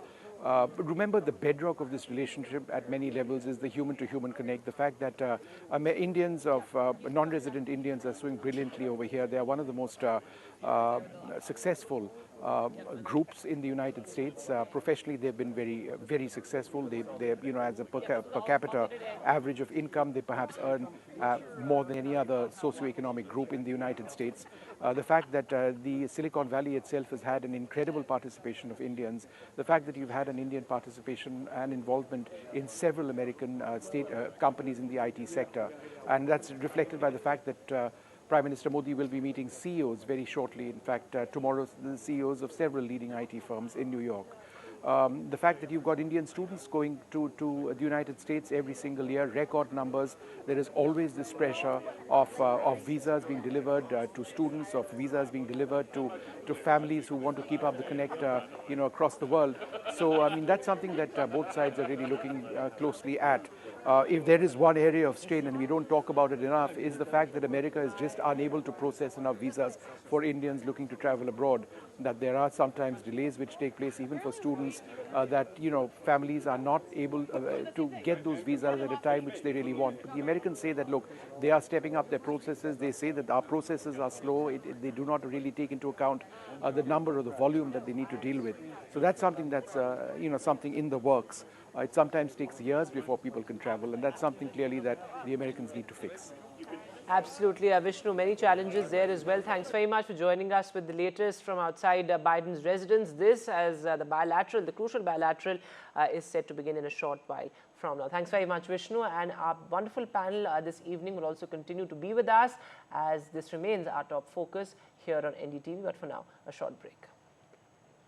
Hello and welcome. I'm Vishnu Shom in Wilmington in Delaware in the United States, where Prime Minister Modi gets set for a one-on-one meeting with the US President Joe Biden. Also a very important meeting of the Quad grouping.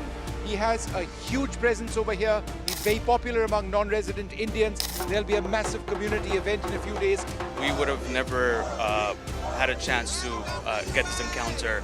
And so we're super excited. There's a lot more opportunities in India, and it's a growing economy. It's a great opportunity. Very excited. And he'll also be speaking to CEOs and at an important international conference. I'll bring you all the details on the ground right here on NDTV 24/7.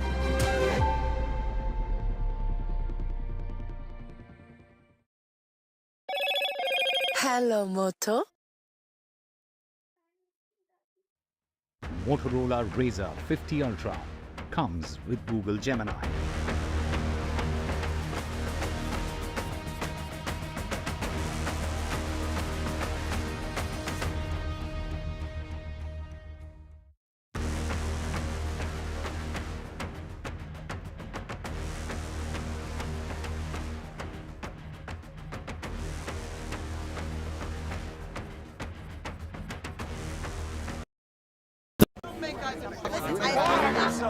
I don't care for no songs and proses. I don't care for no sweet boys with roses. All I want is a touch of love. Stay informed and entertained with the new and updated NDTV News app. You can watch all our channels live, listen to podcasts, read breaking and exclusive news from around the world and more. Download the NDTV app today and get access to the best journalism and storytelling on your smartphone or tablet. The NDTV app. News that matters to you. I've been reporting on all issues big and small from Andhra Pradesh, Telangana, rest of South India, bringing you all the action, all that you need to know, all that you want to know. The energy of Maximum City is infectious. I bring in that energy in our news coverage from financial capital Mumbai. India's IT capital is always buzz. It's literally a city that never sleeps. And I keep you ahead on all the Bengaluru buzz. Covering from the southernmost part of India over the last 23 years, I bring in-depth and 360-degree coverage from the Dravidian heartland. The land of Mishti is also known for its bitter politics. I have seen much water flow under the Howrah Bridge, covering Bengal in all its vivid colors.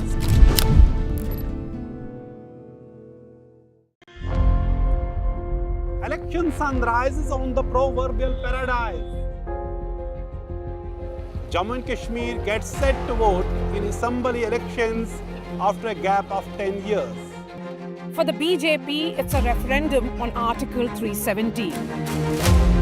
For the Congress and regional parties, it's a battle for survival. An election that will go down in the history. Watch the most comprehensive, the most nuanced, and the most power-packed coverage only on NDTV. Hello and welcome. I'm Vishnu Shom in Wilmington in Delaware in the United States, where Prime Minister Modi gets set for a one-on-one meeting with the US President Joe Biden. Also a very important meeting of the Quad grouping. He has a huge presence over here. He's very popular among non-resident Indians. There'll be a massive community event in a few days. We would have never had a chance to get this encounter. And so we're super excited. There's a lot more opportunities in India, and it's a growing economy. It's a great opportunity. Very excited. And he'll also be speaking to CEOs and at an important international conference. I'll bring you all the details on the ground right here on NDTV 24/7.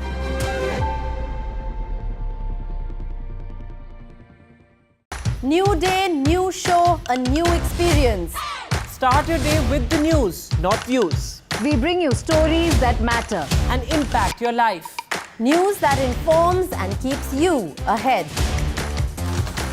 From Maximum City, Mumbai, to the seat of power, Delhi, NDTV brings you the best breakfast show. Breakfast news on NDTV, 8 a.m. every day.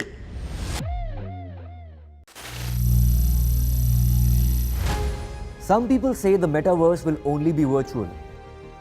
One day this lecture hall will be made of gold, and driverless cars would be trapped in intersections.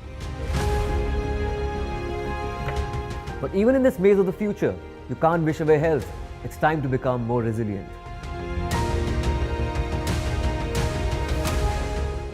10 years of Banega Swasth India, we have grown and achieved so many milestones.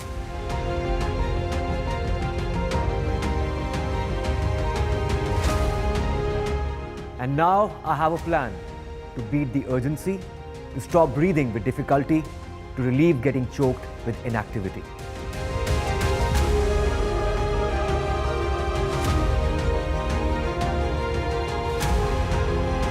Energize our government, our environment, our society, and ourselves. Everyone, everywhere, every day.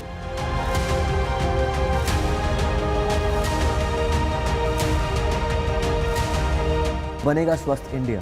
One World Hygiene.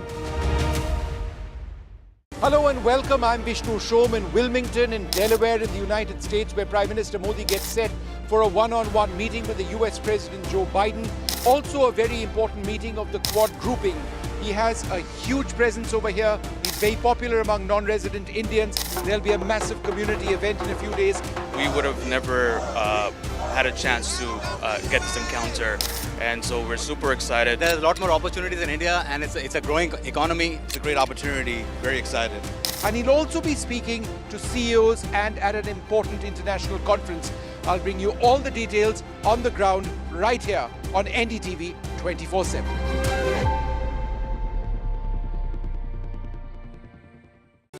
Stay informed and entertained with the new and updated NDTV News app.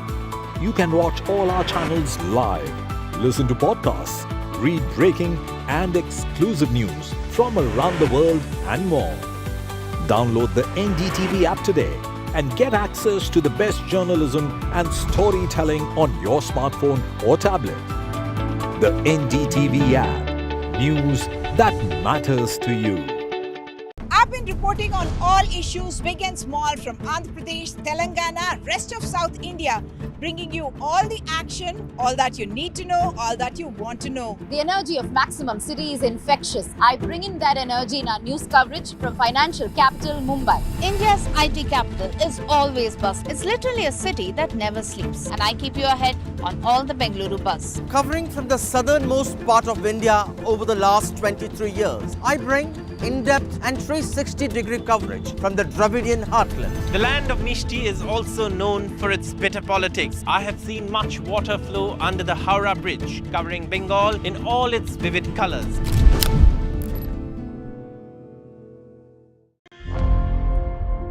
Election sun rises on the proverbial paradise.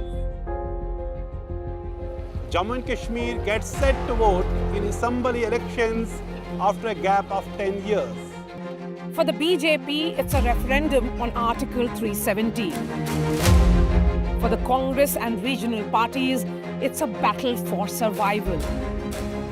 An election that will go down in the history.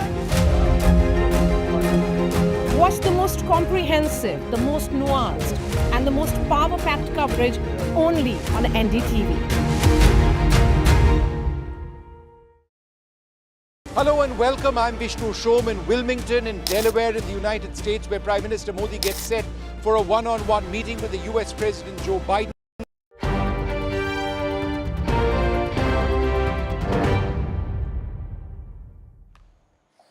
Welcome back. Our non-stop coverage of the Prime Minister's three-day power-packed visit to the US. Of course, a lot is on agenda, and the crucial bilateral meeting between Prime Minister Modi and President Joe Biden is expected to begin shortly. But this time, interestingly, at President Biden's residence in Wilmington, the first time that he's hosting world leaders at his residence. Also a farewell gesture, in a sense, to President Biden, given the fact that this is his last Quad summit as well before he retires, before his term comes to an end. Well, joining me this evening, Adele Malka Nazarian, an American media personality and a political analyst. Also Seema Sirohi, columnist and author of a book on India-US relations, Friends with Benefits, the India-US story. Adele, I had to cut you short earlier. Go ahead and tell us what you were talking about. And also, it's an extremely interesting time in the US. A change of guard is in the offing. But what's clear is that US, irrespective of whether it's the Democrats or the Republicans at the helm, views India really as a trusted and permanent friend. Absolutely. And it's great to be on with you again. You know, if we think about it, there's over 4.8 million Indian Americans living in the US, American Indians, and they are representing among the wealthiest, most educated communities in the country, playing crucial roles, increasing roles in politics, business, academia, right? Think about the number of visas. I think in 2023 alone, the US issued over 1.4 million visas to Indian citizens, making India one of the largest contributors to the US economy, both in skilled labor and educational exchanges, right? Then you have the geopolitical issues, right? You have the counterbalancing of China, of course, which in India's defense partnerships with the US obviously have grown significantly, particularly in Indo-Pacific. I mean, 8 years ago, I was talking about how important it is for the US to take India as a very serious strategic ally and partner on the global stage for these issues and more. And it's in energy. I just want to also point out bilateral trade between both countries, right? It's an all-time high. It was reached in terms of bilateral trade between India and the US in 2022 with 191 billion in assets that were traded between the two countries. Sorry about that. I think that what we're seeing here is, you're right, regardless of whether it's a Trump administration or a continuation of the Biden administration under Kamala Harris, India will remain a crucial and viable partner for the US on the global stage diplomatically. In fact, it's also important what you said about the Indian diaspora playing a crucial role, economically, which is why this relationship, Ms. Sirohi, has in a sense transformed to a more symbiotic relationship, a relationship between equals. Why do you think that this diaspora diplomacy is such a cornerstone as far as India's relationship with the US is concerned? Whether it's what we saw in terms of the layoffs, there were some concerns on the part of the IT professionals, whether it's reverse migration, those are issues that are extremely important as well. Right. The diaspora is extremely important in this relationship. The people-to-people connection. I think, let's look at China. They don't have the same thing that Indian Americans do. The 4 million odd Indian Americans here, look at the Biden administration. There are more than 150 Indian Americans at various levels of government, including at some very high levels. You have a presidential candidate now, currently the vice president, who's Indian American. The rival vice presidential candidate's wife is an Indian American. So the kind of diaspora presence, the importance, the contributions, because don't forget, the best and the brightest from India came here because of the way the US immigration policy worked. And then a lot of the students stayed back here to work. Right. So it's become a bridge in the relationship. And going forward, it'll play a very crucial role. But I wanted to add one point about bipartisanship. This is the only issue. India is the only relationship, I would say, on which there is bipartisan consensus. Both Republicans and Democrats want the relationship to be stronger. Just yesterday, the House and the Senate, the House created a caucus on the Quad, where both Republicans and Democratic congressmen came together. Senate passed a resolution saying that the Quad, of which India is an extremely important pillar, is now the centerpiece of the US foreign policy. So if India is part of the American, crucial part of the American foreign policy objectives, then you can see the relationship is on a very solid footing. I feel the trajectory is going to only go in a positive direction. What the Biden administration has done, which is something that should be noted by people in Delhi, is it has compartmentalized the troublesome areas, So supposing there's a hiccup in the relationship, for example, the alleged assassination plot. Yes. The Biden administration did not allow that to overshadow other parts of the relationship. And that's something So I think that's an that is important not point as you're well making, that we are at a as stage where our bilateral relations have in a sense transcended these minor challenges. I'll come back to you, Mr. Rohi, on the Khalistan aspect, because I think that's important. But we also have a readout of President Biden's meeting with Prime Minister Kishida of Japan, in fact. And one of the paragraphs actually talks about what they discussed vis-a-vis China. So the leaders discussed their respective diplomacy with the People's Republic of China and their shared concerns about China's coercive and destabilizing activities, including in South China Sea. They also reaffirmed their commitment to developing and protecting critical and emerging technologies. But Dr. Swasti Rao, so this seems to suggest that there is a very open discussion as far as the China challenge or the Chinese threat is concerned, and that is something we can expect in the Quad Summit as well. For an organization or for a formation that was largely dormant till 2017, the China challenge is something that's an extremely pressing one. Well, absolutely. I mean, where is the doubt about the fact that, yes, the elephant in the room has been China. And when it is about Quad, of course it is about China. The only thing with respect to China that we need to keep in mind is that I think India's policy of China agnosticism would continue when it comes to formal statements, because ultimately it's in our favor, All right, so Dr. Swasti Rao, continue to be with us. I'm sorry to interrupt you there, but we're getting live pictures of Prime Minister Modi arriving at President Joe Biden's residence in Wilmington for the crucial bilateral meeting. We'll try and get those pictures on air. These are visuals, in fact, from Wilmington, from outside President Joe Biden's residence, where my colleague Vishnu Shom has been reporting from. And the Prime Minister's motorcade has arrived there, is the information that we're putting out right now.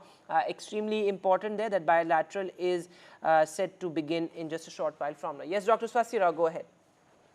Well, so very quickly, like I said, that we would, I think from India's perspective, this China agnosticism is going to continue when it comes to formal statements, because you see, one of the things, one of the narratives that the Chinese Communist Party has been extending with respect to India's engagement in the Quad is that, Quad is a nation, NATO, etc. And if you really speak to the Chinese, I mean, I was there a month ago when I was speaking to their strategic experts on Europe and the war in Indo-Pacific, and I think they actually sort of live in a very alternative reality, which is that according to them, India is the major destabilizer. So anyway, what I'm coming to the point that I wish to sort of convey is that having a kind of a name calling when it comes to China is something for India, to be playing into Chinese hands and playing into that narrative. So it is definitely against our interests. So I would expect that this China agnosticism would continue. That's the first thing.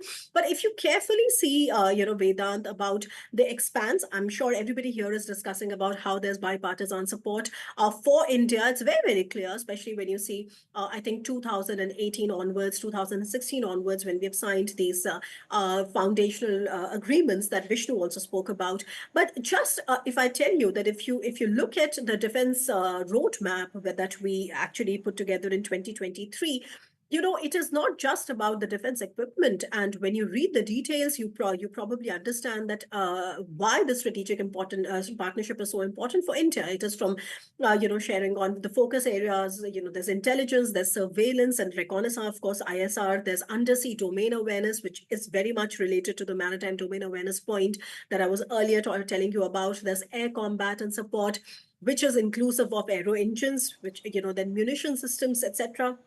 Mobility. So what I'm saying is that when you look carefully at all these details, you do see that China continues to be a very important point, because of which there is convergence between India and the US. Not to disregard that there is also bilateral, convergence, and there's also, this wonderful trade relationship. By the way, a lot of people perhaps would not know that this trade relationship that we have with the US, a lot of times you'll see that US sort of emerges as India's topmost trading partner, and then the next month probably it's China back again, and then this US is back again, so on and so forth. But a thing that is usually missed in these discussions is that our trade with the US is also in our trade we have a trade surplus there. Okay, contrary to the relationship, the trade relationship we have with other trading partners like China, which is a huge deficit, or for that matter, with Russia, with Right. whom our trade deficit is ballooning because of the oil trade. So I think this is one very Yes, crucial I think factor. that is an important. Lastly, Yeah, go ahead. yeah. Yeah, no, Vedant, I just wanted to conclude my point and say that, ultimately one has to understand that an empowered and a stronger India in the Indo-Pacific is right now in the US interest. And if you sort of understand that key point, you understand why there's bipartisan, consensus on India. And then you also understand why more than 50% of India's defense exports are actually going to the US, contrary to what a lot of people might imagine. Yeah. I think that's very well put, that an empowered India in the Indo-Pacific is in the US's interest. But, keeping the focus now on the bilateral, well, these are pictures coming in of the Prime Minister's motorcade arriving at President Joe Biden's residence in Wilmington. Very symbolic in a sense that this bilateral is being held at his residence in Wilmington for the first time. President Biden hosting leaders at his residence. Adele, come in on this point because, there are two key agreements that we're looking at as well. One, of course, the economic framework and also the India-US drug framework. These are two key agreements that could be inked as far as this bilateral is concerned, and also an announcement expected on space cooperation. There's a lot of interest around that as well. So really new avenues being explored by the two partners. Absolutely. It's amazing. And I think it was 8 years ago, I was, a member, part of the Raisina dialogue in India. I was in Delhi. And even then, we were talking about the importance of drug manufacturing taking place in places outside of China, long before COVID even happened and supply chain disasters were, coming to light. But Africa, India and Africa, of course, India's presence in Africa is another issue to be looked upon. Of course, China has a very strong presence there, but even with regard to the drug and pharmaceutical manufacturing industry, with the US-India relationship, it will drive down costs. Also, it is a soft power move. It is absolutely a geopolitical tool in that regard of diplomacy, because what you have here also is India and China now competing and vying within Africa, another entire continent, for the very same things that China had a monopoly over previously. I also want to say, of course, in the national security perspective as well, it's so critically important to keep in mind that India is a much more trusted partner, a much more trusted ally. But I want to also point out, if I may, regarding the American Indian diaspora community in America, United States, that there's, I don't know if you've heard of it, but House Resolution 1131, which actually celebrates and pushes back against the rising attacks against Indians, Hindu Americans especially as well. It's against Hindu phobia. And I think that, unfortunately, it's obviously been an issue for decades now in the US. But because the Indian American diaspora has become so much more powerful and so much more of a mainstay as part of America's fabric in recent years, unfortunately, the hatred and vitriol that's being cast towards them has similarly become elevated, which is a good thing because now the media has an opportunity to talk about it more and hopefully put an end to it. So it's a lot of stuff happening, Yes, absolutely. There is a lot to sort of be to look forward to. But Mr. Roy, there are also challenges that need to be ironed out. Of course, you briefly touched upon the Pannu issue. There also news came right ahead of the Prime Minister's arrival that the White House has hosted some pro-Khalistan leaders. So, of course, that is procedural given the fact that they were summoned. But how do you see that Khalistan issue as far as the India-US relationship is concerned? Do you expect it to be brought up in the bilateral? Can India and the US sit across the table and iron out its differences vis-a-vis the Khalistan issue?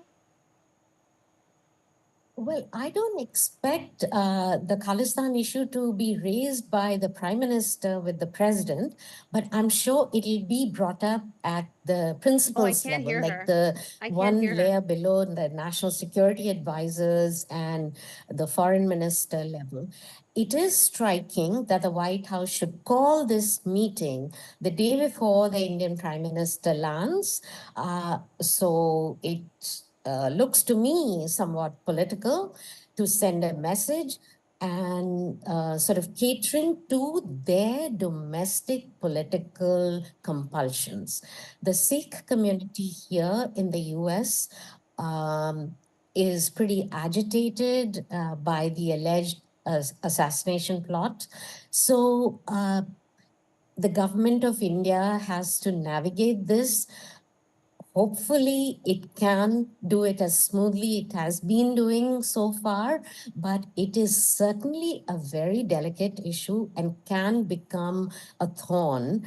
But as I said before, there is a real attempt in this administration to keep the problems in silos, to keep them aside, to let the larger relationship keep growing, getting stronger, etc., and not letting the problem areas to come in between. But this is very noticeable that they should have called this meeting the day before. Right, but as you said earlier as well, that we are in a position where we have transcended these minor challenges, though of course challenges do remain and they have to be ironed out. This is our top focus on NDTV. Thanks all very much for joining us on the show this evening. Mr. Rohi, Adele, and all of you for being here, Ms. Swasti Rao as well. This, of course, is a crucial visit by the Prime Minister. A lot to unpack, a lot to decode. We will continue to track the story very, very closely. For now, a short break.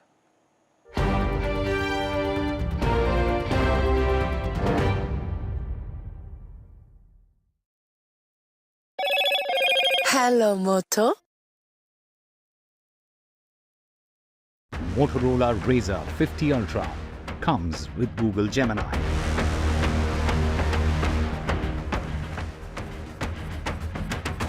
The national capital gets its youngest chief minister in the Aam Aadmi Party, Zatish.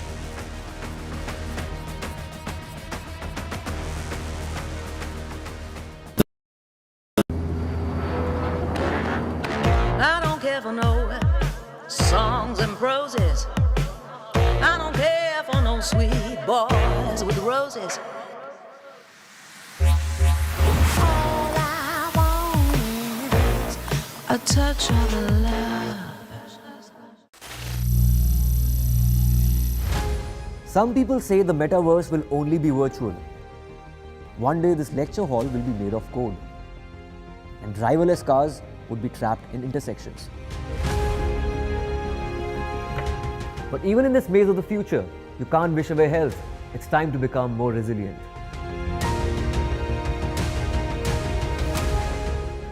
"10 years of Banega Swasth India, we have grown and achieved so many milestones.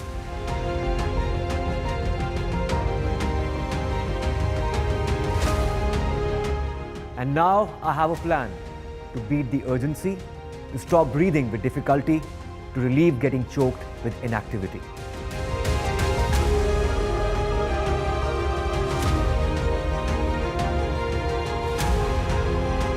Energize our government, our environment, our society, and ourselves.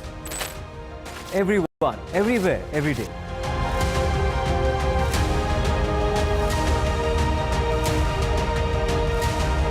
Banega Swasth India. One world hygiene.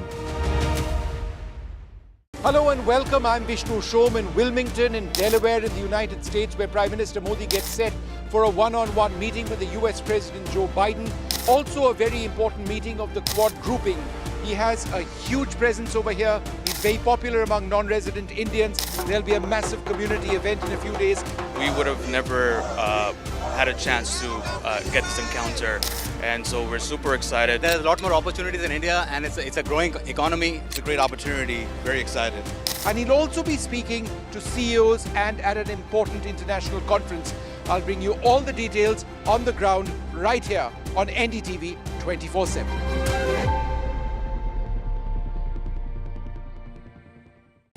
Stay informed and entertained with the new and updated NDTV News app.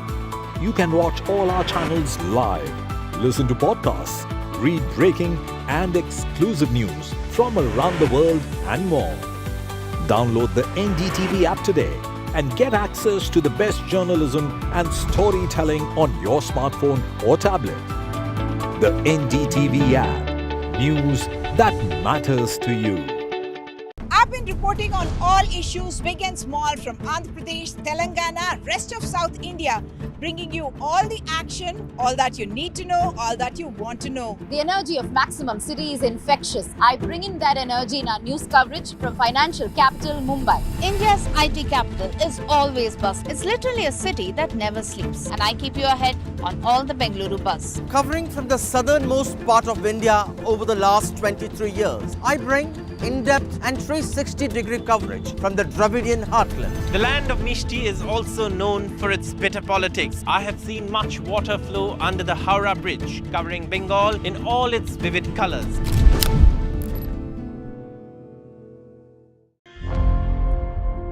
Election sunrises on the proverbial paradise. Jammu and Kashmir gets set to vote in assembly elections after a gap of 10 years. For the BJP, it's a referendum on Article 370. For the Congress and regional parties, it's a battle for survival. An election that will go down in the history.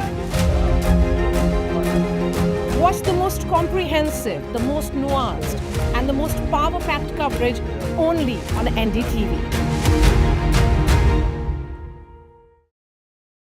Hello and welcome. I'm Vishnu Shom in Wilmington in Delaware in the United States, where Prime Minister Modi gets set for a one-on-one meeting with the US President Joe Biden.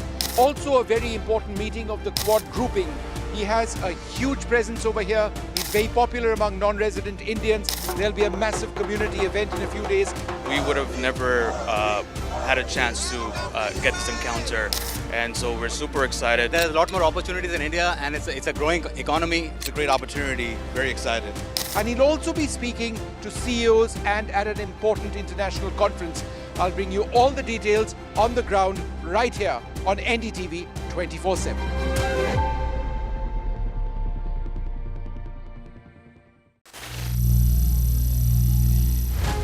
Some people say the metaverse will only be virtual. One day this lecture hall will be made of code, and driverless cars would be trapped in intersections.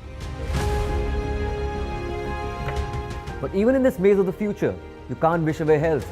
It's time to become more resilient.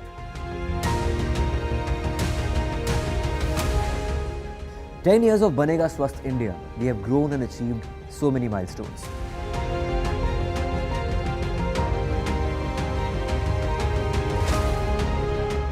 And now I have a plan to beat the urgency, to stop breathing with difficulty, to relieve getting choked with inactivity.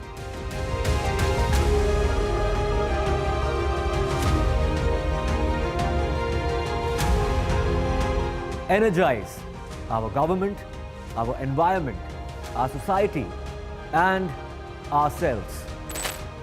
Everyone, everywhere, every day.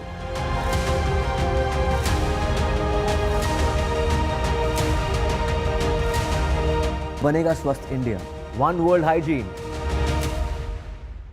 Hello and welcome. I'm Vishnu Shom in Wilmington in Delaware in the United States, where Prime Minister Modi gets set for a one-on-one meeting with the US President Joe Biden. Also a very important meeting of the Quad grouping. He has a huge presence over here. He's very popular among non-resident Indians. There'll be a massive community event in a few days.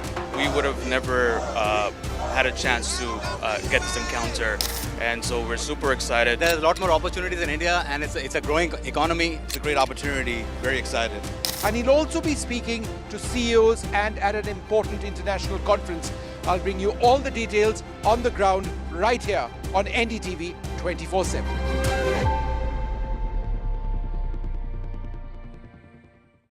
Stay informed and entertained with the new and updated NDTV News app.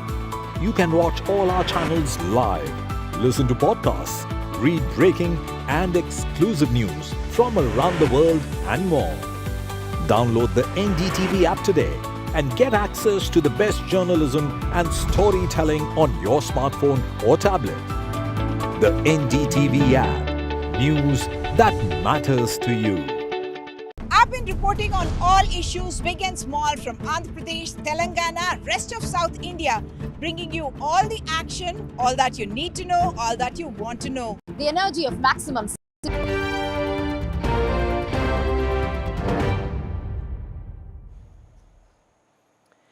Hello and welcome to watching NDTV. I am Vedant Agarwal. Well, this is our non-stop coverage of the Prime Minister's crucial visit to the US. It's a 3-day power-packed visit. A lot is on agenda, and well, the latest is that the bilateral meeting with US President Joe Biden has begun. In fact, these are latest visuals coming in. Prime Minister Modi at President Joe Biden's residence in Wilmington.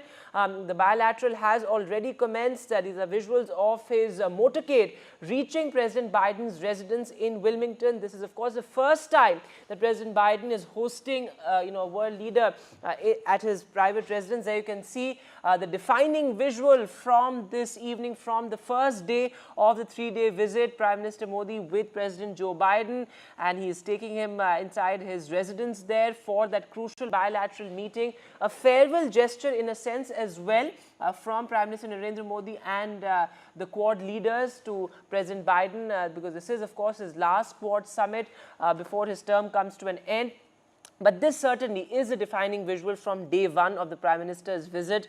Well, he drove down from Philadelphia to Wilmington at the official residence of President Joe Biden. And of course, it's the Biden-Modi camaraderie that has been much talked about by experts and diplomats across the world. It's this bonhomie, perhaps, that's really at the center of India's growing relationship with the US, which has really transformed, particularly in the Biden years. In the past 4 years, we've seen a lot of business being done. But of course, these visuals are extremely important. The bilateral is now underway. What is on agenda? Well, 2 key agreements are likely to be inked. One, of course, relating to the economy, and the other on the India-US drug framework. So that's also going to be extremely crucial. Remember, the last time Prime Minister Modi was in the US, it was a state visit, and President Biden, in fact, also hosted a state dinner for Prime Minister Modi, a rare of the rarest honor. And also, the Prime Minister addressed the Congress as well last time around, and that was the second time that the Prime Minister addressed the Congress, a rare feat again. But extremely important there, the bilateral is now underway, and Prime Minister Narendra Modi has arrived at President Joe Biden's residence in Wilmington.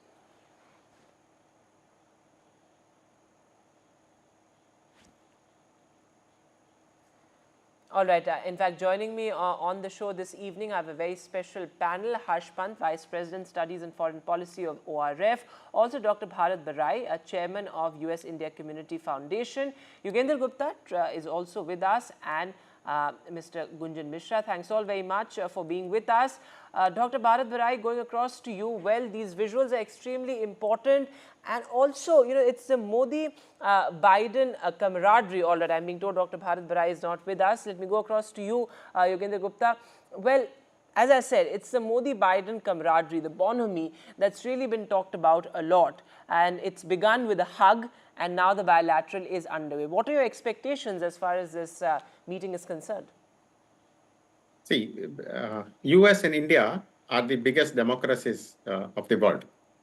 And any relationship and the cooperation between those 2 democracies is going to be always welcomed by the world. And that will be both democracies work for the freedom of the speech and the democracies and for the betterment of the humankind and human being. So that's with the meeting of the Modi and Biden, I'm pretty sure that is all what is going to come out of it also. 2 key agreements likely to be inked as well, apart from, of course, the larger issues of security and defense and the larger peace solution that we're looking at very closely. But these 2 agreements, I think that's a lot of interest as far as they are concerned. The India-US drug framework, and also economically, we have seen that our trade has really gone up, particularly in the past 1 or 2 years. There has been a great emphasis on exports and imports. But how do you see these 2 agreements, in a sense, strengthening our bilateral relationship? Yes, so the economic growth is between the 2 world's largest democracies. As this grows, economic cooperation, definitely it is going to help the entire economic system in the entire world. So from that perspective, I see this agreements between India and Bharat are going to help both the countries. I, being the US citizen here in the US, I look forward for these agreements and the benefits for both the democracies around it. Absolutely, and I think something that you mentioned was extremely important, that economically as well, India and US are at a position where we're closer than ever before. Would you say, Yogendra Gupta, also that we've undergone a major transformation, a paradigm shift in the India-US relationship in the Biden years, given the fact that, of course, we've seen so much being done, whether it's the semiconductor plant being set up, whether it's the innovation handshake, as it were, and of course the people-to-people connect that's been much talked about. Do you see it as some sort of a polar shift in the relationship between the two bilateral partners? Yes, definitely. The bilateral relationship between both the countries, US and America, is developing and growing over the last decades or so in a very positive direction that I feel and then see. And I think this relationship is going to grow further, irrespective of the leadership, the growth on this relationship. Because this is the human that's relationship, again an important point, that the relationship is only going to go further from here, irrespective of the fact that there is a change of guard in the offing. All my other guests are also now with us. Mr. Harshpant, going across to you now, what are your expectations as far as this bilateral is concerned? Looking at the larger geopolitical context as well, the Prime Minister's visit to Russia and Ukraine are also likely to be brought up in this key bilateral meeting. But go ahead, on top of mind, what are some of the key issues you think would be addressed? Hi, I think, this is certainly one of those visits where Prime Minister Modi would be, in fact, thanking President Biden for his stewardship of this very important relationship over the last 4 years. And I think in some ways, this is a meeting to consolidate the gains that have been made under President Biden's leadership and, of course, wait for the new president to take over. But largely, I think we have, what we expected is bilaterally, we are looking at strengthening cooperation economically in critical technologies, particularly semiconductors. We are looking at a drug partnership and health partnership to be expanded. So I think there are a number of areas where perhaps we will take our partnership forward, benchmarking them with regard to what has happened in the past.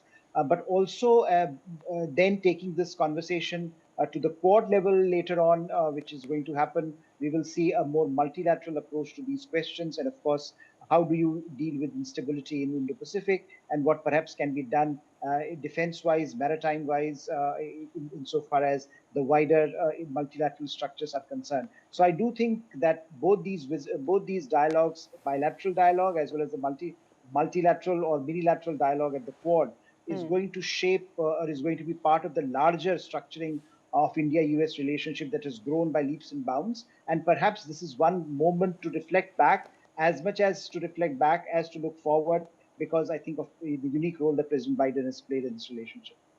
Absolutely. And Dr. Bharat Barai, as much as this visit is about the larger issues of security, defense, and of course research and innovation, it's also about that people-to-people connect that's become such a cornerstone of India's diplomacy, particularly when it comes to the US.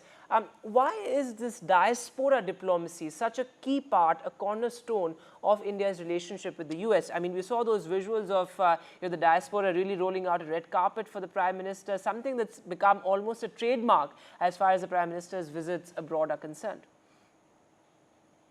See, the diaspora is recognizing that after almost 7 decades, India had a Prime Minister who had a vision. He was honest. He did not allow corruption at the higher level. He dedicated himself to growth of India in all the fields, whether it is education, industrialization, agriculture. So he is tirelessly working for last 10 years to bring up India's level. And you can see that now India has become the 5th largest economy in the world and is likely to become the 3rd largest economy. So where do you see a Prime Minister who is so dedicated to bring up the growth of the country and his vision that by 2047, I want to make India a Viksit Bharat.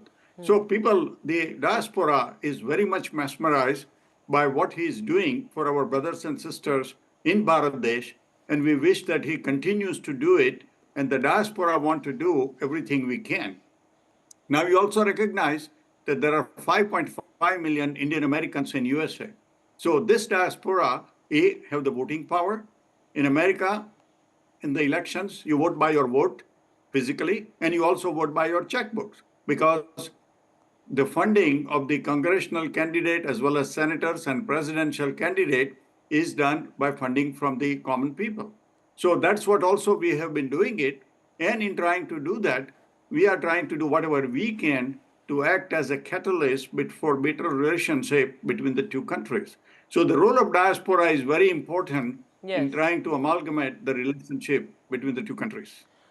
Mr. Gunjan Mishra, come in on this. Do you see a kind of a shift also in terms of how the West perceives India? I mean, as we've been discussing, this is also now a relationship between two equals. It's a symbiotic relationship, as many would call it, and it has undergone a major transformation, I would say, in the past 4 to 5 years, in terms of the kind of business, the kind of trade that we've done. And it's gone from, it's gone well beyond just buying defense equipment, say, from the US. It's about co-producing defense equipment. It's about innovation. It's about research. So would you say that there is a shift in terms of how the West, in terms of how America perceives India? Absolutely, absolutely. There has been a sea change in the approach of United States government and the West, if you see, towards India. They're not only the trading partners now, but they're also getting very tech, a lot of great research together. And I think a lot of tech transfer is being talked about. So I think that's a telltale sign of an equal footing when it comes to the friendship. So because India has been really, it's been in last few decades, I would say, has really come up in terms of its technological prowess. It has impressed the whole world with its ingenuity in technology and software. And it also carries a lot of soft power. And along with that, it also carries a lot of a very big market. So I think all these things coupled together, there has been a realization in West that India can not be, it has to be taken up to the pedestal here.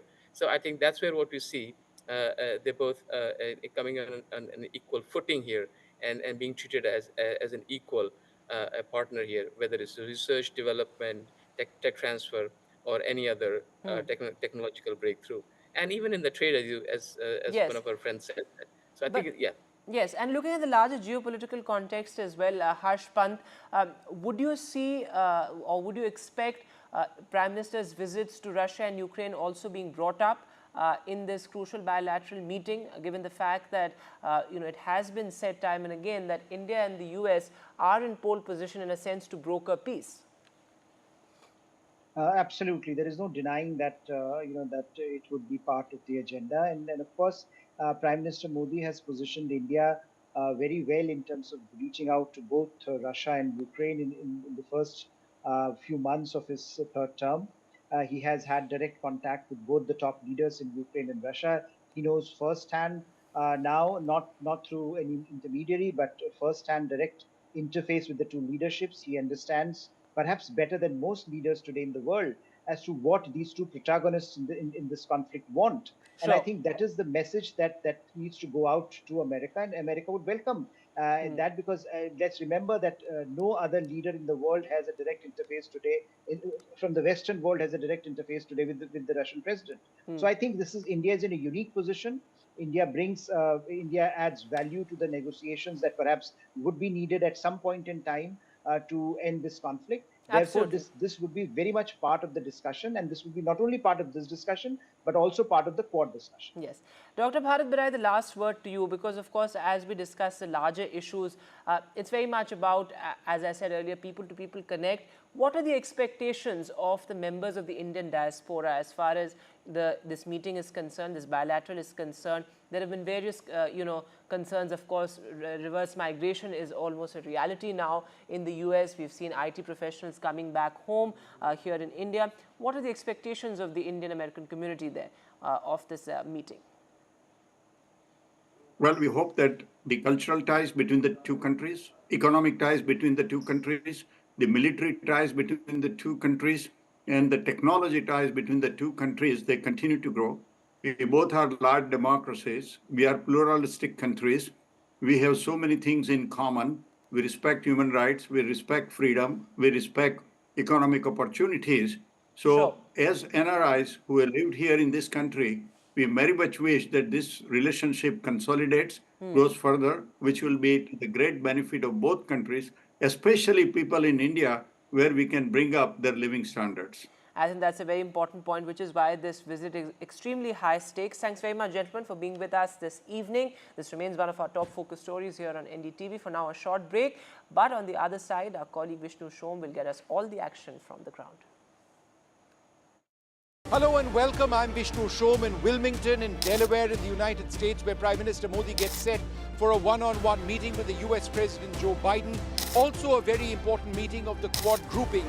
He has a huge presence over here. He's very popular among non-resident Indians. There'll be a massive community event in a few days.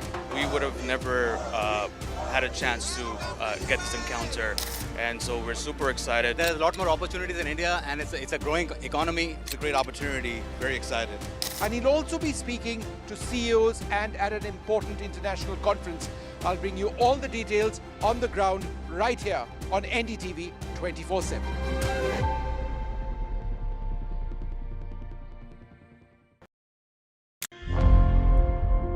Election sunrise is on the proverbial paradise. Jammu and Kashmir gets set to vote in assembly elections after a gap of 10 years. For the BJP, it's a referendum on Article 370. For the Congress and regional parties, it's a battle for survival. An election that will go down in the history. Watch the most comprehensive, the most nuanced, and the most power-packed coverage only on NDTV.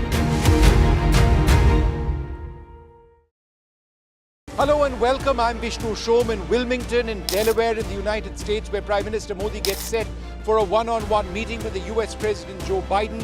Also a very important meeting of the Quad grouping. He has a huge presence over here. He's very popular among non-resident Indians. There'll be a massive community event in a few days. We would have never had a chance to get this encounter, and so we're super excited. There's a lot more opportunities in India, and it's a growing economy. It's a great opportunity. Very excited. And he'll also be speaking to CEOs and at an important international conference. I'll bring you all the details on the ground right here on NDTV 24/7.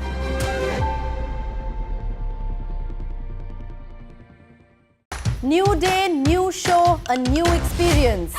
Start your day with the news, not views. We bring you stories that matter and impact your life. News that informs and keeps you ahead. From Maximum City, Mumbai, to the seat of power, Delhi, NDTV brings you the best breakfast show. Breakfast news on NDTV, 8 a.m. every day.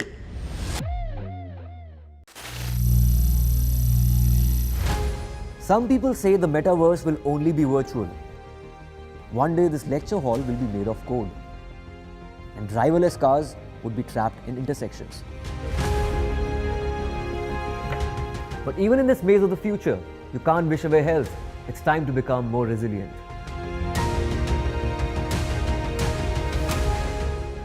"10 years of Banega Swasth India, we have grown and achieved so many milestones.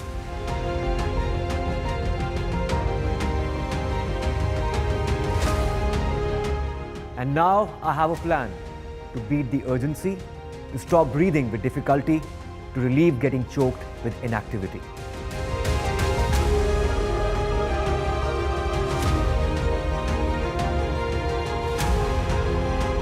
Energize our government, our environment, our society, and ourselves. Everyone, everywhere, every day.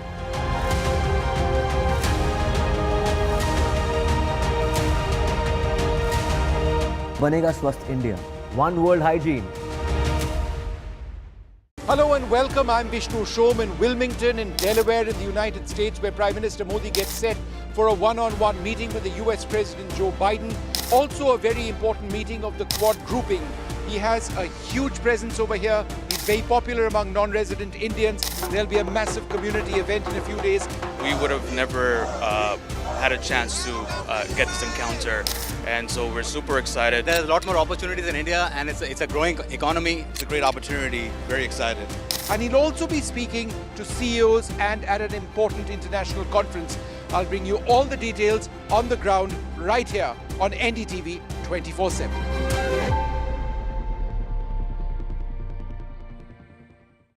Stay informed and entertained with the new and updated NDTV News app. You can watch all our channels live, listen to podcasts, read breaking and exclusive news from around the world and more. Download the NDTV app today and get access to the best journalism and storytelling on your smartphone or tablet. The NDTV app. News that matters to you. I've been reporting on all issues.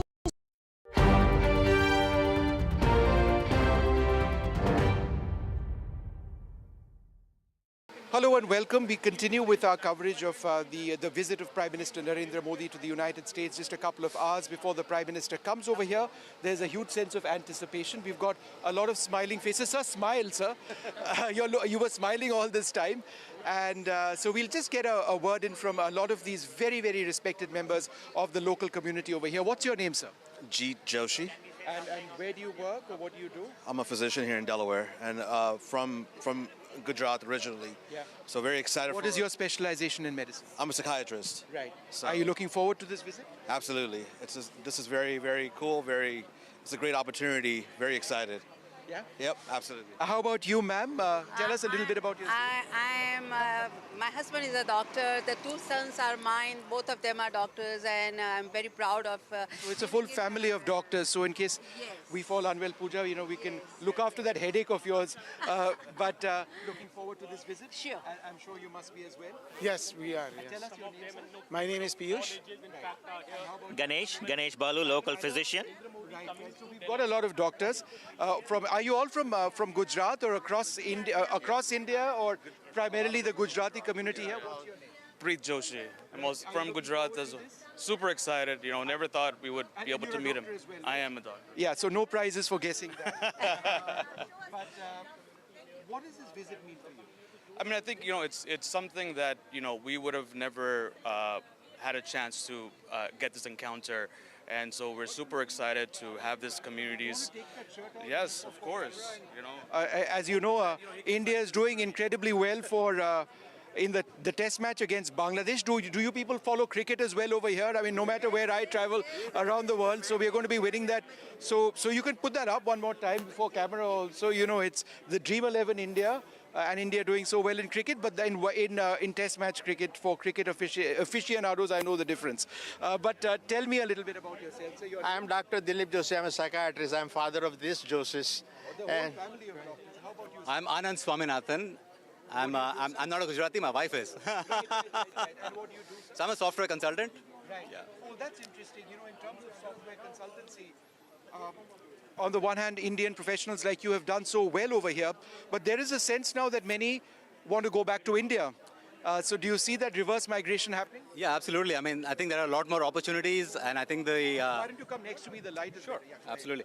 Yeah, there's a lot more opportunities in India, and it's a growing economy. A lot more people still below the poverty line, so there are a lot of opportunities for software development, and there are a lot of startups that are coming so fast in India. So I think there are a lot of opportunities. I think. तो मतलब आप जो कह रहे हैं कि reverse migration हो रहा है यहाँ से? Absolutely हो रहा है, because वहाँ पे projects इतने अच्छे से चल रहे हैं. So there's absolutely no question about people going back and looking towards startup. और आप यहाँ कितने साल के लिए रह चुके हैं? यहाँ पे मैं 24 साल से हूँ. 24 साल. और आपको कभी लगता नहीं है कि वापस इंडिया जाए? अभी तक तो लगता नहीं है, but we will plan half and half maybe.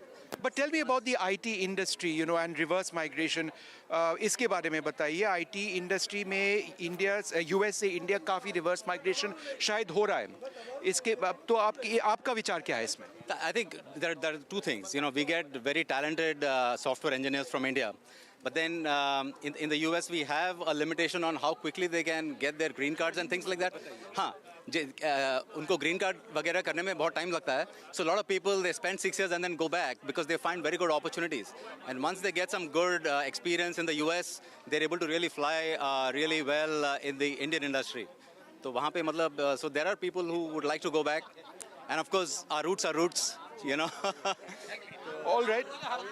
All right. Well, there you have it. So many members of the community over here looking forward to the visit of the Prime Minister. Just the sense of being close to Prime Minister Modi is something which they're clearly excited about. It's back to the studio.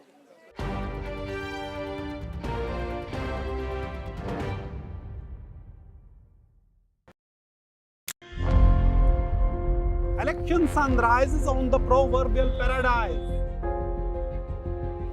Jammu and Kashmir gets set to vote in assembly elections after a gap of 10 years. For the BJP, it's a referendum on Article 370. For the Congress and regional parties, it's a battle for survival. An election that will go down in the history. Watch the most comprehensive, the most nuanced, and the most power-packed coverage only on NDTV.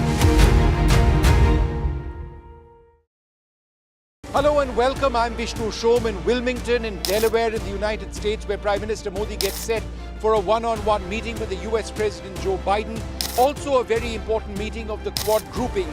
He has a huge presence over here. He's very popular among non-resident Indians. There'll be a massive community event in a few days. We would have never had a chance to get this encounter, and so we're super excited. There's a lot more opportunities in India, and it's a growing economy. It's a great opportunity. Very excited. And he'll also be speaking to CEOs and at an important international conference. I'll bring you all the details on the ground right here on NDTV 24/7.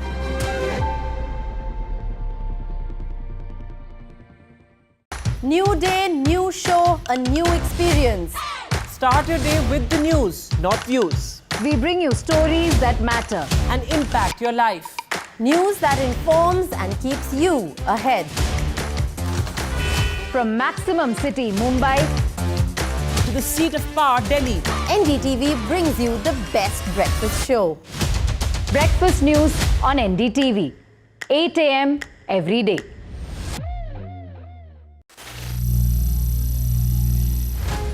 Some people say the metaverse will only be virtual. One day this lecture hall will be made of code, and driverless cars would be trapped in intersections. But even in this maze of the future, you can't wish away health. It's time to become more resilient.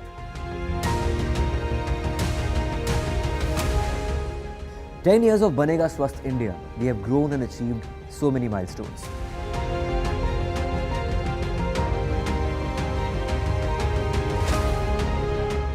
And now I have a plan to beat the urgency, to stop breathing with difficulty, to relieve getting choked with inactivity.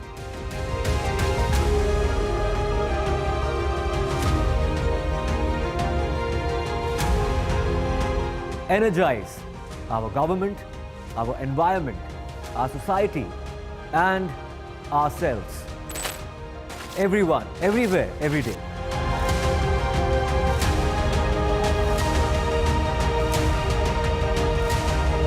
Banega Swasth India.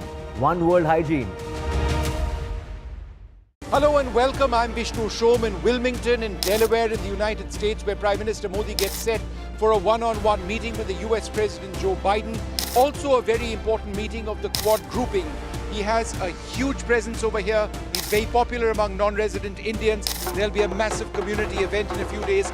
We would have never had a chance to get this encounter, and so we're super excited. There's a lot more opportunities in India, and it's a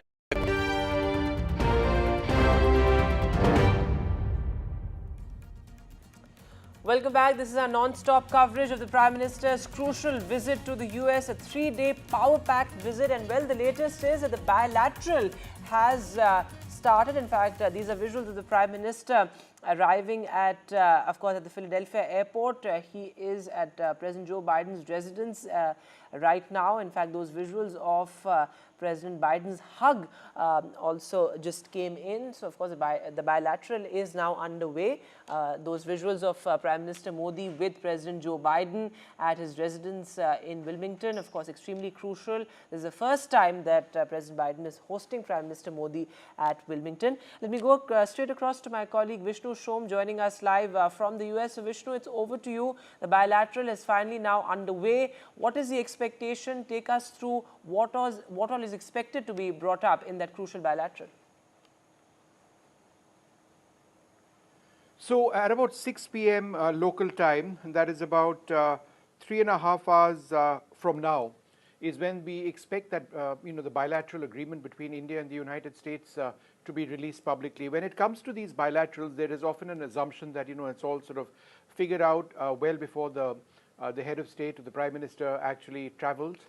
That's not always the case. There is always this last-minute back and forth which goes on the language of the bilateral agreement, on the language of the text which both sides want to actually release. In most cases, particularly with India and the United States, it's a common release.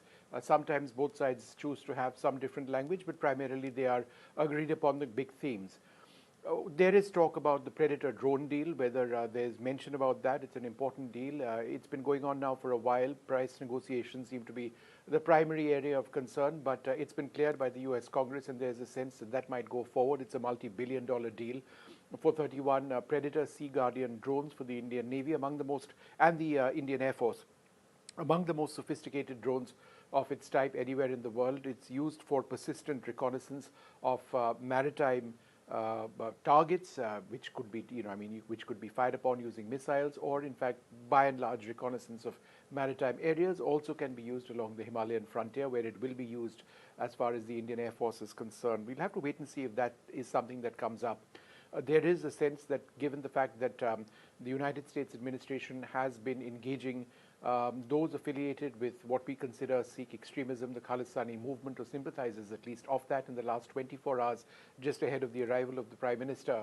And the fact that the Pannun case has come back into the news because the US appears to be ready to pursue legal provisions against even senior ranking Indian officials in this alleged plot whereby Pannun, who is a Khalistani extremist, was apparently being targeted on American soil.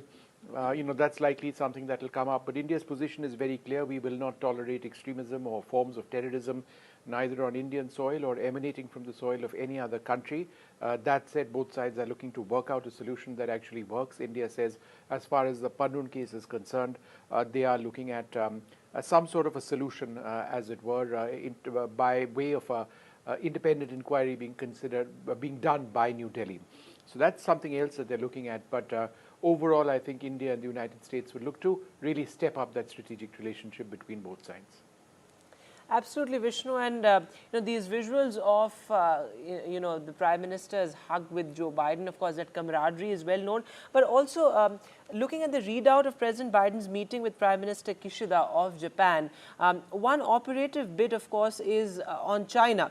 The readout says the leaders discuss a respective diplomacy with People's Republic of China and their shared concerns about China's coercive and destabilizing activities. So, of course, very open sort of discussion on the China challenge. So, of course, that seems to be high up there on the priority list as well. No, you're quite right. Now, whether that comes up in the context of the bilateral discussions between Prime Minister Modi and the US President, or it comes up in the context of Quad, we'll get to know in a couple of hours from now. I suspect it's going to be a primary talking point as far as Quad is concerned, particularly since the Japanese Prime Minister brought it up in the way that he did. We are seeing unprecedented Chinese expansionism in so many ways. Look at the rate of maritime activity in terms of shipbuilding, which is unprecedented in the history of the world. At least the scale at which they are building warships is something which has perhaps never been seen in the modern era. The fact that they openly are now in a position to achieve near parity with the US Navy, something which was unthinkable in the years in the past, is something which Japan certainly is concerned about, Taiwan is concerned about, the United States is concerned about, India is concerned about, because we see the presence of the Chinese in the waters of the Indian Ocean, whether it's research vessels which are actually scouring the depths of the Bay of Bengal, perhaps to enable submarine operations in the future, or the creation and the provisioning and the operation of China's first overseas military base, which is in the Horn of Africa in Djibouti, or their presence in the Hambantota port in Sri Lanka, which they have on a long lease, but it is an area, a facility which can be used to shelter Chinese ships, sometimes military, sometimes spy ships, as we like to call them, but certainly ships which have a dual use at the very least. Well, joining us now, somebody who has had an incredible role in building the relationship between India and the United States for several years. Ambassador Atul Keshup has been at one level at the forefront of or the face of the United States when it comes, in a sense, to building this relationship. But I can tell you that he's been a backroom operator as well in taking the relationship to where it stands now. Thanks, Ambassador Keshup, very much for being with us. Do you expect any serious takeaways from the bilateral engagement between the President and the Prime Minister? Vishnu ji, namaste and swagatam. It's nice to have you here on these shores. Thank you for having me. Yes, I expect quite a bit. I don't want to make news ahead of the governments, but I received a briefing earlier in the week that indicated that there's a lot of ambition between both sides. They're going to issue an update to the joint statement that was released during the state visit of Prime Minister Modi in June of 2023. There's going to be a lot of focus on the security aspects, a lot of focus on the technological aspects. Our convergence is increasingly technology driven because it is trust driven. And so I think you're going to see that more initiatives between the two governments to take care of the health and safety and well-being of our great peoples and all free people everywhere. So I'm very bullish about it. And I'm delighted that the president is making this special gesture of welcoming Prime Minister Modi at his hometown, in his home in Delaware, and then immediately following that with a Quad summit. I would argue to you, Vishnuji, that this Quad meeting is more important than the UN General Assembly meetings in terms of the strategic impact for the United States and possibly also for India. Absolutely. You know, the Pannun issue is something that's come up in the last 24, 48 hours once again. There is a sense that it's not a deal breaker, it's not a showstopper in the context of the overall strategic relationship between India and the United States. That's my reading. Is that your sense as well? Yes, I agree, because Washington and Delhi are compelled to cooperate with one another. The world's two greatest democracies, working with their allies and partners, have to uphold essentially the established order, which has been good for you and for us and so for so many people around the world, in the face of what is now an increasingly concerted Russian, Chinese, North Korean, Iranian, and terroristic threat to that established order. So whether we like it or not, whatever our problems may be, we are compelled toward greater strategic, economic, and technological convergence. And it's happening faster and faster. Certainly the member companies of USIBC, Indian and American, are being caught up in it in terms of life sciences, in terms of cybersecurity, semiconductors, artificial intelligence, and so much else, where frankly, Vishnu, the free world has to get it right, because our enemies will contest to try to get it wrong and to leave humanity in a very dark way. So yes, there can be problems between two great democracies that are as layered and diverse as ours are. But I think that the governments realize they have to address their problems in a spirit of partnership, and they are doing so. They're doing so with maturity. And I expect that there will be further such problems between two vast countries like ours. But we have learned how to deal with one another in resolving these problems. And we also do it within the backdrop of a very great and rising strategic compulsion. Ambassador Keshup, the Prime Minister was in Russia some time back. He was in Ukraine quite recently. This is important because it's not just India, but perhaps the Global South does see India as playing an important role in potentially bringing an end to the conflict between Russia and Ukraine, or even if not bringing to an end, but at least starting the process where both sides get on the table and start earnestly talking about peace. I was in Kiev recently. I didn't really see very many signs in Ukraine that they were very close to that stage. But do you believe that India does have a role? I think India, as the world's largest democracy, absolutely can have a role. And certainly it has privileged relations with many countries as a leader of the global South. And so, I commend and applaud any effort by anybody to try to end what is an absolutely disastrous and ruinous war, a war that has done colossal damage in Europe, particularly to the people of Ukraine, but also now increasingly to the people of Russia and to the economies of every country around the world. But this is a war that was started by one man, and it is a war that can end in 1 minute based on the decision of one man. And if any party can get Mr. Putin to end his disastrous and misguided war and improve the prospects for humanity in Europe and everywhere, I wish them the greatest of success. Ambassador, let's just flip to another potential conflict, Taiwan. The fact that we're seeing unprecedented expansion as far as Chinese maritime activity is concerned, and certainly shipbuilding is something which all of us are observing. They are in a status of near parity with the US Navy, unthinkable just a few years back. Japan has all sorts of concerns. Prime Minister Kishida has referred to that in a joint statement with President Biden today, earlier on. Again, how is there the broader convergence among Quad nations on the growth of China militarily and strategically? So this is why, Vishnu, the Quad Summit is so important. And as I said earlier, strategically, it is, for Americans at least, I think, even more important than the UN General Assembly happening next week in New York. The Quad stands for something positive. It stands for the power and potential of all of our free and great democratic nations. It stands for the future, a happy future for humanity. It stands for freedom, openness, sovereignty, prosperity. It stands as a great symbol of solidarity to countries like the Philippines that are facing constant bullying and aggression from the Chinese, who are, of course, a much, much, much bigger polity. And so I think the president going out of his way to host the Quad Summit in his last innings as president in his hometown sends a very strong signal of the durability and the relevance and the importance and the staying power of the Quad and the relevance of the Quad to all of the people of the Indo-Pacific. A final question, the US-India, the US-IBC, which you head, looks after this incredibly important economic relationship at one level. You know, in a sense, it's your job to push the economic relationship between the two sides. The Prime Minister will be meeting several leading CEOs as well in New York. Could you tell us about the importance of that meeting, of those meetings? It's a roundtable, as I understand it.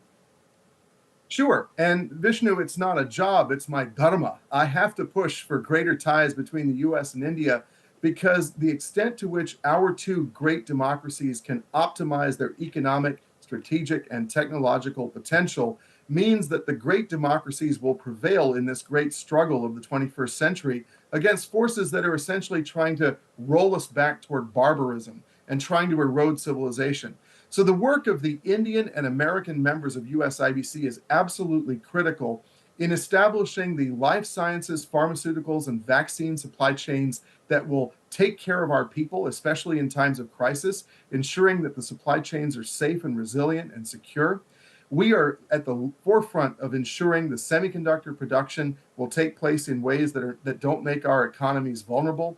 Defense and aerospace capabilities, also munitions development and production, and so much else besides, clean and renewable energy, fintech. The list goes on and on. Our companies trust one another. Our governments trust one another. The initiative on critical and emerging technologies is driving that technological convergence forward. And it is simply because we have learned since the pandemic that not only can we trust one another and rely on one another, but there are frankly certain countries and economies that we cannot trust.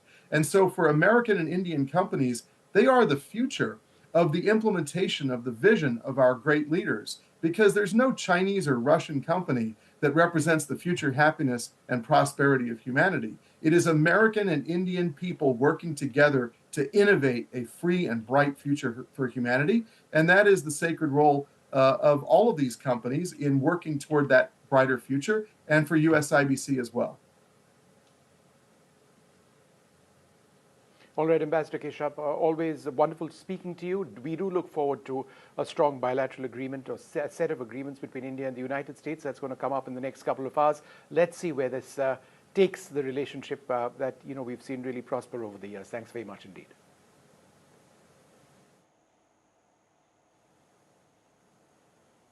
All right, Vishnu, thanks very much for joining us with that. This remains our top focus on NDTV. For now, we'll skip to a short break.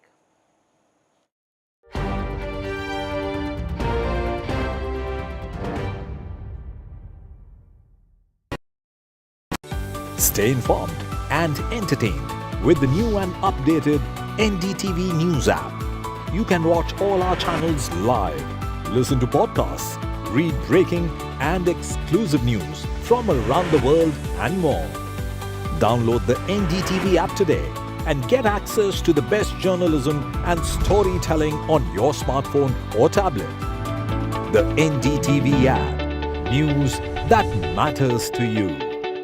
I've been reporting on all issues big and small from Andhra Pradesh, Telangana, rest of South India, bringing you all the action, all that you need to know, all that you want to know. The energy of Maximum City is infectious. I bring in that energy in our news coverage from financial capital Mumbai. India's IT capital is always buzz. It's literally a city that never sleeps. And I keep you ahead on all the Bengaluru buzz. Covering from the southernmost part of India over the last 23 years, I bring in-depth and 360-degree coverage from the Dravidian heartland. The land of Mishti is also known for its bitter politics. I have seen much water flow under the Howrah Bridge, covering Bengal in all its vivid colors.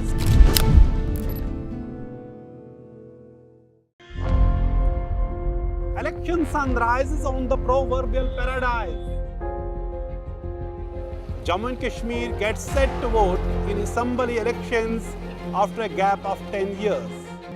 For the BJP, it's a referendum on Article 370. For the Congress and regional parties, it's a battle for survival. An election that will go down in the history. Watch the most comprehensive, the most nuanced, and the most power-packed coverage only on NDTV. Hello and welcome. I'm Vishnu Shom in Wilmington in Delaware in the United States, where Prime Minister Modi gets set for a one-on-one meeting with the US President Joe Biden. Also a very important meeting of the Quad grouping. He has a huge presence over here. He's very popular among non-resident Indians. There'll be a massive community event in a few days. We would have never had a chance to get this encounter, and so we're super excited. There's a lot more opportunities in India, and it's a growing economy. It's a great opportunity. Very excited. And he'll also be speaking to CEOs and at an important international conference. I'll bring you all the details on the ground right here on NDTV 24/7.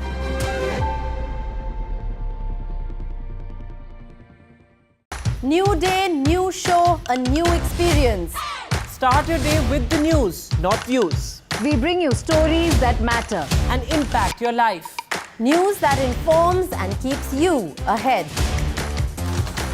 From Maximum City, Mumbai, to the seat of power, Delhi, NDTV brings you the best breakfast show. Breakfast news on NDTV, 8 a.m. every day.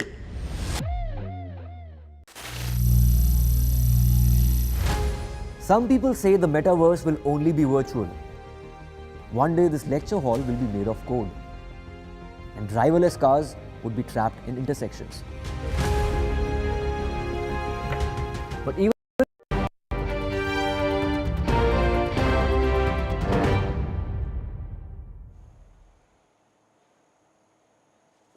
Welcome back. This is a non-stop coverage of Prime Minister Modi's crucial visit to the US, a 3-day power-packed visit. The bilateral is underway, and of course, the next big milestone is the Quad summit.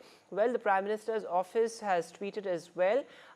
The Prime Minister says it's a special start to a significant visit. The President of the US, Joe Biden, warmly received Prime Minister Modi, and this was at his Wilmington home as well. This, as the White House has also posted on the Prime Minister's bilateral with President Joe Biden.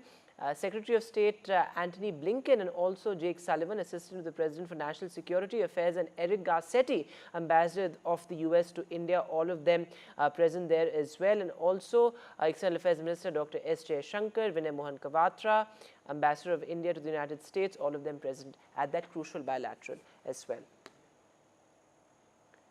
Well, as much as the visit is about larger issues of defense and security, it's also about diaspora outreach, a trademark really for the Prime Minister's visits abroad. Take a look at this report that my colleague Vishnu Shom sent us from Wilmington. Got a lot of smiling faces. Sir, smile, sir. You were smiling all this time. And so we'll just get a word in from a lot of these very, very respected members of the local community over here. What's your name, sir? Jeet Joshi. And where do you work or what do you do? I'm a physician here in Delaware and from Gujarat originally. Yeah. So very excited. What is your specialization in medicine? I'm a psychiatrist. Right. So Are you looking forward to this visit? Absolutely. This is very, very cool. It's a great opportunity. Very excited. Yeah? Yep, absolutely. How about you, ma'am? Tell us a little bit about yourself. My husband is a doctor. The two sons are mine. Both of them are doctors, and I'm very proud of. So it's a full family of doctors. So in case we fall unwell, Pooja, we can look after that headache of yours. But looking forward to this visit. Sure. I'm sure you must be as well. Yes, we are. Yes. Tell us your name, sir. My name is Piyush. Ganesh Balu, local physician. So we've got a lot of doctors. Are you all from Gujarat or across India, or primarily the Gujarati community here? What's your name? Preet Joshi. I'm also from Gujarat as well. Super excited. Never thought we would be able to meet him. I am a doctor. Yeah, so no prizes for guessing that. But what does this visit mean for you? I mean, I think, it's something that, we would have never had a chance to get this encounter. And so we're super excited to have this communities. Yes, of course. As you know, India is doing incredibly well for in the test match against Bangladesh. Do you people follow cricket as well over here? I mean, no matter where I travel around the world, so we are going to be winning that. So you can put that up one more time before camera also. It's the Dream 11 India. And India doing so well in cricket, but then in test match cricket, for cricket aficionados, I know the difference. But tell me a little bit about yourself. So I am Dr. Dilip Joshi. I'm a psychiatrist. I'm father of this Joshis. And I'm Anand Swaminathan. I'm not a Gujarati, my wife is. And what do you do? So I'm a software consultant. Right. Yeah. Oh, that's interesting. In terms of software consultancy, on the one hand, Indian professionals like you have done so well over here, but there is a sense now that many want to go back to India. So do you see that reverse migration happening? Yeah, absolutely. I mean, I think there are a lot more opportunities, and I think the... Why don't you come next to me, the light? Sure, yeah, absolutely. Yeah, there's a lot more opportunities in India, and it's a growing economy. A lot more people still below the poverty line, so there are a lot of opportunities for software development, and there are a lot of startups that are coming so fast in India. So I think there are a lot of opportunities. I think... तो मतलब आप जो कह रहे हैं कि reverse migration हो रहा है यहाँ से? Absolutely हो रहा है, because वहाँ पे projects इतने अच्छे से चल रहे हैं. So there's absolutely no question about people going back and looking towards startup. और आप यहाँ कितने साल के लिए रह चुके हैं? यहाँ पे मैं 24 साल से हूँ. 24 साल. और आपको कभी लगता नहीं है कि वापस इंडिया जाए? अभी तक तो लगता नहीं है, but we will plan half and half maybe. But tell me about the IT industry, and reverse migration. इसके बारे में बताइए. IT industry में US से इंडिया काफी reverse migration शायद हो रहा है. इसके तो आपका विचार क्या है इसमें? I think there are two things. We get very talented software engineers from India, but then in the US we have a limitation on how quickly they can get their green cards and things like that. हाँ, उनको green card वगैरह करने में बहुत time लगता है. So a lot of people, they spend 6 years and then go back because they find very good opportunities. And once they get some good experience in the US, they're able to really fly really well in the Indian industry. So वहाँ पे मतलब, so there are people who would like to go back. And of course, our roots are roots, All right. All right. Well, there you have it. So many members of the community over here looking forward to the visit of the Prime Minister. Just the sense of being close to Prime Minister Modi is something which they're clearly excited about. It's back to the studio. और पूरे कमरे में जो energy थी बहुत जबरदस्त थी. आपको देखना चाहिए था किस तरह सब लोग उत्साहित हुए और किस तरह इतने गर्वित थे, इतने प्राउड फील कर रहे थे कि हमारे प्राइम मिनिस्टर यहाँ आए. Modi ji is great. He has brought golden age of India back in front of us, and this is the historical moment for us to cherish. It's magical, and I just can't believe. I met him last year at state dinner. We were invited, so I met him personally. All right, so a lot of excitement, color and anticipation in the US, but a lot is on agenda, from the bilateral with Biden to the Quad Summit to, of course, the Prime Minister's address at the UN building. This remains our top focus on NDTV, and Vishnu Shom will get us all the action from the ground. Hello and welcome. I'm Vishnu Shom in Wilmington in Delaware in the United States, where Prime Minister Modi gets set for a one-on-one meeting with the US President Joe Biden. Also a very important meeting of the Quad grouping. He has a huge presence over here. He's very popular among non-resident Indians. There'll be a massive community event in a few days. We would have never had a chance to get this encounter, and so we're super excited. There's a lot more opportunities in India, and it's a growing economy. It's a great opportunity. Very excited. And he'll also be speaking to CEOs and at an important international conference. I'll bring you all the details on the ground right here on NDTV 24/7.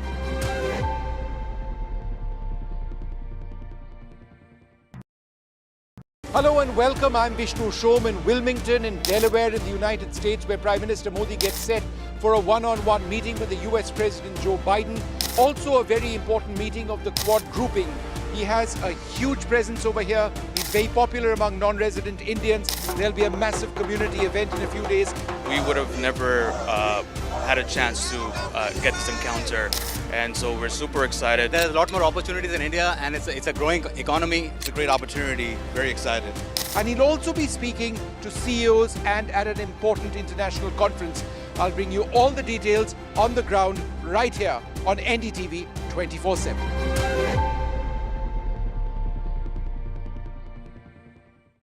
Stay informed and entertained with the new and updated NDTV News app. You can watch all our channels live, listen to podcasts, read breaking and exclusive news from around the world and more. Download the NDTV app today and get access to the best journalism and storytelling on your smartphone or tablet. The NDTV app. News that matters to you. I've been reporting on all issues big and small from Andhra Pradesh, Telangana, rest of South India, bringing you all the action, all that you need to know, all that you want to know. The energy of Maximum City is infectious. I bring in that energy in our news coverage from financial capital Mumbai. India's IT capital is always buzz. It's literally a city that never sleeps. And I keep you ahead on all the Bengaluru buzz. Covering from the southernmost part of India over the last 23 years, I bring in-depth and 360-degree coverage from the Dravidian heartland. The land of Mishti is also known for its bitter politics. I have seen much water flow under the Howrah Bridge, covering Bengal in all its vivid colors.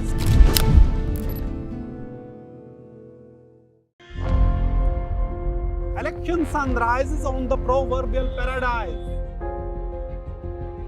Jammu and Kashmir gets set to vote in assembly elections after a gap of 10 years. For the BJP, it's a referendum on Article 370. For the Congress and regional parties, it's a battle for survival. An election that will go down in the history. Watch the most comprehensive, the most nuanced, and the most power-packed coverage only on NDTV. Hello and welcome. I'm Vishnu Shom in Wilmington in Delaware in the United States, where Prime Minister Modi gets set for a one-on-one meeting with the US President Joe Biden. Also a very important meeting of the Quad grouping. He has a huge presence over here. He's very popular among non-resident Indians. There'll be a massive community event in a few days. We would have never had a chance to get this encounter, and so we're super excited. There's a lot more opportunities in India, and it's a growing economy. It's a great opportunity. Very excited. And he'll also be speaking to CEOs and at an important international conference. I'll bring you all the details on the ground right here on NDTV